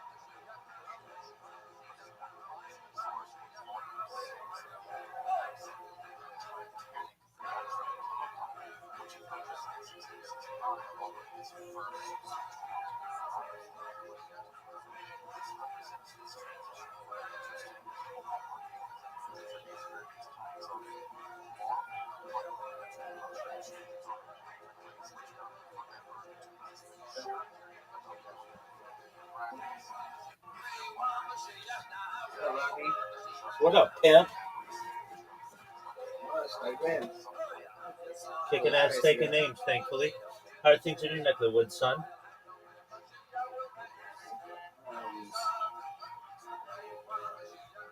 Maple, did you find out what podcast I was on that you saw? Oh, it wasn't a podcast. It was one of the. So you about 9 months back, you clicked one of my gameplays and then said join. So it's like. Oh yeah, that's right. Yeah. Yeah. So how are things going? You guys been busy with work. Haven't been able to get on. All right. What do you do for a living? Checking. I was on. Very nice. Do you enjoy it? Yeah. Not too shabby. Oh my. Too many things going on that stream. I turned it all on. Are you live? I was about to say, how do you not get bored? Oh, and wait. again, I just noticed you have a lot of freaking people on watching news, gameplays, and whatnot. 100%. Do you stream on YouTube as well? No, I get banned on there for my copyright. Join the club. Join the club, my man. I don't let that stop me. I'm live on 25 separate streams at this very moment. Yeah, I remember you telling me that when I first came in. Yeah. If they ban you, just keep it. It's actually bonkers. Just create a new account. Just keep doing it. What are they gonna do? The moment I make money, ID comes the exact same, still gonna put the exact same ID. So. Yeah, no, I understand that. So it's at least good for your promotion, though. Content, Yeah, exactly. that's true. And what I find to be kind of an interesting thing, you create multiple accounts. So you create one under like Maple, your main account or whatever, and then you just create a random backup that's not tied to you in any way. That is just like backup account or whatever, and then you stream or whatever. And if they ban Maple, you still have all your content saved on their servers for backup account. It's too much of a hassle. I don't think my PC is gonna handle all that, man. No, it can easily handle it. You just have to stream. You just stream through Rumble, and Rumble multi-streams for you for free. So you can live stream to YouTube, Twitch, Kick, certainly Rumble, and really up to 100 or more different platforms at the press of a button. Have you ever used Rumble? It depends on the. No, I do not. Okay, so do you know what Rumble is? It's like YouTube. Yes, I do. All right, so all you do is create a Rumble account, and they have something called Rumble Studio, and you can put in, if you wanted, your Facebook, your X, your YouTube, your Twitch, and any other things that have an RTMP key. And then when you go live on Rumble, it goes live on all of them at the same time. So you're multi-streaming, and this is smart. And the reason why it's smart is because it gives you a wider audience, and all of the chats are all they're all synchronized, and so you just have to look at your one chat box, if that makes sense. I get you. Okay. I currently use Restream. Restream my own. I use Restream as well. Unfortunately, Restream only allows for 2 free channels, though. You know that, right? Yeah, I do know. I'm very well aware what that is. Exactly. But Rumble allows unlimited. Yeah, but that kind of a kicker for your quality. Quality, though. Is it not? No. You have excellent stream. You can have excellent stream quality so long as you have good internet connection and camera. Oh, makes sense. They don't kick you down to standard definition. You can have HD on there. And, I mean, look, why would you just stream to 2 platforms when you can stream to 20 for free? You're right. It only makes sense. And it's I don't know what happened, but I think it may have been hacked again, because I'm not able to log into my Restream account. All right, here's a common issue. Do you log in with your Gmail? Gmail, correct, yeah. Yeah, so log in with using their Gmail login, and then you should be able to log in. I can actually hear you freaking better now, because last time I couldn't hear you because there was like static, or whatever you want to call it. Okay, well, I'm glad you can hear me better. So are you able to log into Restream using your Gmail credentials? Just trying to figure out which password I have, because I have a lot of emails tied to one password, so or 2 to 4 passwords, so I can figure this out. Oh wait, okay. Oh, it's gonna Restream my own out.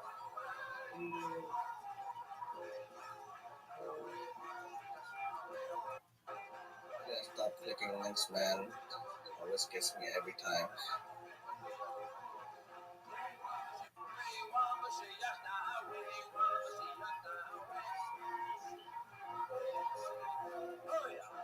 Oh, okay. I put the wrong email in there.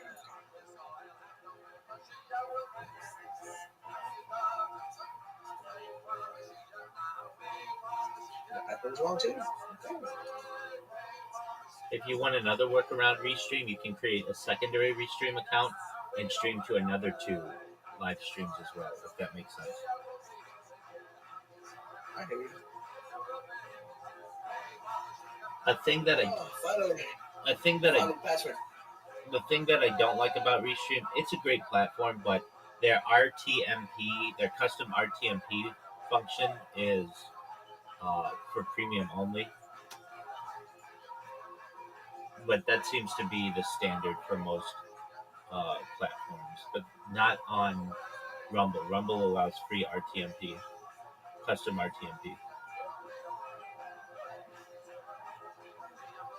Yeah, I don't really need high art, bit rates or custom RTMP. You don't know what RTMP is, do you? Not by with a breakdown, but yeah. Okay, so let me explain it. I should have been more specific. You know when you have to get that stream key and stream URL? That's what RTMP is. So what I'm saying is it allows you to get a stream key and stream URL from any website as opposed to just YouTube or just TikTok or just Instagram or whatever. Does that make sense? It stands for real-time message. It stands for real-time messaging protocol. No, a lot more than I do, for sure. Word, dog. I'm the king of the internet. I mean, just look how long this call's been going. Over a year. Yep, I do see that. And I'm still surprised how you're, like, I still have yet to see you eat, do anything. Dude, I've never dog, in there. Dog, I've never look, in the, look, I just ate. Stream or on your YouTube. I just ate just now. And I'm drinking right now. So, yeah. I do those things. You just haven't watched long enough, which I understand. It happens. Yep, I have not. So what are you going to stream? Probably nothing today because I got work tomorrow. 10 hours. Oh wow, that's a lot of work. Are you one of those Amazon people? You work in a warehouse or you a driver? Both. Not really warehouse, but more of like customer service, like upfront, like sales. Oh, okay. Like, I don't know how to describe it. So pretty much I deal with customers. Do you have a saying or do you have a camera on you all the time? Negative. Okay. Not necessary. Unlike Lowe's, because Lowe's has started wearing cameras for self-checkout and whatnot, because people tend to get into fights. From what I heard.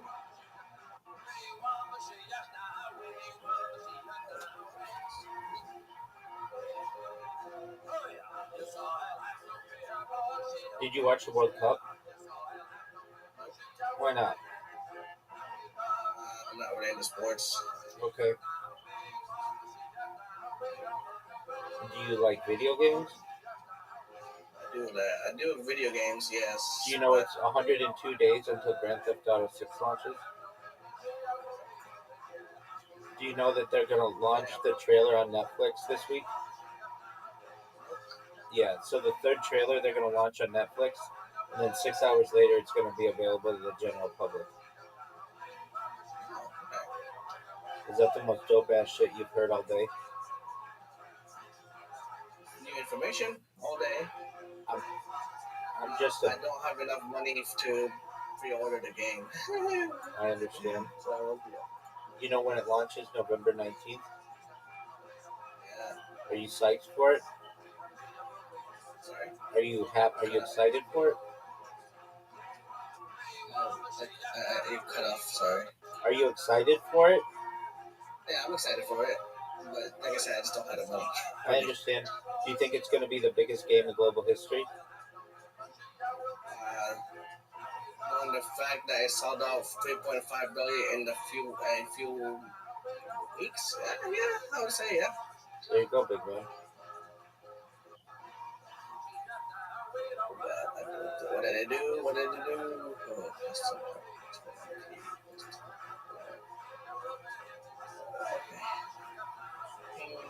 but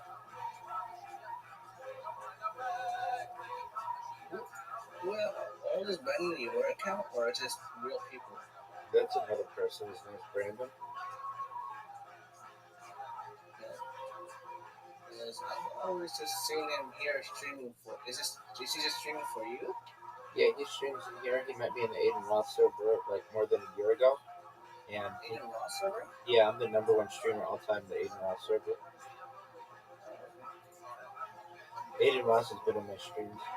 Anyway, Brandon saw what I was doing, thought it was really interesting. Then he began live streaming in here more than a year ago, and he's the number 2 streamer all time in my Discord.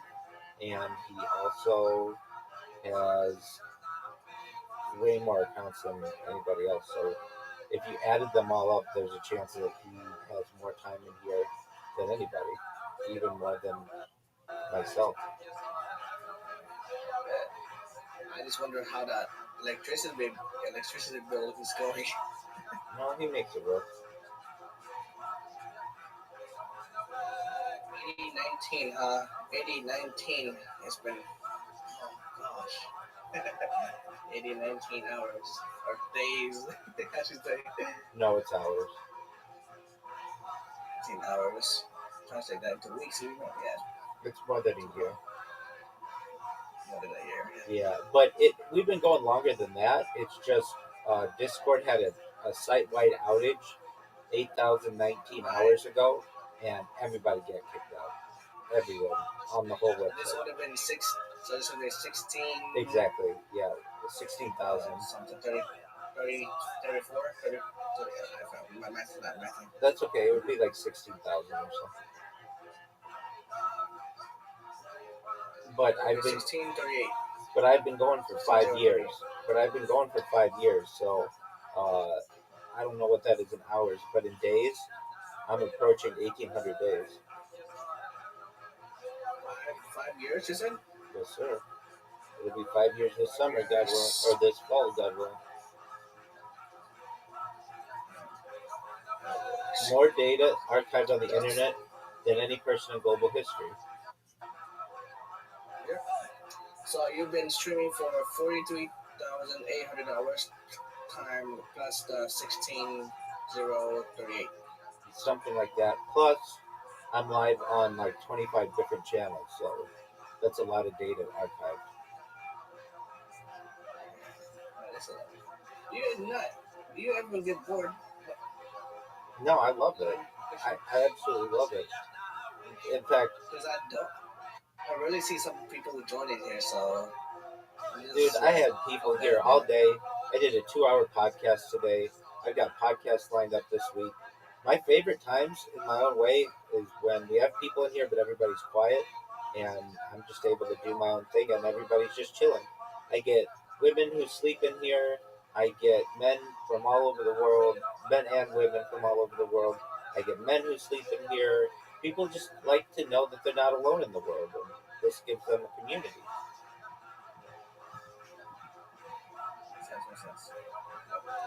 Yeah, every time I just see you, I check in for that time, like on my work, but even though I can't join, I just see you and all of the people that are usual. Absolutely, man. That's what we do.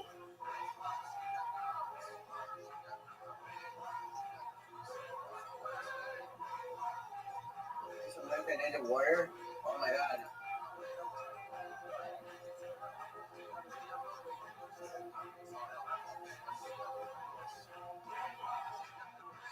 Is this a repeat or is this new?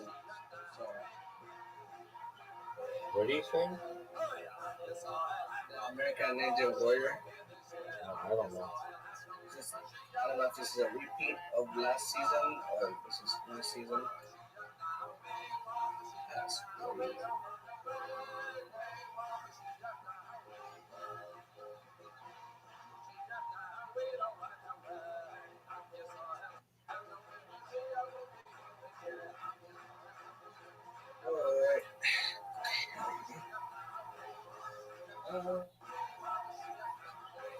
I don't know if I'm a little loud because I can turn that up.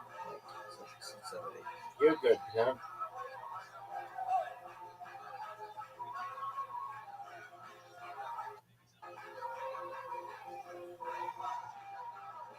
One of your YouTubes, you do have a ceiling camera or some sort?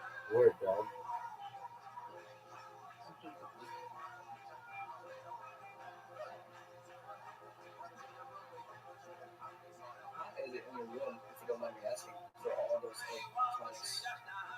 hot is it? How hot is it? There's electronics on that seat. Yeah, I was so curious. it's like 69 degrees. Not too bad, not too bad. I'm assuming you have AC? No, no AC. We're good. Oh yeah, it would be hot without air conditioning. Oh yeah. Your AC is cooling down everything. So you're like CPU. That's correct.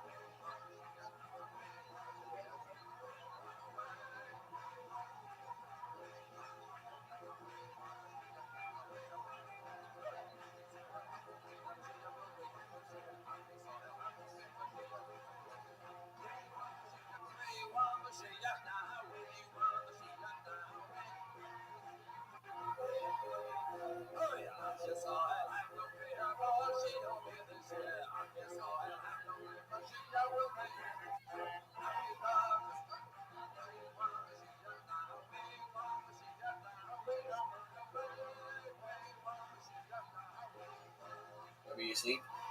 No, I'm wide awake. I can barely see it because of the static on the camera. Well, I mean, I've got like 1,000 cameras just doing that.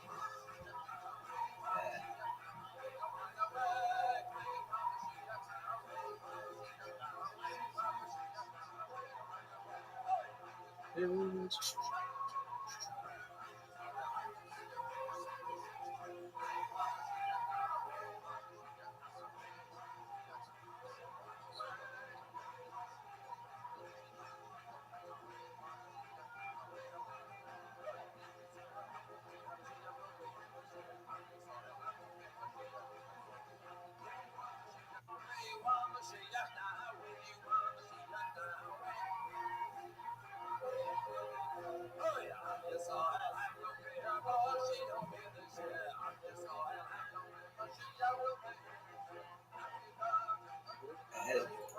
Why do I keep randomly adding?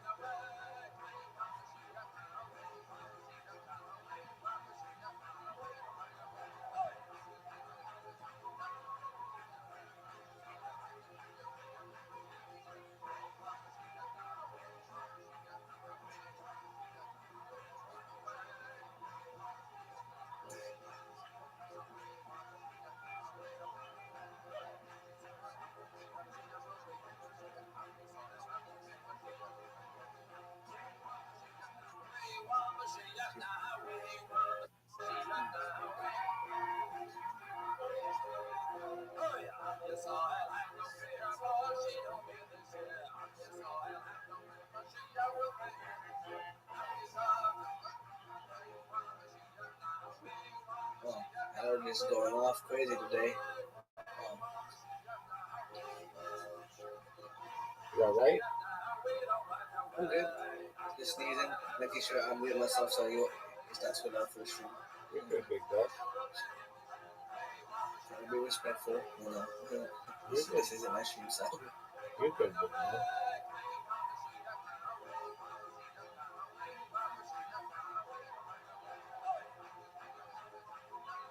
How many people is this on this channel?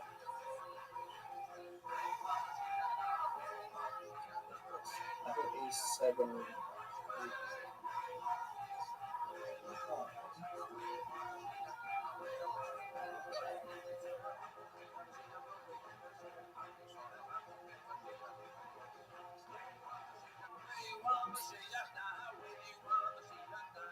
We have a lot of voice channels. Holy moly. Yeah, if you click on the chat of all of them, there's a description essentially about it.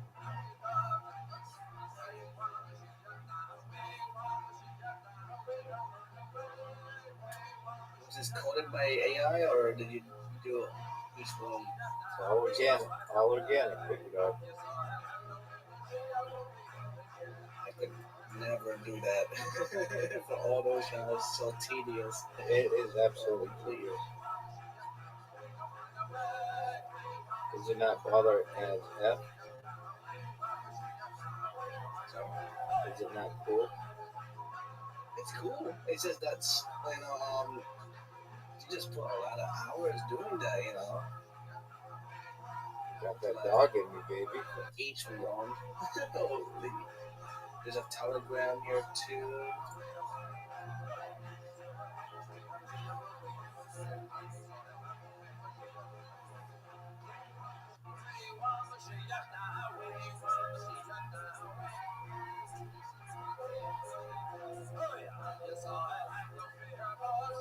And you got your 24/7 radio station.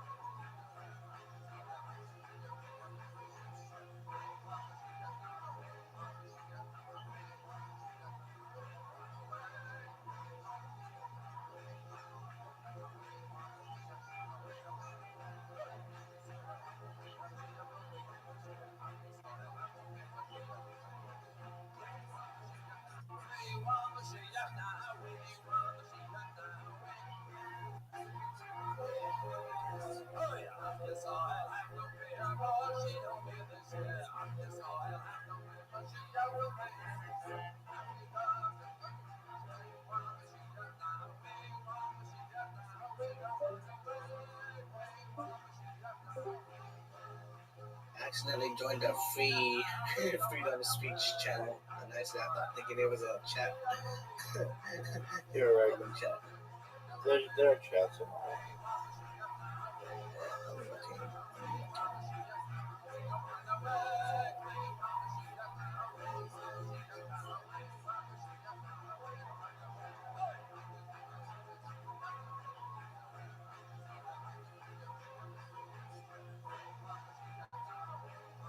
Where's the global chat? I don't let people chat. Yeah, I used to, but I got someone. You used to be able to chat in every single one, and then somebody put videos of somebody self-circumcising themselves, and it was really bloody and gory and stuff. Yeah, man. Yeah, best not to do that. And since I had 500 chats, I had to delete it. It took me like a couple hours to delete it, and I kept having to see it. And so I still let people chat in a few limited ones.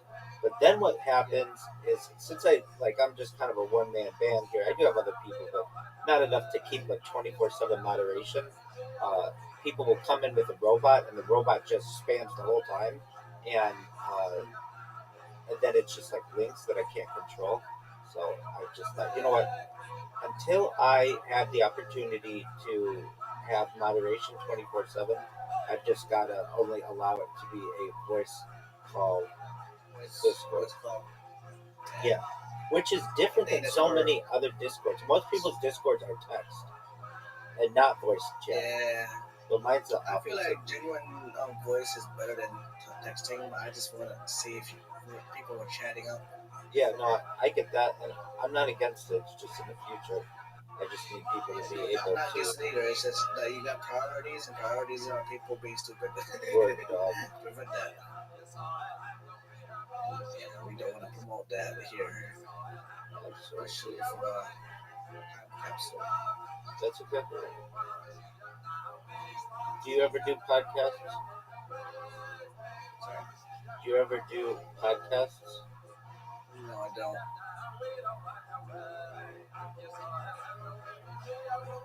I don't see me needing one or me hosting one because hey, I don't have the huge following, nor do I have anything interesting to share about.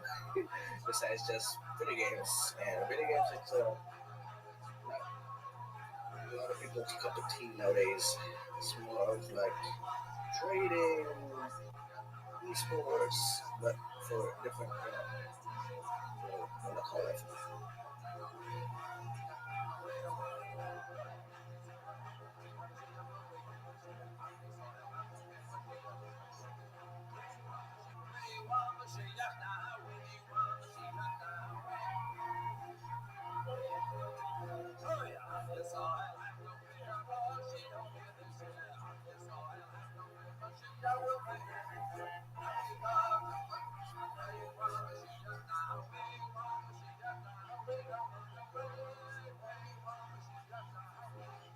Announcements.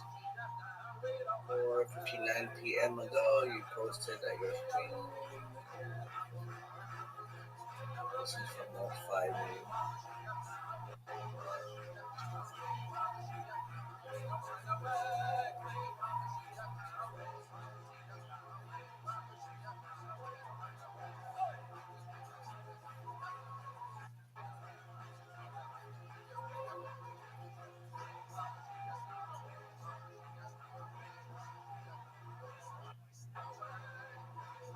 You not play video games, Remy? I play video games with people every night.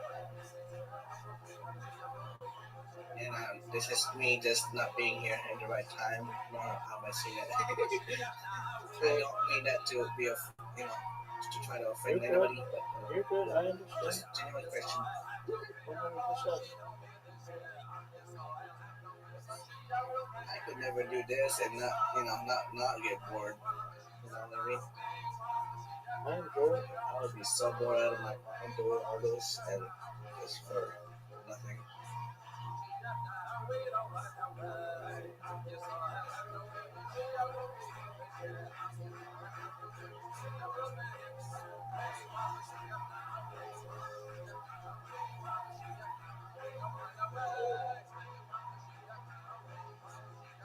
Today was rough. Traffic was so bad. So you're home now, right? Yeah, I'm home now. On my PC, you're watching anime on the one screen and just relaxing.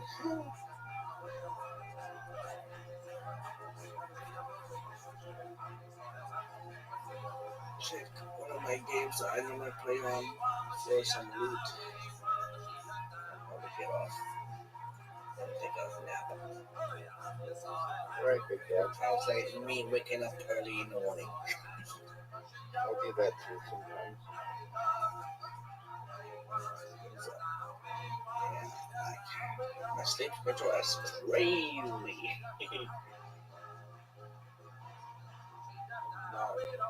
Not just so crazy.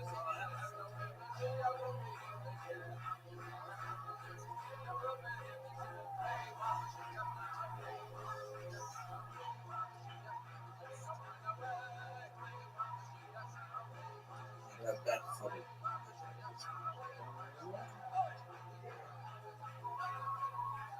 open God.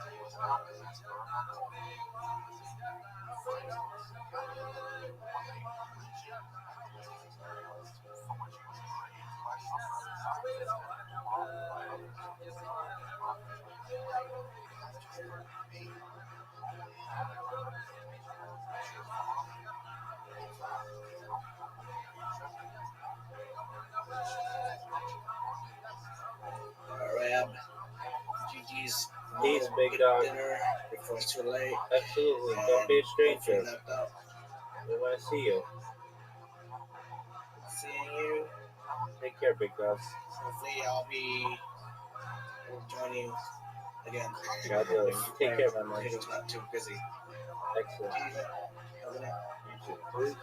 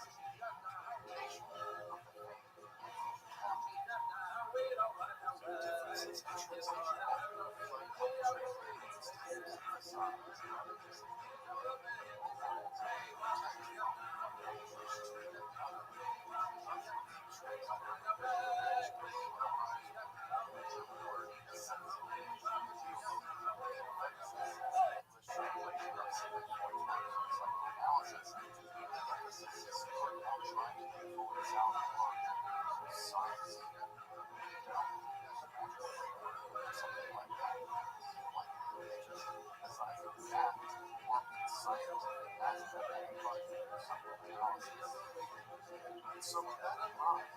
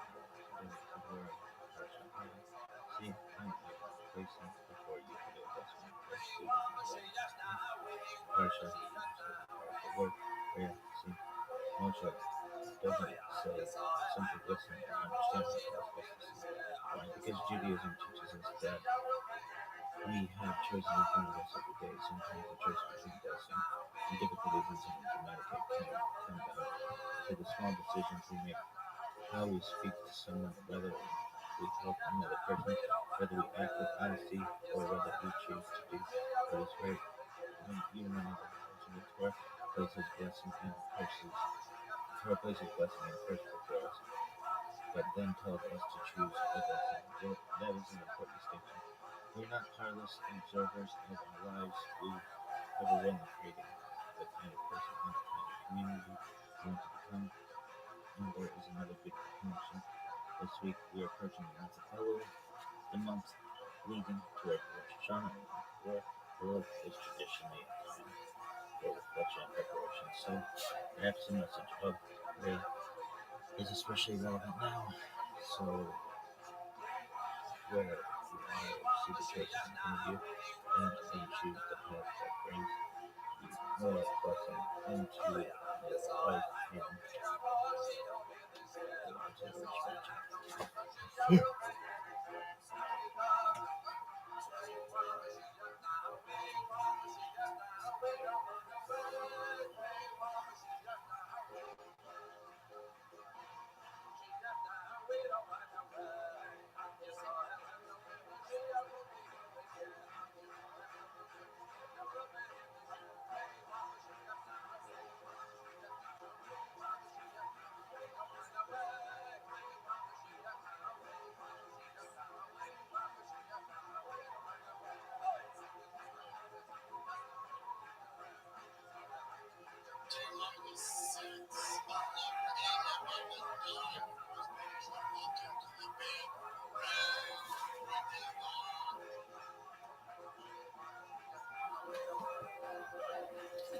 Lettuces.